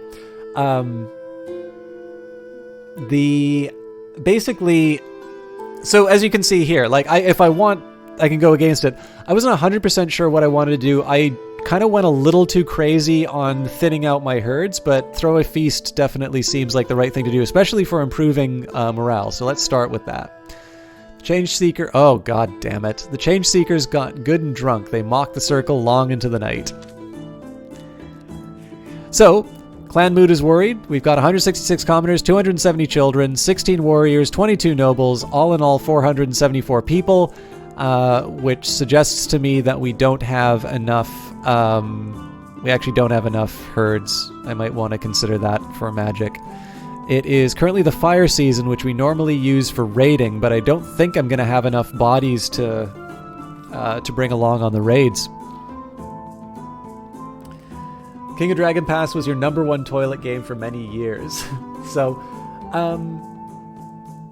yeah, honestly, I'm just trying to think of the best way to explain this game to you, Captain Obvious, it's not me. So, like, essentially here, like, if I just reduce this down to a set of numbers, right? We're the Star Dancer clan. There are currently 474 people in the clan, 22 of them nobles, 16 of them dedicated warriors, 166 commoners, and 2 children don't count. We can perform different kinds of magic. We've made some priorities in terms of the... Wait, do we really have that much? Well, no, that makes sense. I did say we were going to do exploring.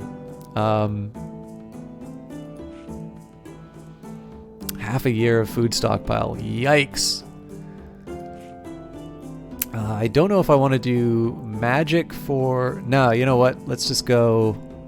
I did say we were going to do exploring, so let's take advantage of the... Let's take advantage of, wait, distant exploration? What was this?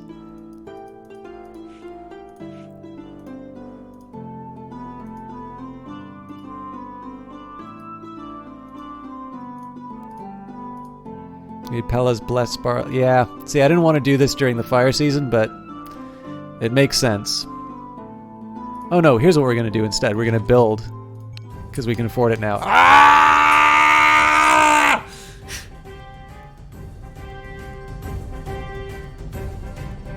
Oh, okay. Hi, Headbaver. Sorry, I wasn't sure. We're being raided by the Black Spears. There are 121 raiders in total. They slipped past our patrols. We could only raise 8 swords and 30 bows in time. Yeah, because, you know, we just went to Owl for no reason. Yadakan was worried about how many of them there were. Yadakan noted that Black Spear Chief was noted for his caution. So again, we'll go to Survival. Thin them out with skirmishing first. We exchanged missile fire with the Black Spears. We got the worst of the deal, and we are now out of arrows. So magical ritual. Fire hoof to add the horses. As our priest completed the ritual, the hooves of our horses began to spark as they pranced about ready to attack. As we performed the ritual, so did the Black Spears. The hoofs of the Black Spear horses began to spark as they pranced about ready to attack. Yikes. I have no options here. Let's try intimidating, maybe? Black Spears set aside a reserve force, and those left in the front would look like they would have preferred to be in the reserves. Alright, well, let's try it. Advance. Both sides advance. Fight cautiously. Berserk attack. Decide the fate of disabled foes. Take advantage of the opportunity to attack them. We struck down 12 of our foe, praising Elmal. Other Black Spears rushed to the fallen, cursing us. So, I mean, at this point, because they've got guys in reserve, I kind of want to... I want to try and take advantage of it, but we don't know what the difference between the skills is, so we kind of have to fight cautiously. They were able to give their forces a brief rest before renewing the attack. They gained the upper hand. Yadakan said they thought and the enemy war leader were well matched. Alright, this is going to be tough. We can't fight clever, so conserve strength.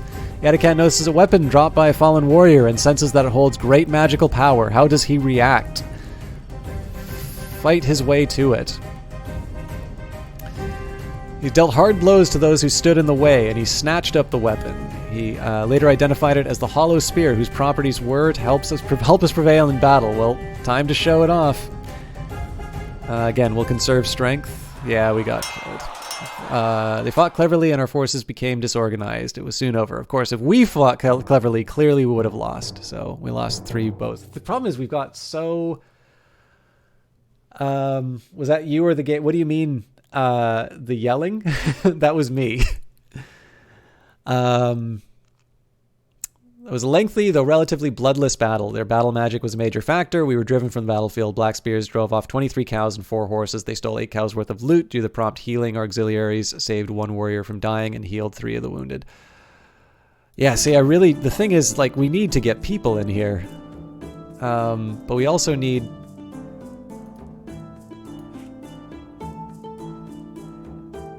let's do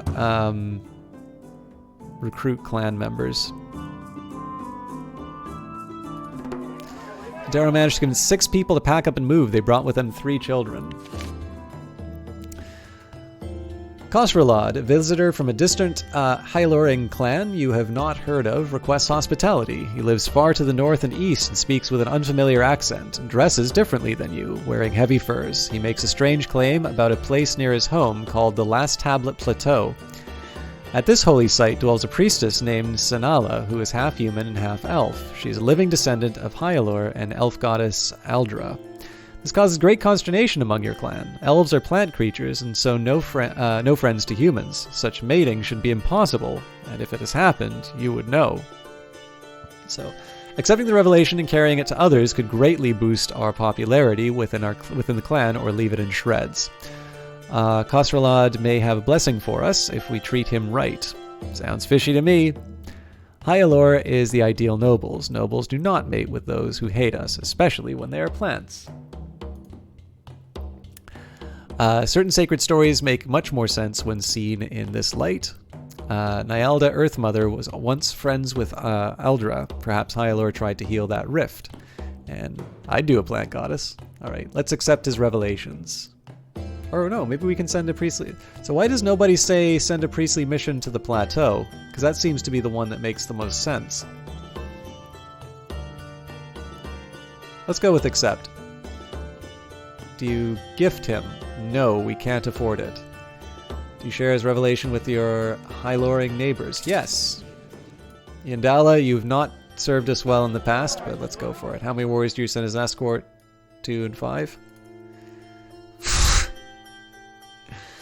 Our neighbors mostly said we were crazy. No one could be both elf and human, they said, and this Sanala could not be both a liar and a daughter of our namesake god. Not a single clan accepted the revelations.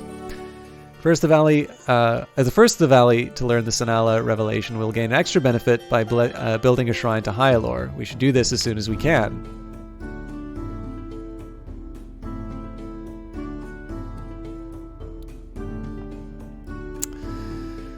Alright, so we're bringing in the harvest.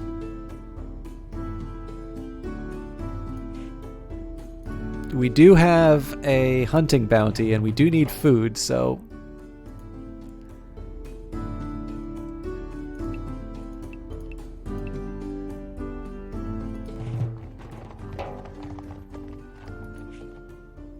It's still late Earth season, so there's a side of me that wants to... We're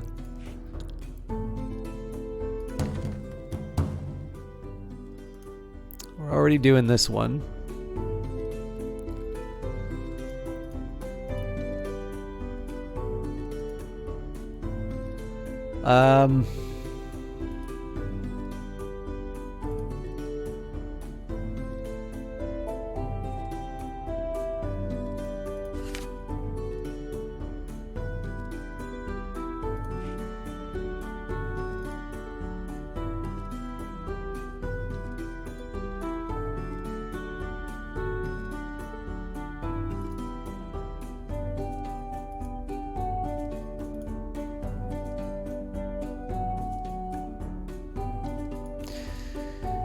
Yeah, so I think I'm gonna raid for the cows, or the cattle. I just gotta figure out what I want to do this round.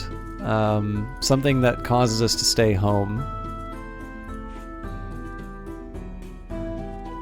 By the way, this is the lore that I was talking about. So in addition to nice long stories when you've finished the, like when you find them, you also get treated to some really cool looking art. So,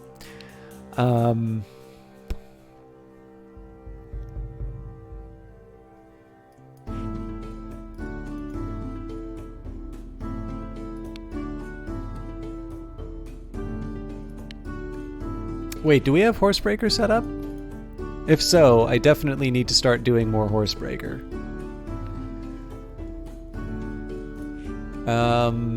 So we got 136 horses for... Yeah, we're almost ready to put everybody on horses.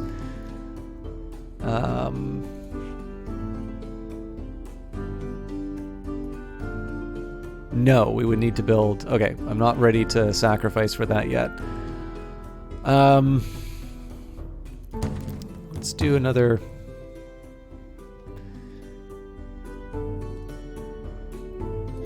Foraging. If I have to. Increasing herds sounds good. But it says hunting bounty. Yeah, this is probably the better one to do. Sure, let's hunt. Later in, our hunters scoured our lands, but were unable to find unknown hunting grounds. They brought back what they could. Because when you tell someone you have a bonus, obviously it's never supposed to give you a good answer. Searching for food to the northwest, Isanor spots what must be a nest high up a tree. Based on its size, the nest builder must be larger than a horse. The foragers agree on two things. There are probably very large eggs up there, and the climb would be dangerous. What does Isanor do? How good are you at what you do? Climb up himself. Although he almost lost his grip, Isanor made it to a nest full of colossal eggs. It was a delicate business lowering them to the ground, but it earned the clan over 2 seasons worth of food. Isanor's foraging party has returned from the northwest. Vashir, I know you're trying to be funny. Take 10. Because there's a certain point where it just becomes like backseating, and I really don't want to deal with that. I know you're not meaning to like actually give instructions, but I'm not in the mood. It's not a ban, but you are on ice. Tensions have reached a boiling point inside of your clan. The people blame the former Yeleni you adopted for two-faced dealings. The Yeleni say that they are being blamed for everything because some refuse to accept their honest efforts to fit in. Good Chadish game burns temper away. Adopting them recapitulated events recorded on our story tent, gaining us magic. Ejecting them will cost us magic. Chadish is popular, but it always ends with injuries to our best warriors. When Yelm died, King Vultures flapped up to perch upon his throne. Elmel quickly put an end to that. It's true that they still cling to a few Yeleni ways, but expulsion typically requires a crime of some sort. Can't play to straight furrow to save their lives. Some people don't like vulture folk showing them up. Yeah, well, I'm pretty sure Urnost likes the Urnost option, but in this case, let's play Chadash. Of course we lose swords. The adoptees and their friends played on one side, the loudest complainers on the other. The teams fought a rousing game resulting in a narrow win for the traditionalists. The result dissipated unruly passions. Only 2 of our swords were injured. Have a good night, Dodge Viper GT. Thank you again for the resubscription.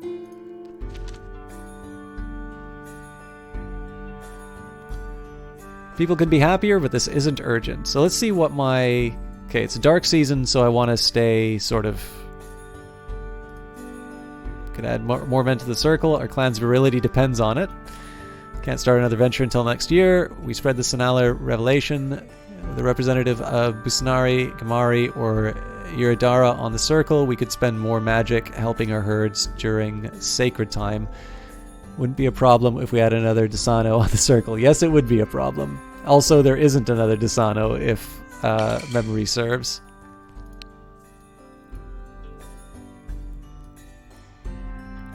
Yeah, that's there. This the only reason why Mr. Torturer is on the council is for that. Okay, so I want to be careful with my goods. It would be nice if I could build. It's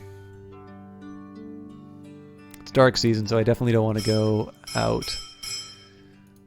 All of this is very expensive. Oh no, Watchtower isn't.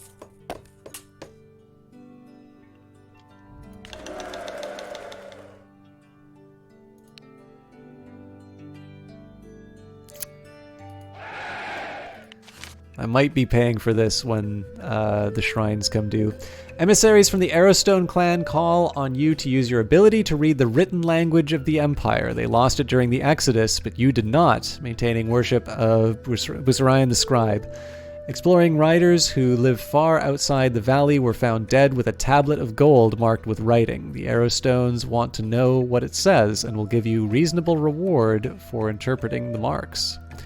So we need cattle desperately, tempting. Blessing rate would be most helpful. Bessarion the scribe sat at Yelm's elbow, writing down his decrees. Yeah, I thought I had a watchtower, but yeah, the problem is that I keep getting caught with, like, the watchtower does nothing and they just burn it down, so it's like losing an extra 10 goods each time. But in this case, I thought I had the watchtower, and clearly I made the mistake. We could use more portable goods, yes, but the herds are more important right now. We should have found that tablet ourselves. We need cattle desperately. Writing, a useless gift, best forgotten. Mock their stupidity. Let's do it for cattle.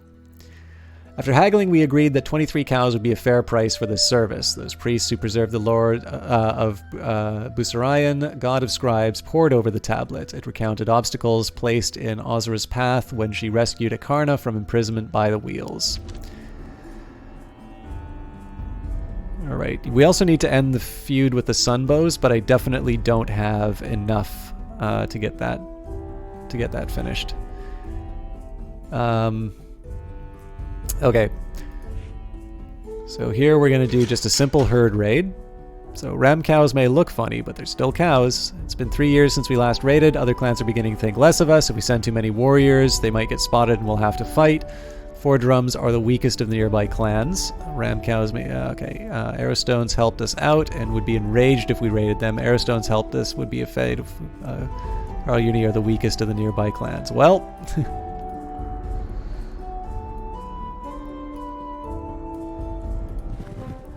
We managed to keep hidden until the last moment and spirit away 32 cows without meeting any trouble. Good news, we still need to boost the numbers. In fact, honestly, at this point, let's keep hammering out the cattle raids.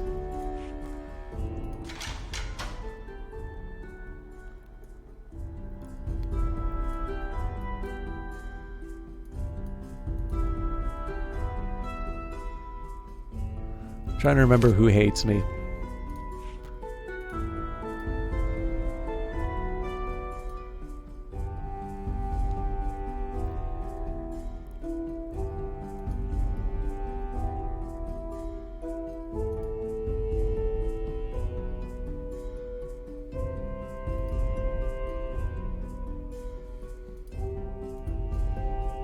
Let's go for the Darshama.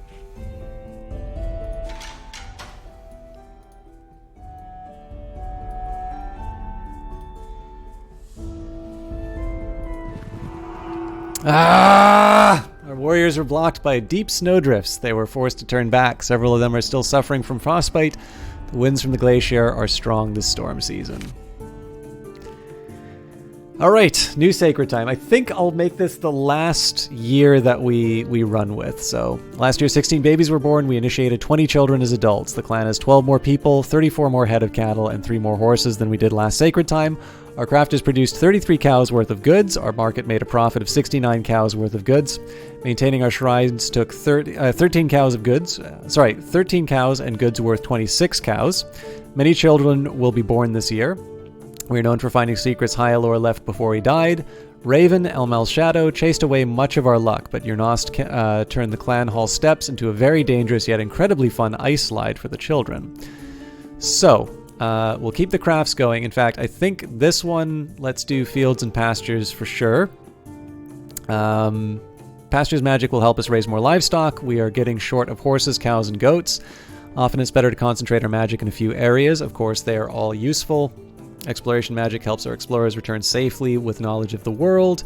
Because all 7 families are represented on the castle circle, we have more clan magic. Ritual magic will make it easier to ask Anila and some other gods to share their mysteries. Our standing with rider clans is reasonable, but they are not impressed by our small herds. Unfortunately, no other clans believe the Sanala revelation and leave some in reserve. This can help boost all sorts of magic during the year. I really do hate leaving some in reserve. The big problem that I have is I think my numbers are kind of weak, so I want to do war, but I don't actually think it will succeed. I'm mildly curious about harmony, so let's just take a quick second and see what's going on with that. Because that improves clan mood. Yep. So we'll put some points into harmony, and I think we'll reserve the 3. Well, you know what? Let's put 2 in war just in case. That'll be reserved. I'm not going to prosecute wars, but I think it would be good to prepare. Last year we didn't pay attention to the omen that said we should explore outside our own lands. Zarlin has wandered on without giving us a blessing. I just heard the most amazing tale about the Fireflower clan, famed for talking their way out of trouble. The Porganosi and the Blackspears banded together to raid them, but the Fireflowers got wind of this and sent delegations to both. Now the Porganosi and the Blackspears are fighting, and the Fireflowers contentedly tend their crops. Okay, so we are reserved. Early season, so we're preparing the fields. So we spread the Sinala. People are quite healthy. Scouring the Valley of Bandits will make all our missions safer. Our other clans are interested to hear what we learned by exploring. They will be impressed and might share what they have found. I suggest a venture. We should send out our most devout speakers to spread the word about Sinala. They still reject it.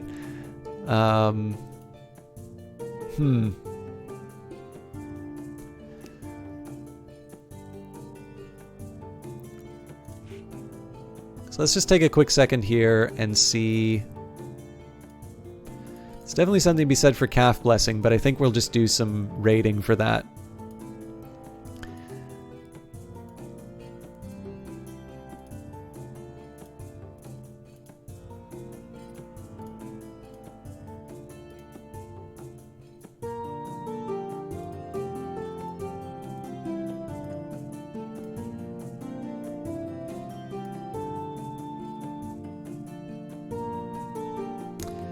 Calf and milk blessing kind of seem to make sense, but I'm in this tricky spot where I don't quite have anything that I want to give up for it yet. So, let's start.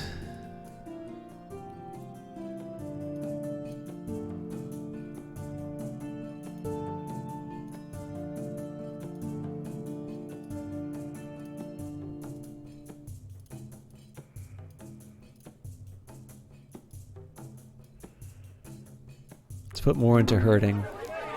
On the 3rd week out, in the pastures, Isanor was attacked by biting bats and was wounded. At least they didn't get our livestock, he said. Thanks to his vigilant leadership, the herders figured we now have 10 more cows that we would have otherwise lost. An advance party from a wandering rootless clan of riders called the Horizon Seekers arrived on your clan border to make a request. Your own clan wandered for a while until you came to the valley. These folks stay on the moves, saying that they have yet to find the perfect spot. They seek permission to run their cattle across your lands, pasturing them briefly. Naturally, they will provide some kind of consideration in exchange. They promise they will graze lightly. I'm thinking more cows because I need them right now, but they will not have a giant herd from which to gift us, but every cow counts. The most valuable gift they can grant us is a blessing. Ask them which enemies they are most adept at fighting. Gold is easily traded. They have much to teach us if we can loosen their tongues. Let them give worship, and let's amuse ourselves at their expense. Let's get the cows. Yeah, 5. They gave us 5 sleek calves. They tarried for a brief while, proving a reticent lot. They said that they might visit us another time, but not for many years. So again, we don't want to send anyone on raiding. Well, it's not entirely true, actually.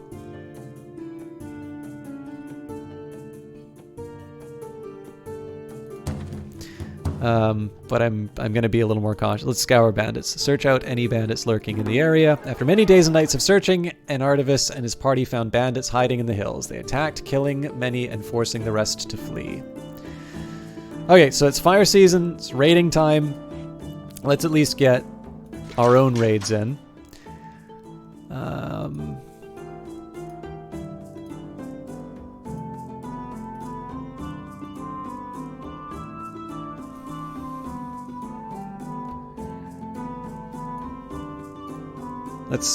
Okay. We'll start with Ernost's recommendation. Raiders could not find a place to cross the Black Eel River. Thousands of eels swarmed, and the horses wouldn't go near them. So it's Continue scouting. Yatakan found a place that he thought was safe. Our raiders did manage to force a crossing, but a school of eels attacked Yatakan, and he nearly bled to death. The Terima scout spotted us, and we were not able to steal any livestock. At least we managed to return home without being attacked.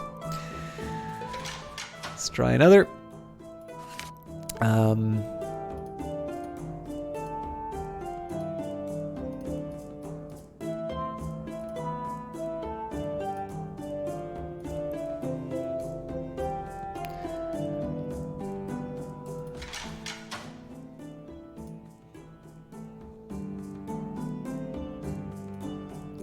God.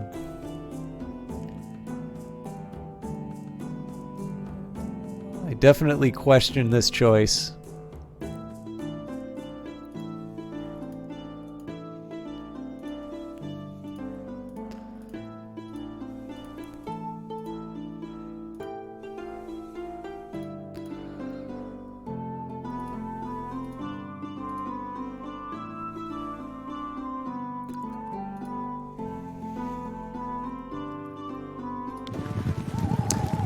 Flamesingers sent 21 warriors. We eluded the Paral-Un patrols, and our 15 swords and 30 bows are facing only 3 charioteers and 55 footmen, and Daro was glad that their force was weaker. Still, winning was never a sure thing, so against plunder. Start with a magic ritual. Strongbow to punch through armor even when skirmishing from a distance.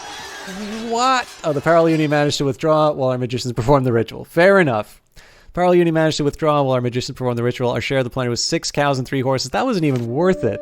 Ulendis, who was found floating down the Black Eel River and adopted by the Akot family, is now a young man. Despite his origins, he seems no different than any other Star Dancer man, though he's susceptible to sunburn. Our herders report that Fireflowers stole 24 cows in a herd raid. They were gone before our patrols could reach them. We can ill afford the loss. Alright, well, we're waiting. Well, here. We're going to do something unexpected here. We're not going to bring any bows. We're going to bring swords. Get them back. We managed to sneak around the Fireflower patrols and bring home 19 cows without ever being noticed. And I think I'm going to do the exact same thing. Again, it's a warrior-only raid. Tarashta patrols detected our herd raid, and our 5 swords are facing 9 charioteers and 12 footmen, and Daro was concerned that we were outnumbered. So let's do survival.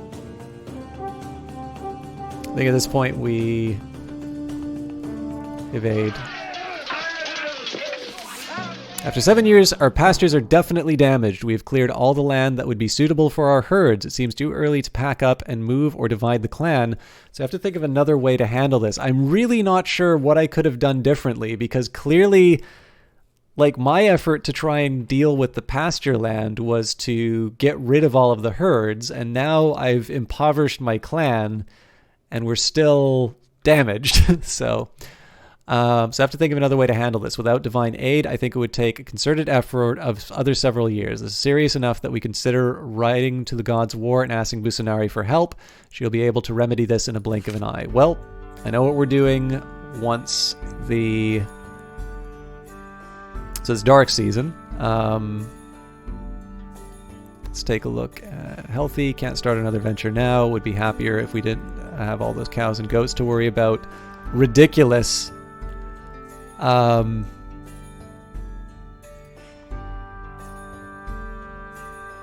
So we will do a ritual. We gotta wait for that next period. Maybe I will do one more year.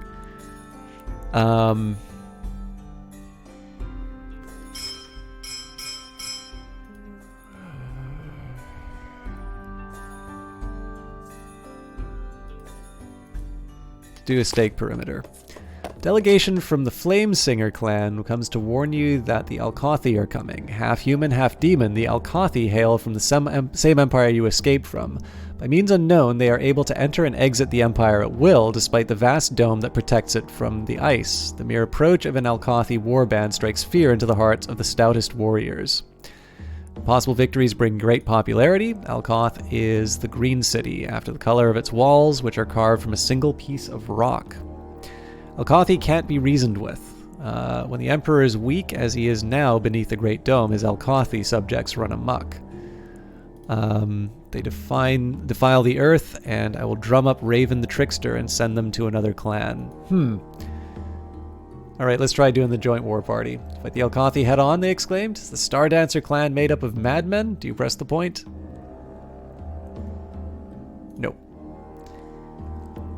We do not try to argue with them. Let's arouse many clans to head them off, then. Yandala has always failed in, like, every diplomatic mission I've sent her on.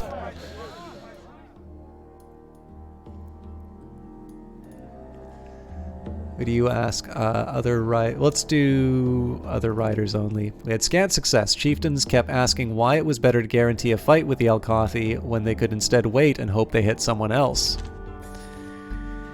Well...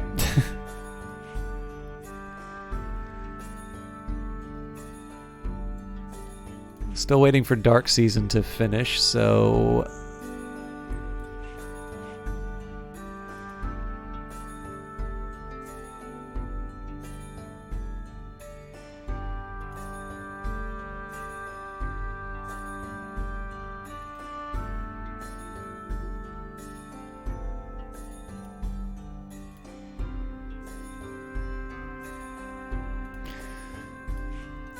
let's follow that advice. Well, no, because if it's trading route and it's...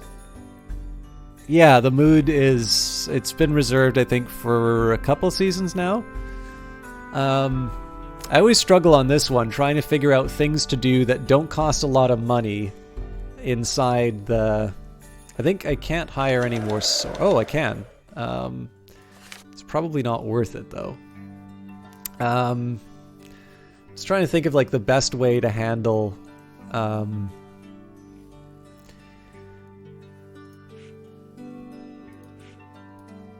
Like, I really don't like being idle, but I'm not entirely sure...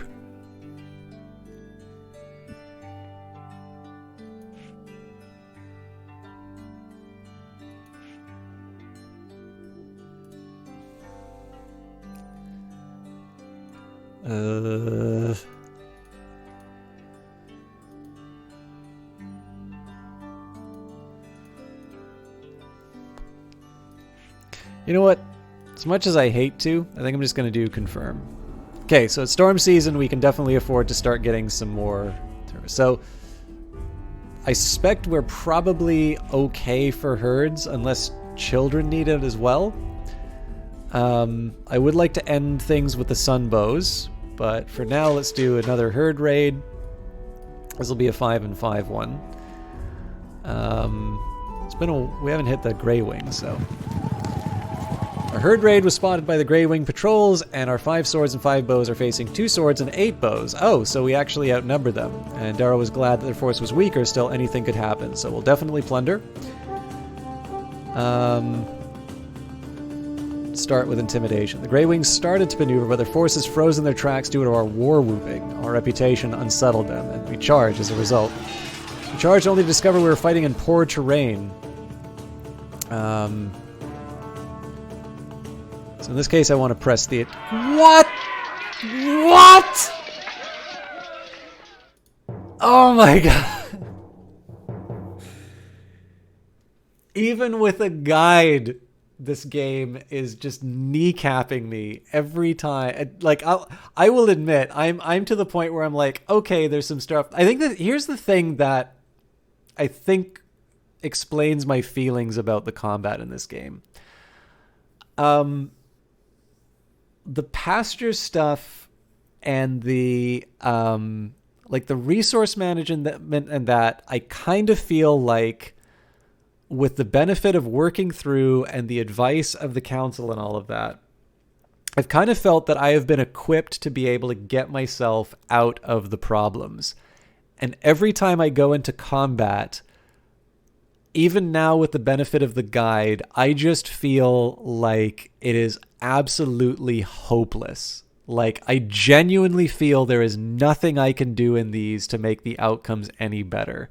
And I kind of know that it's a hard game, and I've actually seen the forums in it that like, it's a really common complaint where it's like combat doesn't make any sense, and it's one of these ones where I really want to try and give the benefit of the doubt on it. And like, I'm obviously still playing, but it's really like, it just drives me nuts every time I can see. So like, I didn't do Fight Cleverly, sort of on the recommendation where the guide is like, well, if you don't know if you're better, then don't do that. It's like, okay, fair enough, you know. But like, in this case, I go from like a mild advantage to just getting absolutely smashed in one turn when I had an advantage of numbers. So I don't know. I'm sure there will be a point where like it makes sense to me and I'm not going to feel that way, but it's actually the one thing that's kind of kept me from being like overwhelmingly like positive about the game. And again, like, combat's a small part, so I'm not kind of like ready to burn the boats on it or something like that, but it's really one of these points where it's at the point kind of when I see the combat stuff coming up and it's not voluntary, I kind of just sigh and really hope that it's not as frustrating as the last time. But yeah, I don't know. It's really the only time where I've sort of been like, you know, this is really the spot where I'm kind of feeling like I've really not been equipped properly to handle the situation. But again, we'll keep going with it because it really is a worthwhile game. So the Alkothi man-demons who have been plundering the valley send emissaries to your clan borderlands. You are not so foolish as to grant them hospitality, but hear them out as they issue their demands. We'll have a village to base ourselves in as we plunder your neighbors. During our stay, we will enjoy full rights of hospitality. In exchange, we will harm you, but minimally. Should you refuse, we will raze your homes and slaughter your herds, leaving them to rot. We will roast your children in front of you and take the backs of their skulls home with us to use as spice plates. Inform us of your choice. So we can corrupt them from within, says Ernost. Endaro, even before the dome, the Emperor sometimes had trouble keeping the Alkothi in line. No one can stand against the demons and warriors of Alkoth. In Darvius, they'll want 50 cows, but will never come out and give us a number. We should have headed them off before they got this far. Well, you know what? This is the thing. I am actually okay with agreeing to this because everyone said, honestly, everyone said is like, well, you know what? We just hope that somebody else, that they attack somebody else. I am fine with those other guys being someone else, so agree. The Alkothi occupied our lands, immediately demanding food. We had no choice but to provide them.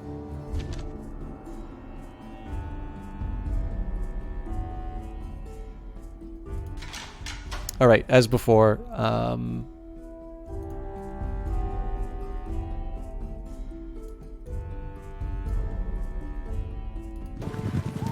yeah, no surprise there. It's basically the exact same fight again.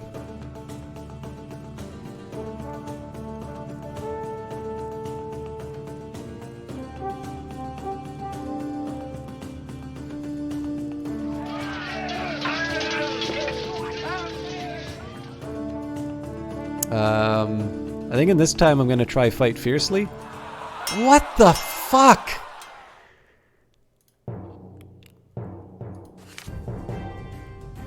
Patrol spotted a herd raid by Parl Uni. They have 2 chariots, another 12 on foot. We met them with 8 swords and 21 bows, and Daro was pleased that we outnumbered them. Still, anything could happen. Thinking this one will go kill as many as possible. I'm going to start with a skirmish to throw at the numbers. Parl Uni tried to circle around us, but our well-aimed arrows took a heavy toll on them.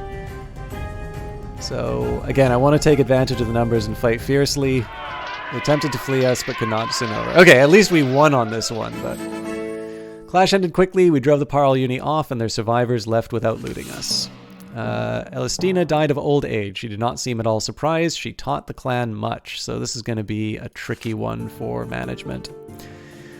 Last year, 26 babies were born. We initiated 23 children as adults. The clan has 6 more people, 14 more head of cattle, and 2 more horses than we did last sacred time. Our crafters produced 33 cows worth of goods. Our market made a profit of 67 cows worth of goods. Maintaining our shrine took 13 cows of goods, and goods worth 26 cows. The seers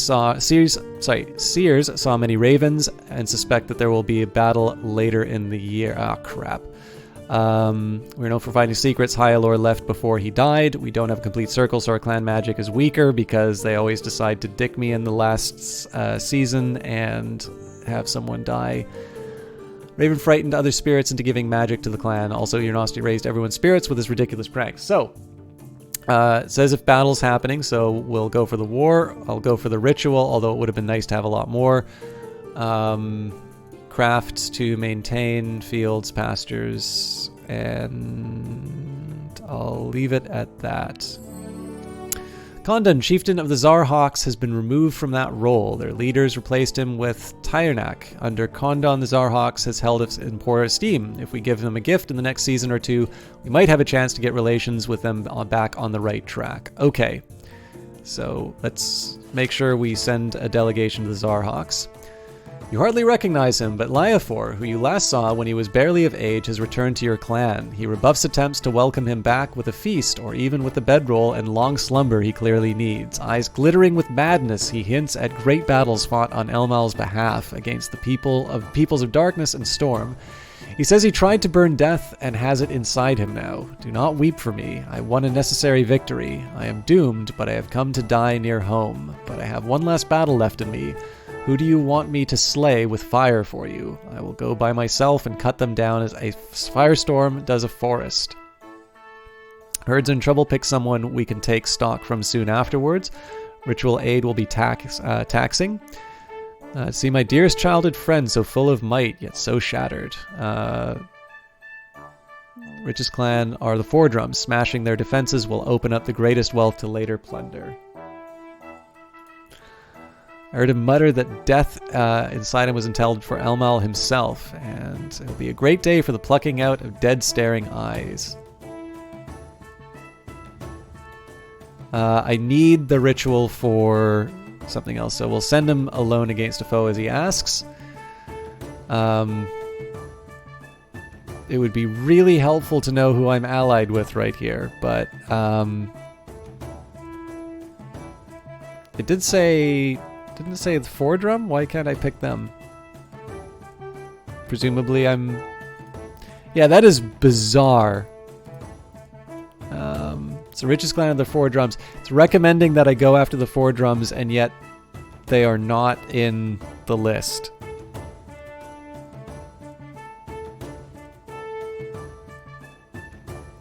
Presumably because maybe they're an ally, but...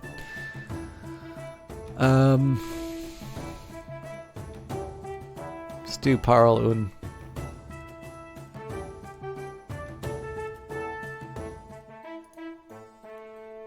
Since we heard of the great carnage wrought before being to cut down himself, half of their elite warriors and many other besides breathed their last that day, dead at the hands of the great Elmali hero.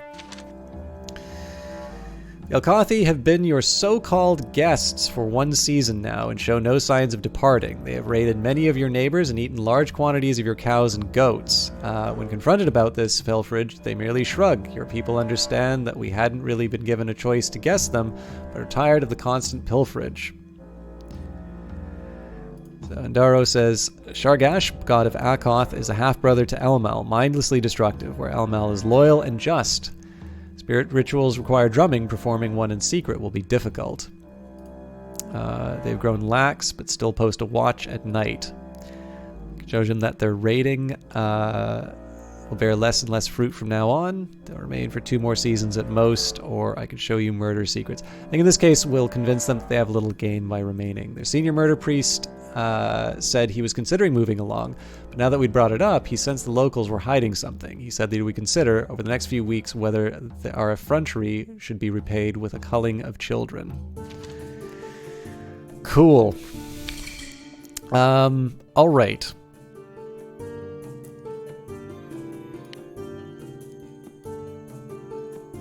So, the Parnt family. I do like the fact that there's high combat, but I need to make sure that I've got...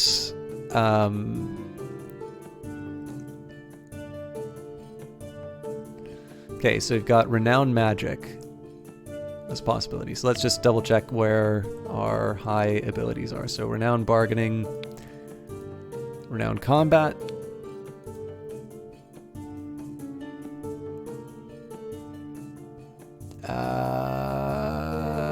Okay, so there, I suppose, is an argument here for Yandala automatically. Okay, food we've got on the council, leadership. Okay, we've got lore already. Okay, yeah, so Yandala actually fits perfectly.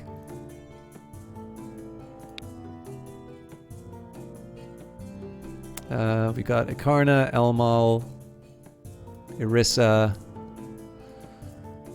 Ialda, Raven. We have more than one shaman. Oh no, we don't, because it was the shaman that died. Okay, I can accept that. One of the women heard an odd sound. It was the sound of the Mostali mill was cranking of its own accord. She couldn't see it grinding anything, but it was soon obvious that the problems with our food production had somehow been dealt with. Okay, sea season, so... got a raid omen, which... You know what? Let's start with the... Let's go to the Zarhawks.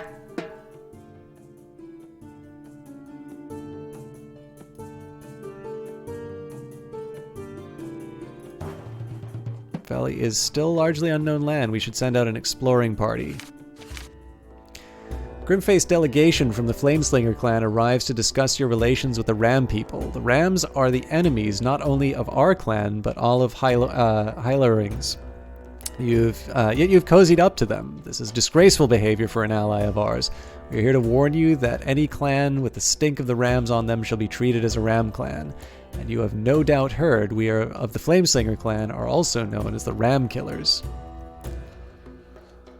So, they do not fear us, and if we defy them, they give us cause to fear them. If we defy them, they may give us... War magic girds us against intimidation. We are stronger. They're stronger than we are, so we must not provoke them. Who's better trade partner, the Rams or the Ram Killers? The evil god Orlanth slew the son. Elmal vowed vengeance. Airy words, airy words.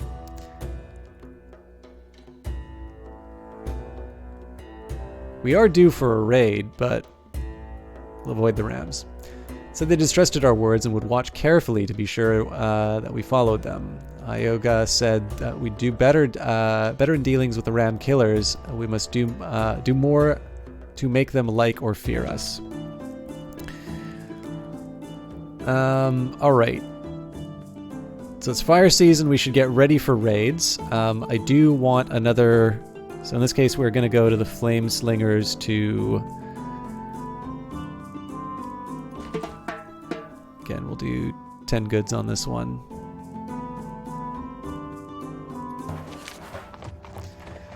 The Alkathi have been your so-called guests for 2 seasons now and show no signs of departing. They have raided many of your neighbors and eaten large quantities of your cows and goats. When confronted about this pilferage, they merely shrug. Your people wonder why the gods sent us these frightening guests.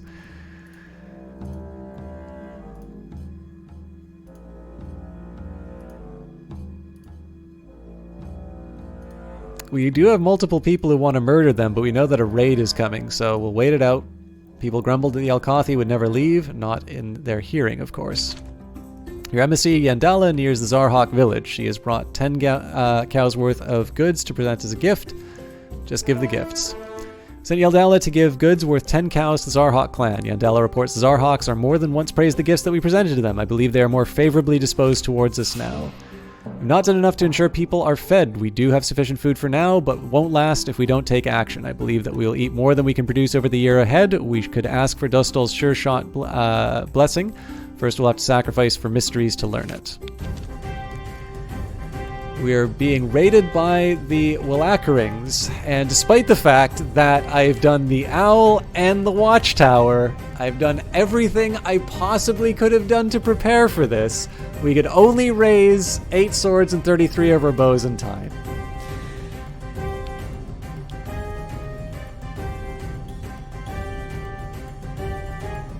Arrows took a toll on the Wallackerings as they performed some sort of ritual. The wind picked up and our archers cursed it. Ah, that's right.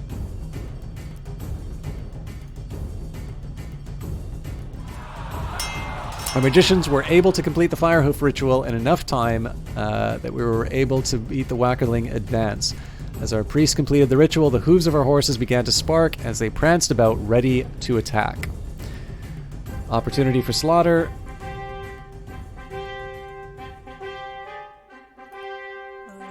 They turned out to be tougher than Avidar expected, although he struck many of them down. It was a distraction from the main combat. In this case, we will conserve strength. Yeah, no surprises there. We're still getting our asses kicked. Several warriors suddenly flew into our ranks, catching us by surprise. They gained the upper hand. Yadakan said that he still thought our combat skill was higher than theirs. Well, this would be where I say fight cleverly, and I think we're going to lose, even though, like, I know, so here's the thing where I think the fight cleverly doesn't work out is that our numbers are not as good. But the guide does say that, I think the thing is the guide says that this is the thing you do when you have better ability, and it's never ever worked when you have better ability. I'm trying at the very least to just, like, go for the benefit of the doubt because it was recommended that I do this. And definitely conserve strength just kind of weakens me throughout, so let's see. I fully expect we're going to lose this battle outright as soon as I do it, though. Well, okay, well, I'm not allowed to complain about that anymore. Alira sees that the Rams have left their battle standard exposed. This pole with magical regalia attached to it grants them the blessing of their warrior woman god. It empowers the spears of their female fighters. You can't use its magic, but it holds value as a gift or a trade item to other Rams. What does Alira do? Fight the few petty warriors that guard it, ride quickly past and snatch it away from that. No, we're fighting them out. Illyria sent them all to whatever hell Rams go to, then seize the standard. What does Illyria do with it? Destroy it, keep it later for trading or gifting, offer it back to them if they give up and pay a ransom for it, or offer it back to them if they give it up.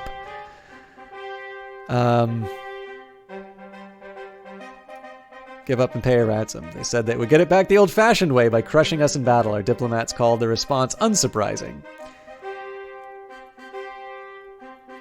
Alright, in this case we'll do conserve strength. Yeah, we lost. Several warriors suddenly flew into the ranks, catching us by surprise. Their choice of tactics helped put an end. So I wonder if the clever inspires those events. At the very least, we didn't lose warriors, but we can't afford to be losing goods either, so...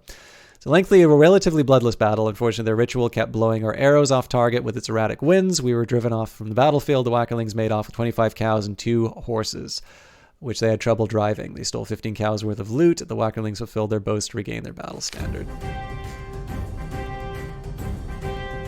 Oh, this is exhausting.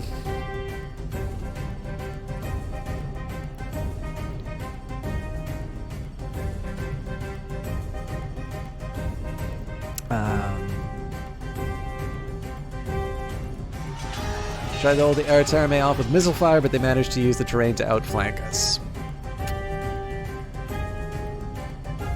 I have no idea if the commander's better, but whatever, fight cleverly.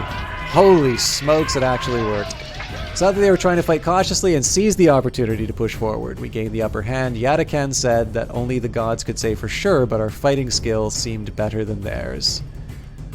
So let's try take risks to win. Oh, no. They were ready for our attack, fighting cautiously. So we're starting to learn. Back to clever? Yeah, now we're starting to lose. Our Terima chariots darted in to rescue a fallen fighter. As others waited in readiness, they ended up with a better position. So here we will fight cautiously because it's evenly matched. We tried to press the attack, but just as soon, but we held just as strongly. It was soon over.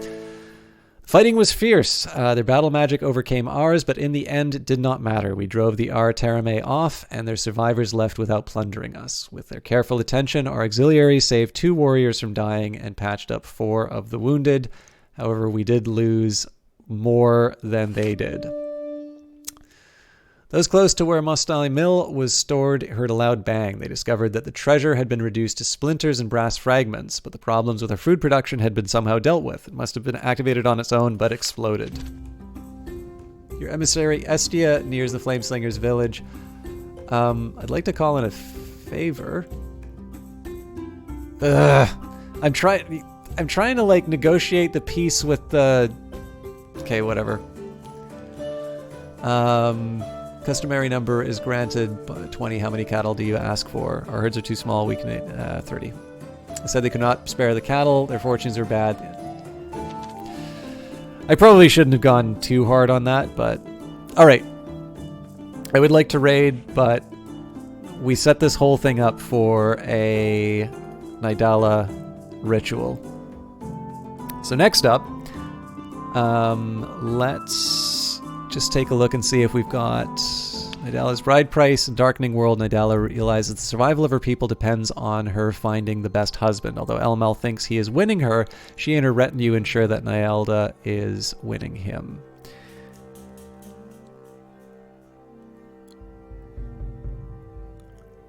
Alright, so we're really jumping into the dark on this one, but...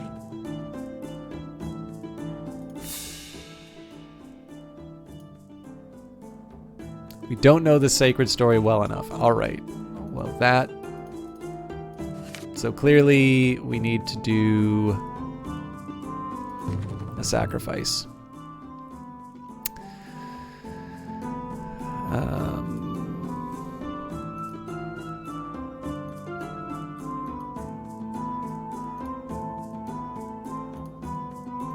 We'll try for the 7, but Nyelda revealed the workings of her hospitality blessing. Not what I wanted. A delegation arrives from Arrowstone clan to ask you to make good on one of the favors you owed. On behalf of their chieftain, Lankarn, they say, we ask you for 20 cows, and in other words, the customary amount. You know what, let's just do it. They thanked us and departed.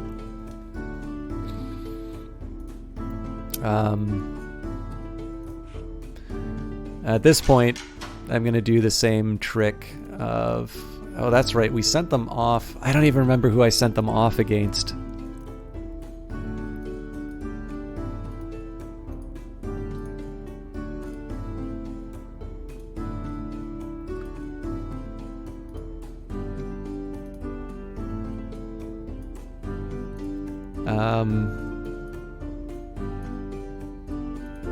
So I was going to properly raid Parl Un later.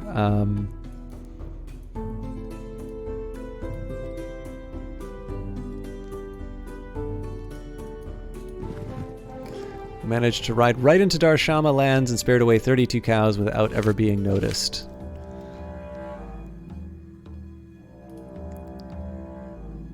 Again, we'll wait it out. Our approach to the Zarhawks bore good fruit. Their attitude toward us is much improved.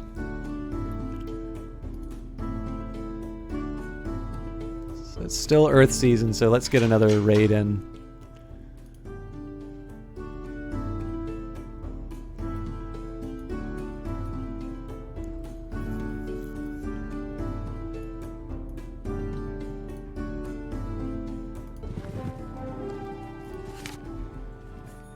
At the very least, the morale hopefully is going up.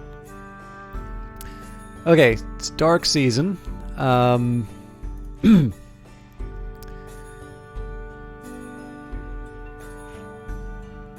says wealth stress. I'm a little concerned. I don't know what that means.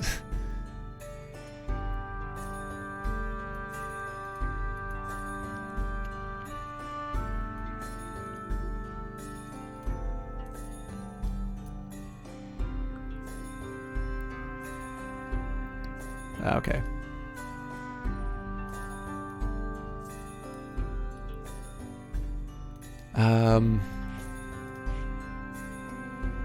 I really got to be careful about how this is all working out, but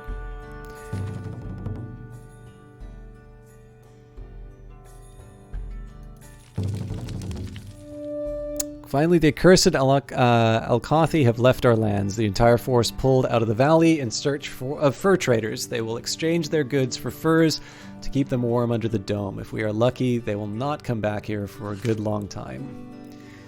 Okay, so it's still dark season, so we'll do, against my better judgment, we'll still go for the mysteries because I actually want to do the... I want to do the ritual.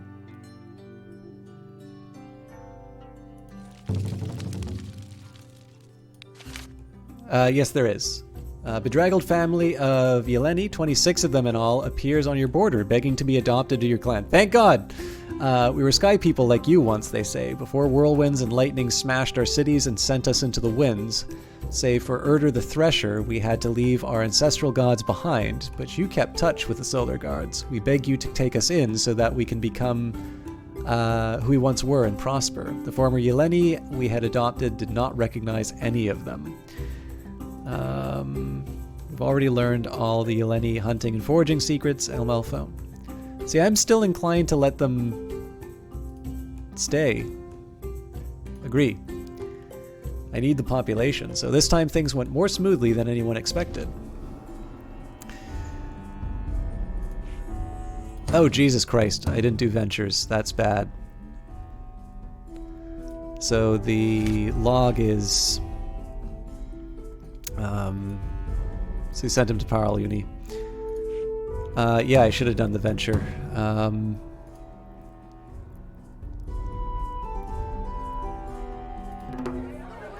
Yadakan led mounted drills every week and eventually pronounced himself happy with the progress of our fighters. He was confident that they would be more effective in our next battle, which is coming next. Delegation from the Flameslinger clan arrives to offer you aid. We have heard that you are in need, they say. We hold you to great esteem and do not wish to see you suffer. They wonder what they might grant you to get you through the present difficulties. What do you ask for? Nothing. Okay, everything. Cows, horses. I'm more inclined for the cows, personally. Thank them.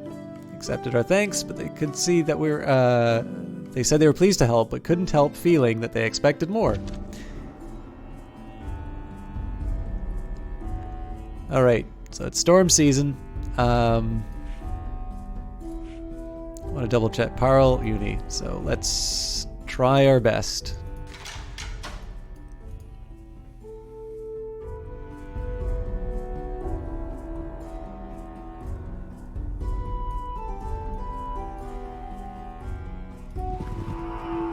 Fuck off. Bitterly cold winds caught our warriors. They couldn't proceed, so had to return home. Blah, blah, blah, blah, blah.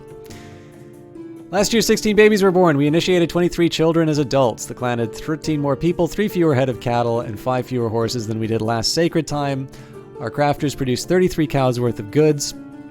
Our market made a profit of 63 cows worth of goods. Maintaining our shrines took 13 cows and goods worth 26.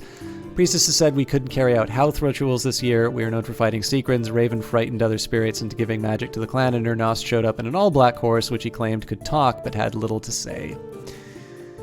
Okay, so we still need to keep the crafts going. Fields, pastures, ritual. We can actually afford to spend on just about everything. Let's do harmony for the sake of it, and let's try diplomacy, although I may not wind up using it. A few keen-eared herders have heard creaking sounds, or some say moaning from the sky. It is not thunder, they say. I have not heard it myself. Once again, the Zarhawk clan outshines all other raiders with their large, healthy herds. We should either ally with them or raid them and thin those herds of theirs. Well, we did just make up with them, so...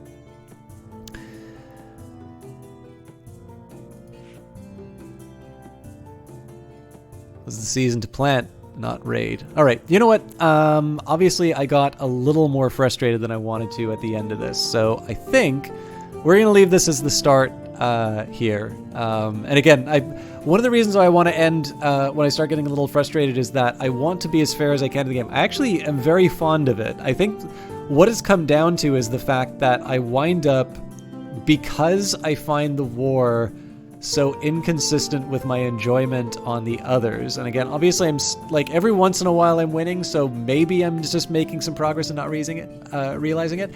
It's actually just the one thing that is short of pure enjoyment for this game, and that's one of the reasons why I get a little self-conscious about it. But I think next time I play this, and hopefully it's sooner than the last time, because I know it was a really long interval while I tried to read the manual and whatnot.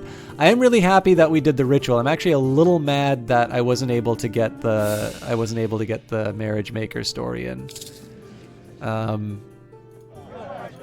But we can work on that next time. But this was 6 Ages, so I should really try and say all of the names, but instead we will carry on here.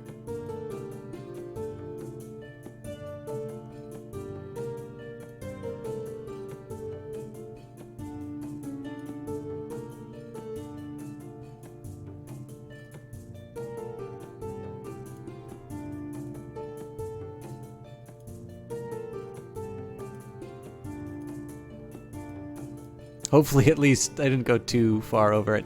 If you want to check out this game without going to...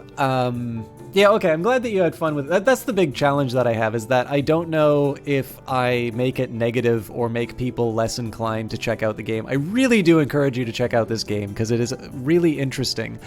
If you're on the fence and you're not quite sure if it's for you, there's a couple of things that you can do to make yourself a little bit more knowledgeable. So you can go to 6ages.com for this game specifically. And this is for more information on Glorantha, go to glorantha.com. And some of the artists who worked on this game are also people who've worked on these source books. I will let you know, so this game is still a work in progress, so Lights Going Out is apparently currently in production. It says The World Reborn is presumably going even further. I might try picking up this Night Shield one. I might do a private game myself, just so that I can, because I kind of feel like I need to iron out some of the gaps. And while I normally like to try and put the whole experience on Twitch, I definitely feel like my bits of saltiness would definitely be, I think like those will probably be a little bit more tamed by me taking the time to sort of learn the game a little bit better. So I read through the manual on my own. That wasn't quite enough to close the gap. Well, and the guide wasn't quite enough to close the gap. But maybe I just need to sit down and spend some quality time with this on my own. I kind of think that I've done enough broadcasting of it that I can kind of justify to myself that I can enjoy this as a game now too. And with that in mind, please do keep it in mind. So there are a few things that you can do about this. If you think this game is for you, and again, do you like narrative stuff? Do you like the art style? Do you really like digging into lore and whatnot? All of these are great reasons to pick up 6 Ages, and I encourage you to do so. The other game, of course, is King of Dragon Pass. It is an older game, but that may not necessarily be a negative against you. Buying the game obviously supports the developer. If you're on the fence and you're not 100% sure about whether or not this is for you, obviously check out other streams for it. Check out YouTube channels. Check out whatever you can. Do check out that webpage, 6ages.com. Wishlisted on Steam. Obviously, that is one of the best ways you can remind yourself about events happening to the game, either updates or it going on sale. You can also follow it 6 Ages on Twitter. And I also encourage you to follow KitFox Games on Twitter, who publishes this, because they've got a bunch of other really interesting games coming out. Mondo Museum, Lucifer Within Us, Boyfriend Dungeon, and it's coming out on multiple platforms. I should also let you know that this game is available for iPad as well. I don't know if it's available for iPhone, so double check. The App Store should let you know what the compatibility and whatnot is. But overall, I am very fond of this. Despite my frustration with the combat, there's a reason why I've been playing this game, and even though there are gaps in between it, it is a really interesting one. It's one that I kind of want to get to know better, especially because I just want to see where this is all going. I really enjoyed the journey to the Gods War, and I'd kind of like to see a little bit more about it. So I'll definitely be playing it again. I need to work out exactly my schedule. One of the things you guys might have noticed in terms of the overall style for things is I'm trying to spend a little bit more time with individual games. So if I can find a way of like working out a nice big block of 6 Ages, I might try that. But I'll be honest with you, I'm really struggling to make it work with BattleTech, let alone 6 Ages and whatnot. But we'll see how it goes. Again, thank you everybody for watching. Thank you for KitFox for the key to it. Thank you to A-Sharp for the games, and particularly the developers on A-Sharp. who do watch some of the stuff. I know it is never fun. I really don't like ever expressing something negative about a game, because I always kind of feel like it's just my idiocy that keeps me from it. I think it's actually everything that I've seen in any of the interactions of the developers with their community, even when the community is being really unreasonable, they are very even-tempered and they take it in stride. It is a really wonderful game that they've made, so it's always why I feel a little bad whenever I express negative stuff, because it's I do not want that to imply at all that I'm doing this under some kind of obligation or whatnot. I think it's a really good game, and I just I wish the combat made a little more sense to me, but that's why I'll play it on my own. Anyways, I hope you all enjoy it. Buy it, wishlist it, follow the people who made it. They're going to continue to make interesting things, and I'm going to try and find somebody to host tonight. I'm just trying to see if we've got another 6 Ages, or if there's somebody I know who might be streaming. I think the other thing I need to do is I need to make sure that I actually get a proper end time, because I'm actually 2 hours over my normal time, and so I have a feeling that I'm probably getting a little more probably get a little more frustrated than I need to, just because I'm tired. All right, there's not too many people online right now. I'm a bit surprised by that. Let me just take a quick look and see.